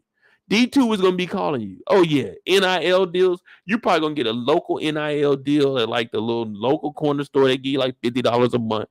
But if you get that Momo, $50 a month is better than $0 a month. Got to look at it like that, man. Humble beginnings. Now, that Momo ain't going to get you into the league. I'm going to be honest. Momo, they ain't going to get you into the league. So don't be coming back talking about Mo. I tried to get in that mode and I failed because I'm telling you up front. Momo will not get you into the league. Disclaimer, it won't. I talk a good game, but it won't. Okay? I can tell you, hey, if they set a pig here and shoot that, okay, that shit sound good, but I can't get you to the league. Now, could I coach Bel-Air High? You goddamn right. I'll be at Bel-Air Academy, motherfucker, running all kinds of play. All right, ISO, will, at the top, will, drive, will, shoot, will, dunk. Oh, yeah, I could coach Bel-Air Academy. Momo can coach a high school team. Momo might fuck around and win a couple games. We ain't going to win state, but we going to win some games. We going to dog some niggas. We going to lose to some niggas too now. We ain't going undefeated. Momo ain't getting you undefeated. Momo could get you now. Now, if we playing football, Momo is a little bit higher on that scale. Momo like an 8. It's like an 8. But basketball, I'm like at a 4. I can get you to where you need to be. If I was an NBA coach, I would probably be like a 1-year coach, maybe 2 years. Like, okay, I did good enough. They can give me another year. But they firing me after the second year. There's no way I wouldn't even make the first year. I'm going to be honest with you. I'm fucking up out there, man. Because at the end of the day, I'm looking at the court like, man, if these niggas can't score, that ain't got nothing to do with the coach. If someone's out here shooting 5 for 50, that ain't got nothing to do with the coach. You tell that nigga to stop shooting. I subbed him out, but when we subbed him back in, he kept shooting. We ain't got that many timeouts. Doc is out here looking for the ballers, man. He ain't looking for the Momo niggas. No, he ain't looking for Momo. Now, Momo will get you in the club. Momo will get you in those back rooms, but Momo ain't going to get you on the court where, you know what I'm saying, the scouts are looking. Now, Will in here is talking about teamwork makes the dream work. Teamwork makes the dream work. There ain't no teamwork on this court. This nigga Will Smith is putting shit on glass. This nigga did reverse dunks. This nigga was in and out, tween, crossover, behind the back, hezzy. That may have been a travel, drives to the lane. Like, what the fuck? This nigga Will is hooping. I ain't never seen nothing like this. They said the nigga's 11 for 14. The nigga's balling. Putting shit on the glass. The cheerleaders for the other team are cheering. Why are y'all cheering when y'all man got his shit put on the glass? They over there like, yeah, they cheering for Will. This nigga Will, my bad. West Philly Will is a fucking animal. It says teamwork on the wall. This nigga ain't doing no teamwork. Both ends of the floor. Will's putting the game in his hands. I'm tired of this shit. I'm fucking tired of losing. I'm tired of people looking at me and thinking that I'm something that I'm not. They thinking I'm just a fucking charity case. I ball. This nigga Will is in Momo right now. And I'm like, dog, this is where you need to be. He in Momo. This is a full Momo right here. This picture right, that's why I had to get this one. This is Momo right here. I'm chased down. I'm everywhere. Now, I ain't never have no cheerleaders ever cheer for me. Guess I wasn't really that great.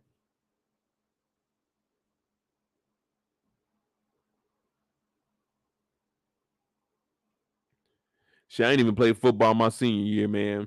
It was too hot that summer. It was too hot that summer, and I didn't get my hair braided, so I just stopped showing up, man. I was done. Yep, I'm good.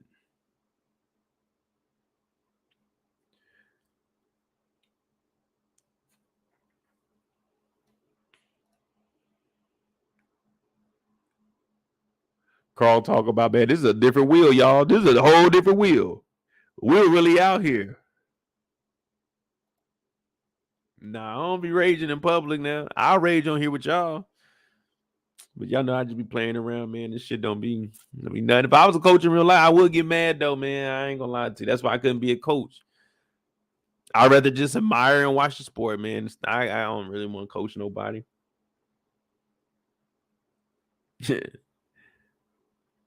All right, go left, go right now, go. God damn it, all you have to do is listen. Yeah, I can't be no coach. Cause I get upset. Now, if they paying a little bit, I think I can calm down a little. I can calm down a little bit. I can calm down, put the drink down a little bit too. You know what I'm saying? We only drink after we win. We gonna get fucked up because we winning all the time.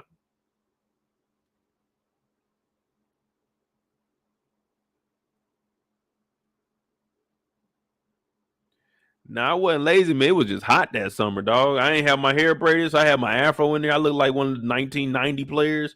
Had an afro in there, and man, they fucked up on my helmet. I had a lineman helmet. I had the damn bar down the middle. I was like, man, I'm not wearing this shit to practice, dog. Come out here looking like a fucking bum. Like I'm supposed to be lining up on the D line or some shit. I'm like, man, fuck it, dude. I just went and left practice and just put all my shit in the locker and left. Went home. My dad was mad too. He quit the team. Like, yeah, man, I quit the team, dog.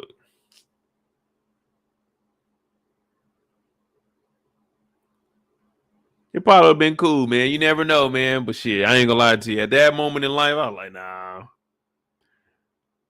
Nah, I'm good, bro. This shit don't. I mean, I like football, but nah. Another 4 years of this shit, cause man, hell no. But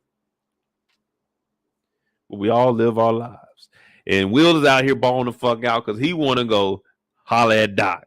Now they up 73 to 58. It's 37 seconds left in the fucking game, y'all.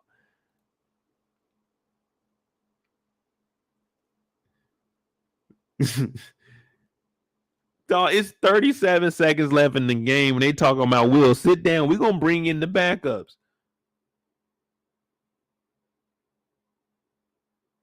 Will, it's 37.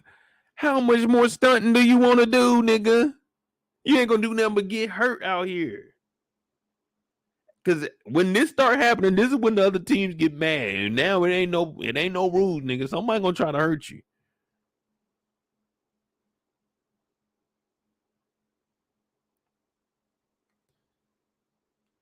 Man, true story. It was Grandview High School. It was my school versus the school Raytown South, I think it was. Tyloo went to Raytown. But it was at Ray South. It was us versus Ray South. And one of the dudes, he had went down, and the guy from Ray South tried to dunk on him. He fell. He knocked his tooth out. Man, they were sending death threats to the school because that nigga was supposed to be nice. I don't remember what happened to him. But he was supposed to be like nice. He's supposed to be like the next one to come out of Kansas City. His tooth got knocked out against my school.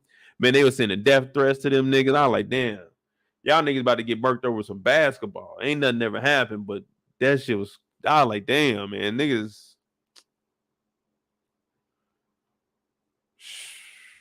I was like, damn, good thing I wasn't out there.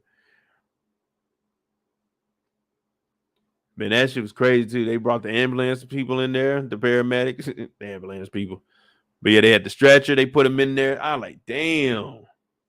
Whose ball was it, man? I was like, damn, that's fucked up. He got messed up, but these niggas got to finish the game, nigga. That's why you got to wear a mouthpiece. But that nigga was nice. Whatever his name was, that nigga was nice. I don't think he ever made it like past college though. That nigga was like the best in our city. He was in my grade. That shit be crazy, man. You never know, man. You never know.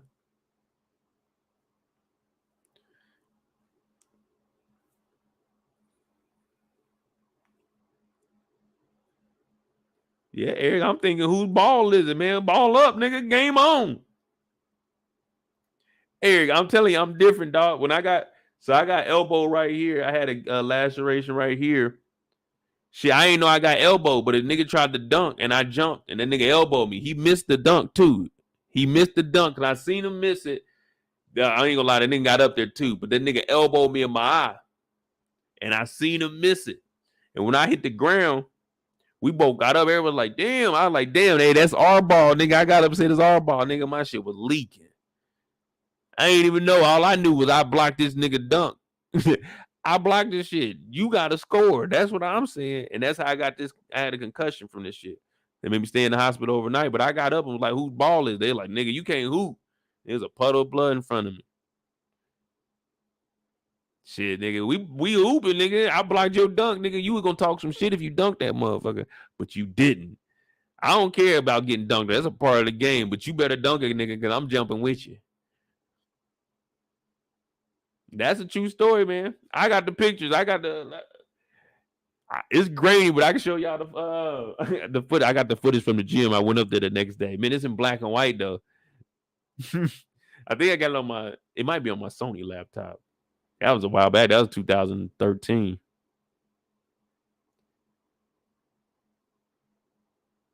But nah, that's a true story. Warner Robins, Georgia.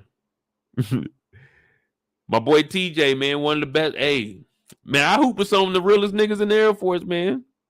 Like, they got all Air Force team. It's like all the best people. Listen, they got all Air Force, all Army. These people join the military, and all they do is hoop. Them niggas don't go to, like, their regular jobs. Them niggas hoop for the military. That's all they do. You got niggas in the band. That's all they do. They don't got no job. They just in the band.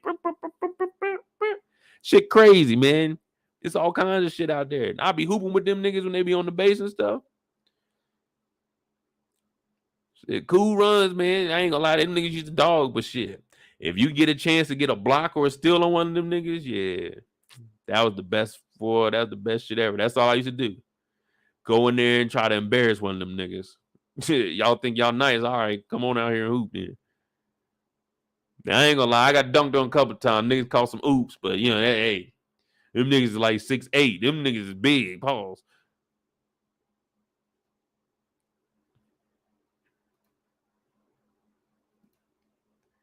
Yeah, man, my boy Tommy Busby, he down there in Georgia. He be in here from time to time. Next time he pop up, I think on The Last of Us, he gonna be in there tomorrow. Shit, he down there coaching and stuff, man. I used to practice with him. Well, I wouldn't say I was practicing. That nigga would shoot like, I would have him shoot like 500 shots. Just cause I like, man, this kid can shoot, man. Shit, that nigga used to be in there shooting. I just rebound for him, throwing the ball. Rebound for him. And that's the one we used to hoop against the college players. Up at Wright Pat. Man, this shit was crazy. And then we went down to Georgia. Niggas be coming up from like Macon and from Atlanta down there.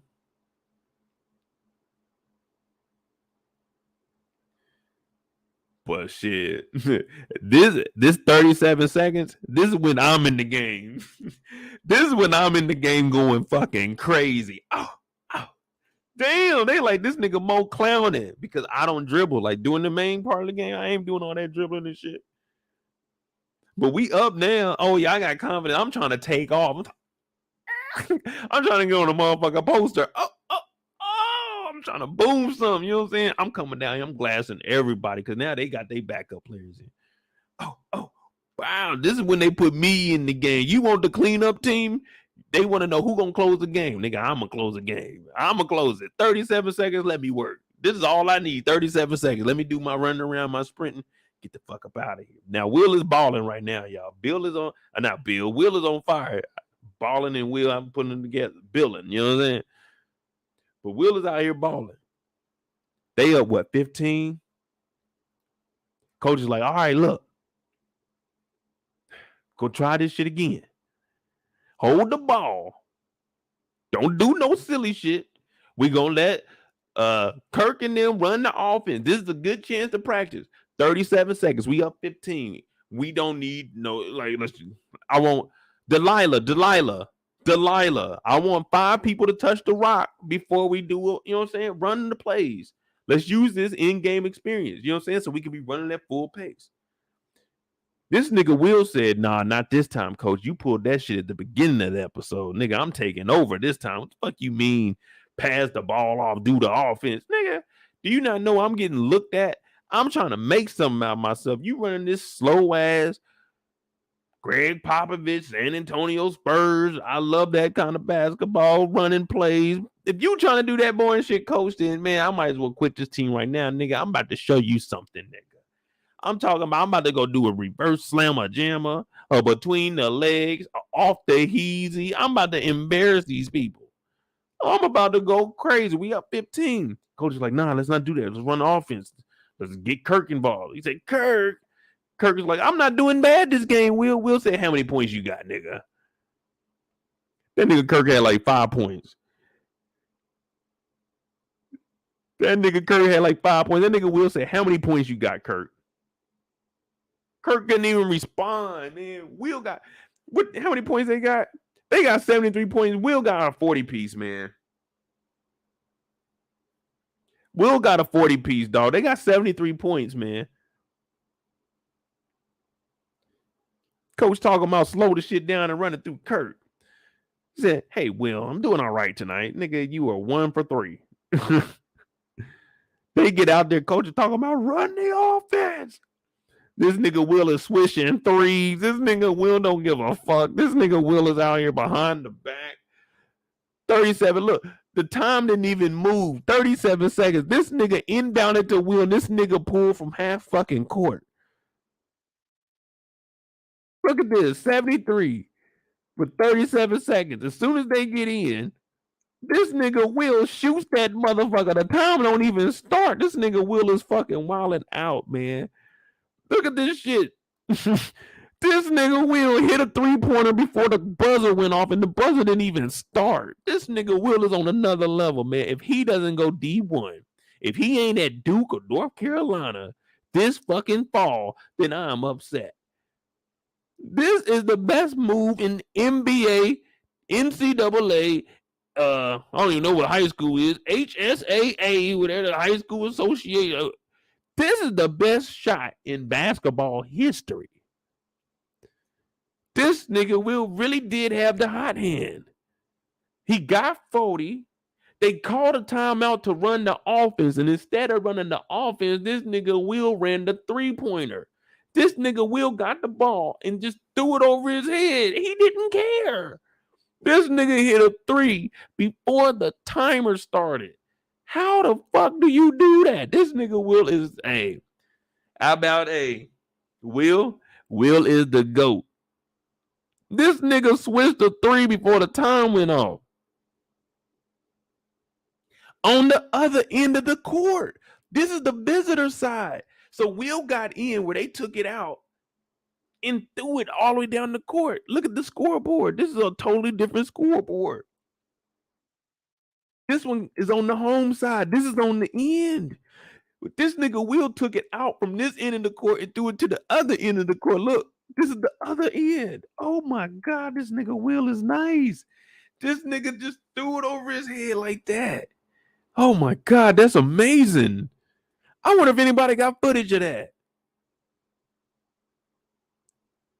I wonder if anybody got, oh my God, this nigga Will. The 43-piece miracle. Let's go Bulldogs. Shit.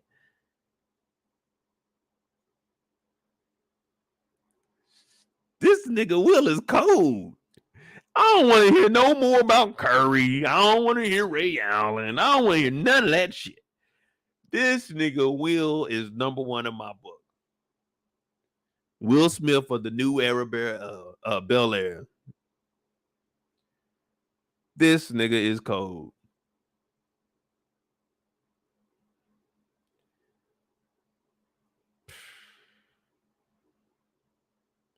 Kendall, it only took one shot. Will made this before the time went off. It's right here in front of us, man. I don't think they would lie to us. The clock didn't move, y'all. Damn.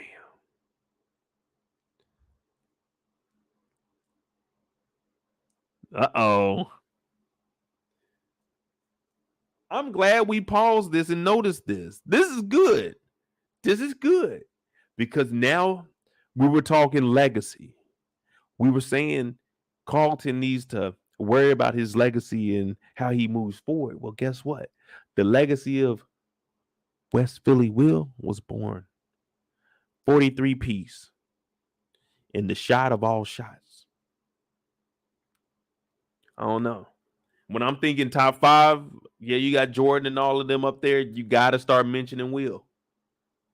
You got to start mentioning Will. When you just think just straight greatness, you got to start thinking Will. I don't want to hear any other debates. If you ain't got Will in your top 5, don't talk to me about sports, because what I just witnessed, I can honestly say that will never be broken. No one will ever do that.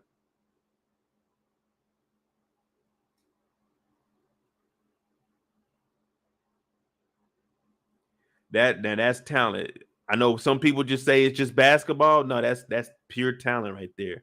It's either you got it or you don't. You can't be born with that. That's molded. You got to dig deep to find some shit like that. You can't buy this from your local store. Nope.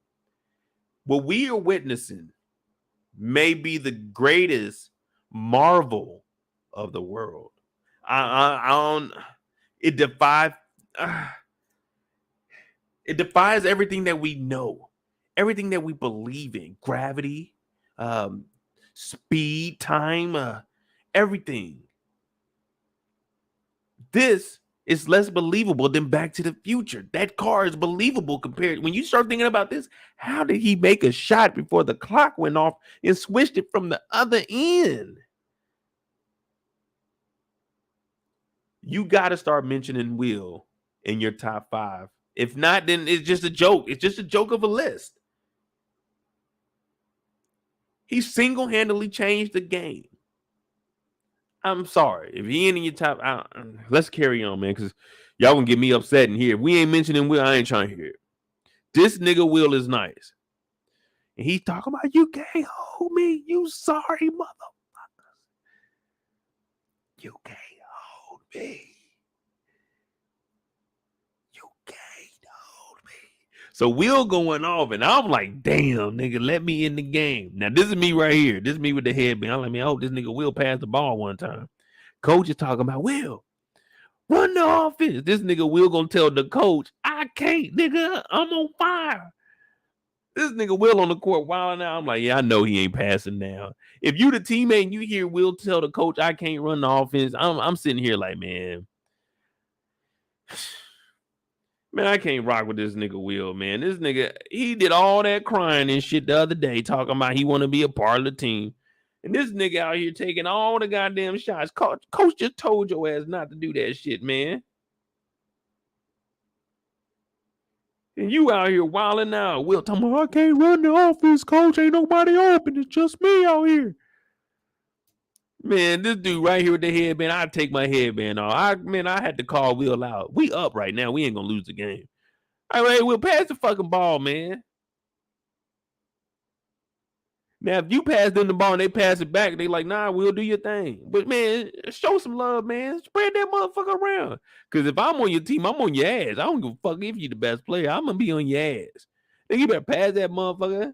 You only got 43 out of this 70. Well, shit, it's 81 now. You got 43 out of this 81, nigga. You ain't score all these points. You better give me that motherfucker plus. Shit, I can get a double-double out here tonight. I got 8 points. Let me see. I got 7. You want me to hit a 3? Oh, shit. I probably ain't going to be able to get 10 points. I know I ain't going to hit no 3. I could probably go get a layup real quick. Yeah, let me get this layup in. Let me get this 9-11. Bet. Yeah, that's how I'm playing. I'm like, man, fuck it, Will. Just let me get this last shot in. But Will want to do his thing. Will ain't trying to pass. I seen Doc in the crowd. Look, now these niggas is up 20. In 18 seconds, these niggas has scored what? Wait a minute. Wait, what was the score? Uh-oh, I'm getting confused. Okay, 73. Okay, so in 18 seconds, well, in 0 seconds, Will scored 3. So that put him at 76. And then Will came back down, whooping their ass, hit the reverse dunk on them. So it put him up 20. We got 19 seconds left. And this nigga Will still in the game clowning. He's still in the game clown. I'm telling you, I'm not letting this ride. Not even just for me, but for the whole team, man. This some bullshit, Will. This some whole shit, man. At least let us get some love, nigga. You already got your points. This shit, man. Nobody give a fuck. You got 47 when nigga we was up 20. I mean, let me get a shot off or something. If I come steal that motherfucker from you. So that's why I couldn't play basketball. Like, man, hey, nigga, pass that ball. He out here showboating and shit. Like, all right, Will, you got 40, nigga. Cool, do your thing. But let me get 10, nigga. Let me get 10. Nigga, let my shit look good, nigga.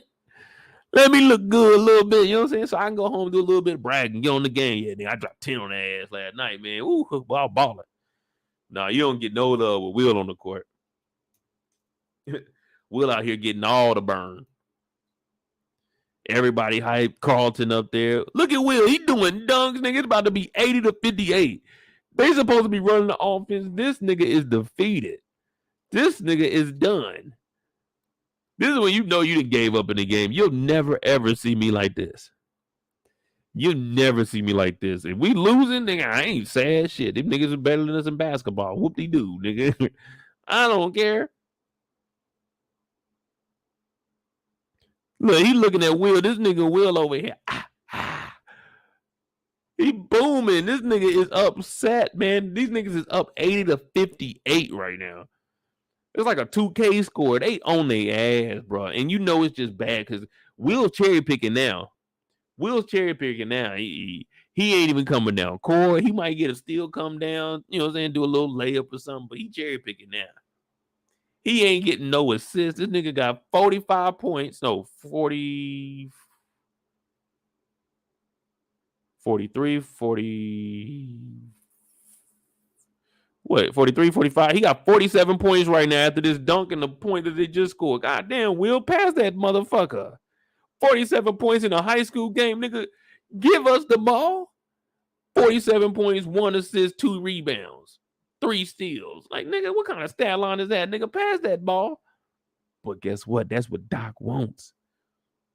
What's up, Daria? That's what Doc wants. He wants that mamba. He wants you to get out there and get it. Get it how the getting is supposed to get. Now, this is me right here. I'm thinking like, damn, man, you should have threw that shit off the glass. Let your boy Mo come through. We in Mo mode right now. This nigga is done, though. Oh, my God, man. They beating us. I told my girl, man, we going to win tonight, man. I was talking some shit. Well, you knew they wasn't going to win because this dude playing with a big-ass T-shirt up under the jersey, man. Take that damn T-shirt off and hoop, nigga. Get that big-ass motherfucker on. You can't run fast with that. Niggas can grab onto that. Ref ain't even going to see it. Baggy-ass shirt. You talking about, hey, man, stop holding. That nigga, why you got this shirt on?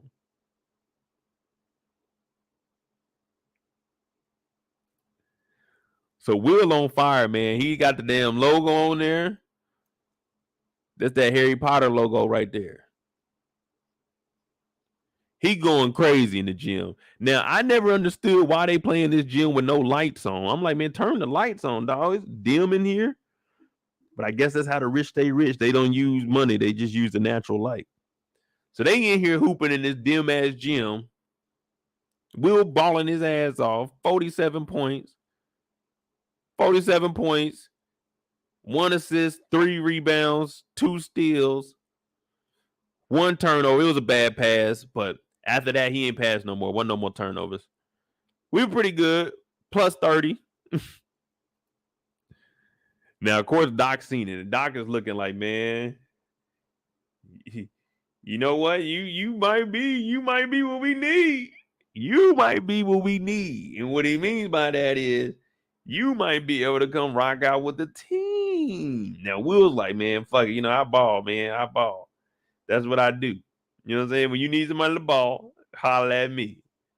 You want somebody to ball? Holler at me. You need somebody to ball? Holler at me. So Doc is like, yeah, man, I got you, Will. Shit, man, you doing your thing for real, for real. That's how you do it.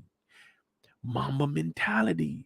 That Momo shit ain't gonna get you there. Momo ain't getting you 47. Momo, hey, on a good, like when you really crank up the Momo can get you about a good 18-point night. No lie. That was my career high, 18 points. I ain't gonna lie to you. When I was over in Germany, my career high, 18 points. When I came down, I was hitting threes that game for some reason. I was talking big shit too.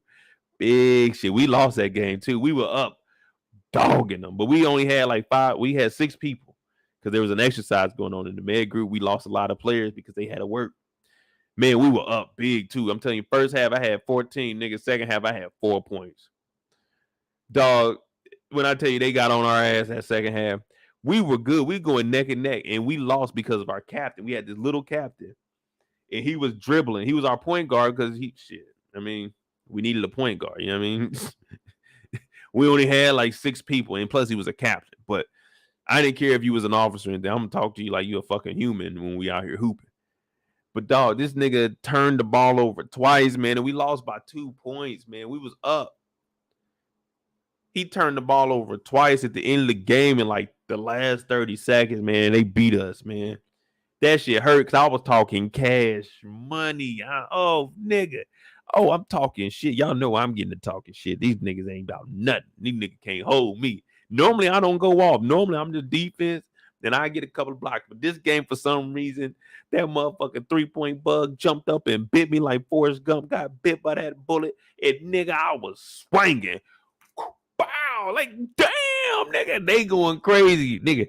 Everybody was warming up for the next game, and they were watching the game. I swear they were hyped. They were hyped because I was hitting them motherfuckers too. I had 14 in the first half. Everybody like, damn, nigga, you hooping. Second half, I was ass. Second half, I went out there, stank up the place, nigga. I could not. That Momo didn't kick in at the halftime. We should have just kept playing. Continuous clock. Because, nigga, once that halftime came and a nigga started hitting that water, oh, my God, nigga, I'm done with this shit. I'm going out there, that motherfucker 3-pointer hitting straight glass. I'm like, oh, Lord, nigga. And it's only 6 of us, so we can't sub.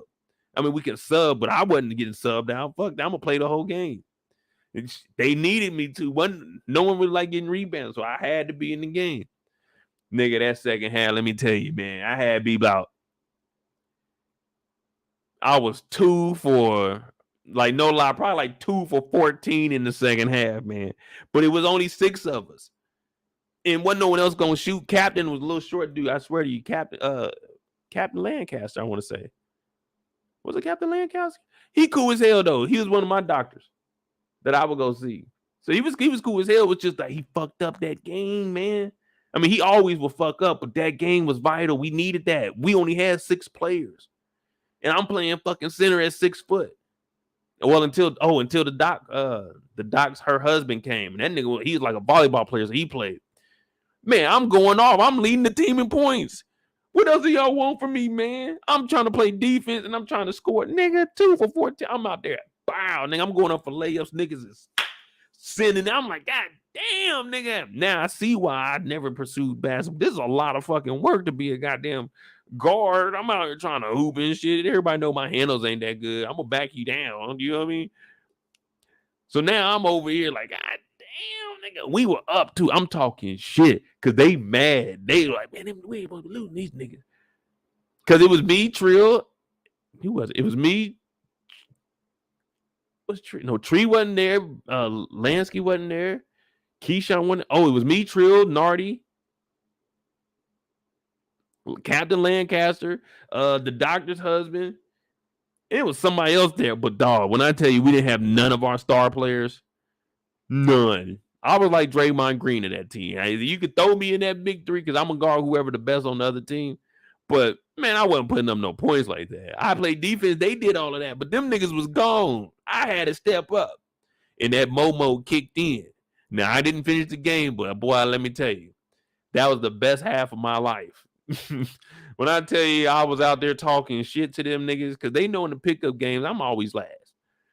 But just know when I get on that court for that next team, I'm on all you niggas' asses. Switch. I'm coming for all of y'all niggas. Y'all want to talk some shit? I'm about to make this the toughest day of your life, nigga. And then I'm going to go sit down because we lost. I'm playing with some bums. And I'm going to wait my 2 games. I'm going to get back out there. But this time, I'm going to hurt one of you niggas. Not physically, but I'm going to get in your head, nigga. We about to be at it, nigga. You don't want to fight me. And I'm down to do it. But that's the old days, man. I can't do that shit no more.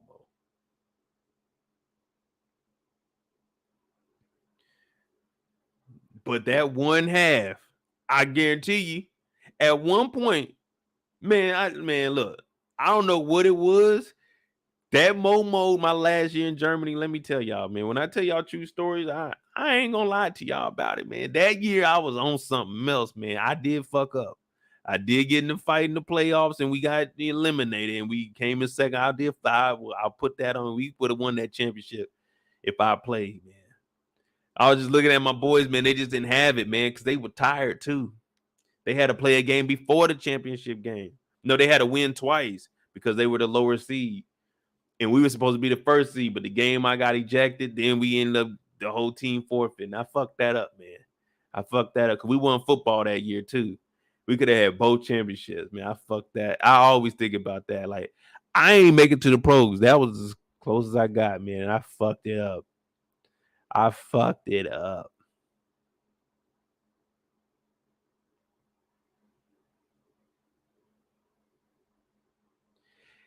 Everybody's story isn't meant to be happy. There's not always a fairy tale ending. I fucked that up, y'all. Second place. Now, when I have kids, I had to tell them, man, your grandfather was a fucking failure, man. I tried.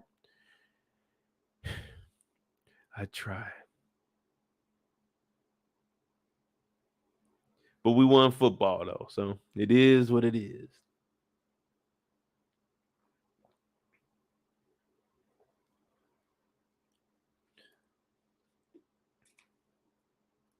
Nah, man, I ain't no boxer, man. I just, man, it just sometimes you did have to fight back then. But I just be wanting to hoop, man. Let's hoop. Now Uncle Phil come over and he already been peeping him since the last game. He said, "Man, hell no, man. What you doing over here with my nephew?" He's like, "Oh man, we just talking a little bit of business." He said, "A little bit of business." Is it about what? He said, "Oh man, a little bit of this, coming to hoop. You know what I mean? Come and hoop with me, get some money, NIL deals." Now, all of this is cocky Will. Will is over here talking to this nigga Doc. Coach is talking about Will. Come back to the locker room. This nigga Will just said, "Fuck the team. Nigga, I'm about to go talk to this nigga Doc. Let me holler at him real quick.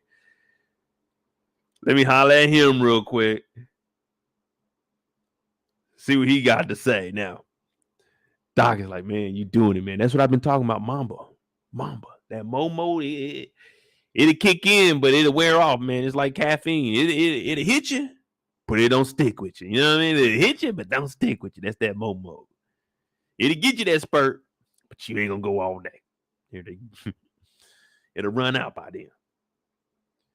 So Uncle Phil's like, "Yeah. So who are you?"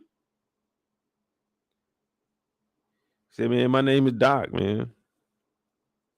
DOC. Whatever you want to call me. Doc, Doctor, Dr. Doc, or whatever you want to call it. Like, it don't matter. Just Doc." And man, I'm trying to holler at this boy, you know what I'm saying? Will. He seemed like he got what it takes to go that next level. And Uncle Phil's looking at him thinking, why are you talking to him without his guardian? Now, Uncle Phil, Billionaire Banks, y'all remember him? Last year he was running. He lost, but he was running. He knows some people. He knows some people that know some people that lock some people up. He knows some people that know some people that get some people killed. That Uncle Phil, Billionaire Banks, yeah, this is a bad man right here. So he know a thing or two about niggas scamming. Niggas looking at, I see that as a meal ticket. So he says, "Will, get out of here. Go into the locker room. You need to go get with the team anyway, man. I seen you out there. You was 11 for 14. You finished that. You finished the game. What? 14 for 17. That's what I'm saying. We need to get that down. We trying to get you at like 16 for 16 from the field. Perfection. You can get on back to the locker room now. You did good today." See, I'm hyping them up, but I'm letting them know you don't need Doc. I know what the fuck going on. Doc trying to get money from you. You don't really know what his intentions are. So Uncle Phil goes over here and he's looking them eye to eye. Now, I forgot what Doc's real name was, but we know that Doc doesn't seem like anyone we could really trust. And Doc's like, "Yeah, man, look, I want to discuss information about potentially getting Will to come hoop with us. And if you got time, I want you to come holler at me. Here's my business card." So Uncle Phil's like, "If there's any business, we'll think about it, okay? We'll think about it." And that's the end of the episode. Now, Doc, what do y'all think about Doc, man?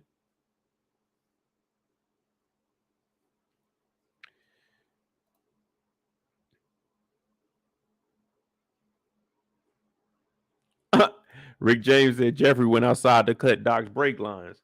Man, I wouldn't put it past him. Geoffrey is on the job. Well, Geoffrey got two things going on right now. Geoffrey got to figure out Doc. Geoffrey also got to figure out where this Reed character is at. If we don't know where Reed is at, then we are truly missing out. You know what I mean?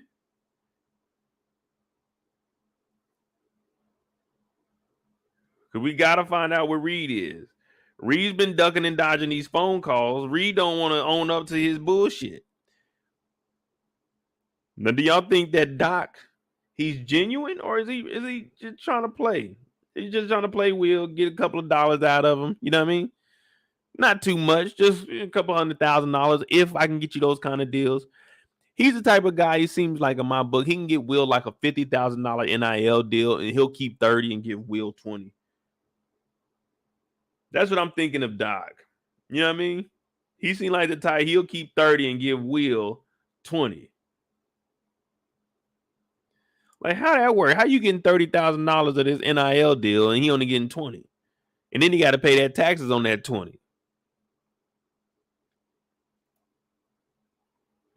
But then a part of me was thinking, man, I don't know. I kind of like how Doc's business is going down. You know what I'm saying? Doc is down to the point like, hey, I want some money out of this, man. You know what I'm saying? Let's get this money. Let's get this paper. Y'all ain't trying to get this paper? Man, put a 1 in the chat. You trying to get this paper. Put a 2 in the chat, man. You trying to rock with Uncle Phil.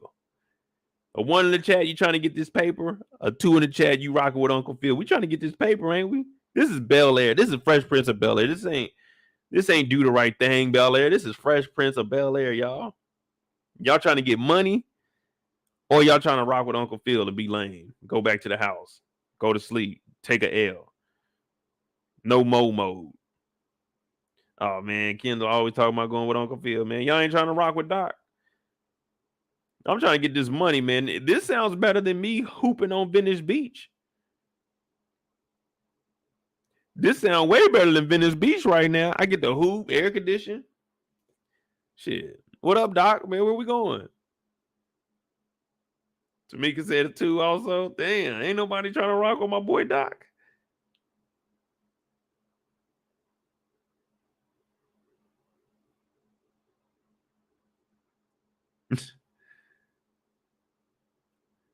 Rick James said, Unc got that bread. Yeah, that's true.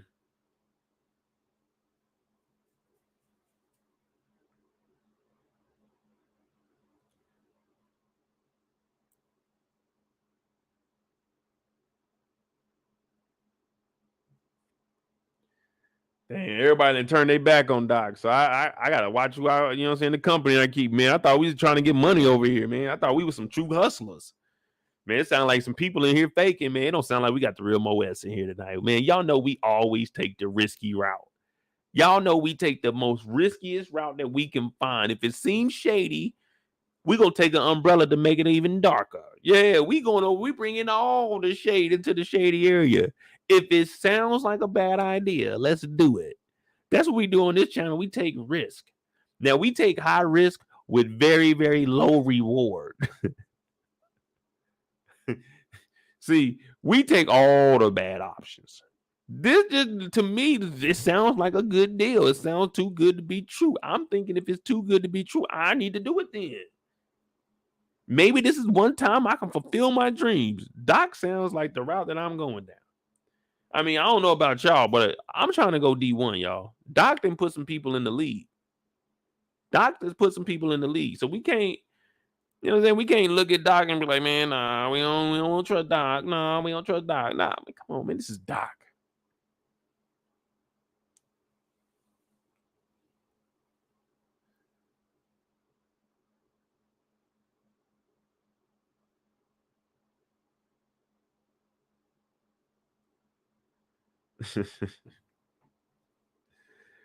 All right, here we go. This is the Cali Carl. It ain't my best work, but I ain't good with drawing people. Y'all know that. I ain't good with drawing people. But we got Cali Carl, his night out. No, Cali Carl, A Night to Remember. This is him. You see, he got the Cali Carl shirt on. He the first one. We're gonna have Cali Carl shirts coming out in a little bit. You got the DJ booth up here. You got Cali Carl over here. He got the girl in front of him twerking. I ain't drawing no hair on her, but she got hair on her head. I just didn't draw it. Just imagine her. Just think about it. Then you got this girl behind him trying to get up on him. The DJ over here got the hands in the hair. And then if you look closely, if shit get crazy, look closely. It's a little bitty G. That's Geoffrey's card. That's Geoffrey's card, and it's right by Carlton's hand. Because if anybody act up, all we got to do is drop that card, and Carlton, he knows that Geoffrey gonna show up. It's got like a magnetic chip in there. It's just like a tap Visa. How you just tap it on the machine. That's how this is. When you drop it, like the sensitivity of it, once it hits the ground, it notifies Geoffrey, and he's on the scene within 10. So that's the Cali Carl, the night to remember. The Geoffrey card, yeah. We should get some printed off. But just a little G in the corner. I told you, a little G in the corner. That's the Geoffrey card. You get you one of these, man. Be careful. That shit's like a genie now. You get 3 tries with that motherfucker. After that, that Geoffrey card ain't gonna work no more. Because if you continuing to get in trouble more than 3 times, nigga, that's on you. That's on you. First time could be messed up. Second time, they almost did it. The third time is like the last and final. If they coming back after that, nigga, you're on your own. You've been fucking up a lot. So that G card, you only got 3 uses. So make sure you use it wisely. Don't be tripping. Don't be tripping because they take it long with your order or anything. Nah, don't drop the G card on that because a slow waiter or waitress ain't gotta go because your ass is thirsty. Don't do that. Don't drop the Geoffrey card on a worker. Come on now. Don't drop the Geoffrey card on a worker. That's for like stalkers. That's for like bosses. That's for like the Geoffrey card, man, for like a teacher. Not to kill them, but just to let them know, like, hey, back up off me, man. Let me chill. See, that's what they thinking about using the Geoffrey card. That ain't what the Geoffrey card is for, man. The Geoffrey card is for fucking criminals, man. You got to drop that at the right time.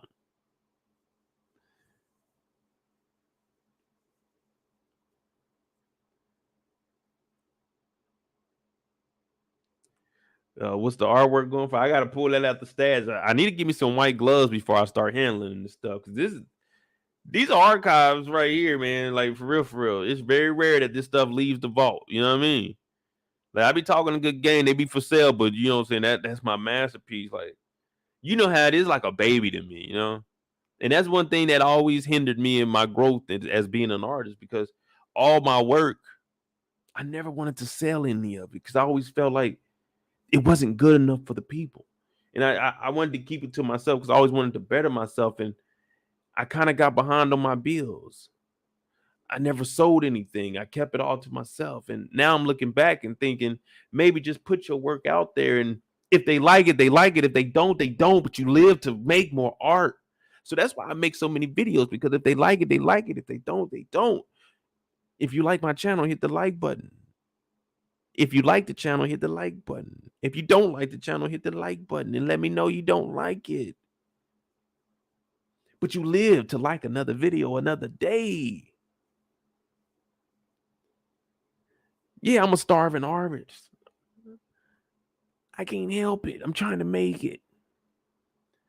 I never sold any of my artwork. So bringing that out the vault, I might cry every time. But I'm gonna get you, Kendall, that the original Black Family, first Black Family of television. Man, that shit probably about $7 right now. I ain't gonna lie to you. It's probably about $7 right now. That's just the artwork. With the frame, I'm probably about 10. Probably like $10. That's a good one right there, though. You don't get too many of them in your lives. Most artists are lucky to get one. But to get one to the level of that, like I told you, when I draw this stuff, I'm always here to shake up the game. I want to be someone that they can look back on and say, Mo really changed it up right there. He was beyond his time. That's what I want people to look back. So when I draw this, it's coming from the heart. This ain't just me throwing something together. This is me thinking, like, what could illustrate what we just discussed tonight? And the Cali Carl, A Night to Remember, that's just, as they would say it in the gym, it brings the heat. Now, if you're new to the channel, hit that subscribe button, hit that like button. That's all we got. We got 5 hours in on Bel-Air, man. It was a good episode, man. It was a good little episode. Oh, I ain't got no copies, Kendall. All my stuff original. All of it original, straight out the book. Tear and all, everything right there, dated. Everything. I got them all. Now, if I had my studio, like I said, man, well, I don't know where I'm gonna move to, but once I get that, I'm gonna turn my other room into a studio. Man, I'm gonna have an easel in there. We're gonna be doing all kinds of shit in there, man. We're gonna be having fun. Having fun. But nah, man. Hey, thank y'all for tuning in, though. That's Bel-Air. I gotta watch The Last of Us. We got The Last of Us tomorrow. I'll have a couple of videos dropping. Well, you know how it is, the daily BMFs. Last of Us tomorrow night, 9 p.m. Eastern. That should be a good one. You know what I'm saying? Now, my dog Rain came in here and said it's supposed to be a good one. Got to be at least an 8. So, I've been rating that pretty high. We're going to see how it goes, man. We on the road to 50,000 subscribers, man. We trying to get there, man. 50K by May. That's what we trying to aim for. So, like 2 months. We'll see how it is when Power and stuff come out, but it is what it is. I definitely appreciate y'all. Support the channel. Cash Apps at the bottom of the screen, man. See y'all tomorrow night. The Last of Us. Shit, we only got 2 episodes of that left. We got this one and then the next one. Damn. These shows is flying by, ain't they? Every time you look up, it's like, damn, the finale almost down the corner. What do you mean down the corner? Look down there. You see it coming up. The next stop. Shit, man, we getting old, man. But hey, we growing old together, y'all, man. You know, I ain't got no friends in real life, man. It's just y'all. It's just y'all and me. Mowing the Moettes, man. But nah, man, I'm about to get out of here, man. Y'all enjoy work tomorrow. Don't work too hard. You know, Monday and Tuesday, ease your way into the week. Work your ass off on Wednesday. Thursday, Friday, glide into the weekend. We got a lot of shows, got a lot of stuff to talk about. I'm going to need you all help because, you know, I be forgetting names and all that extra stuff. So we're going to be here tomorrow night, 9 p.m. Eastern. The Last of Us. Should be another good one. I'm out of here, y'all.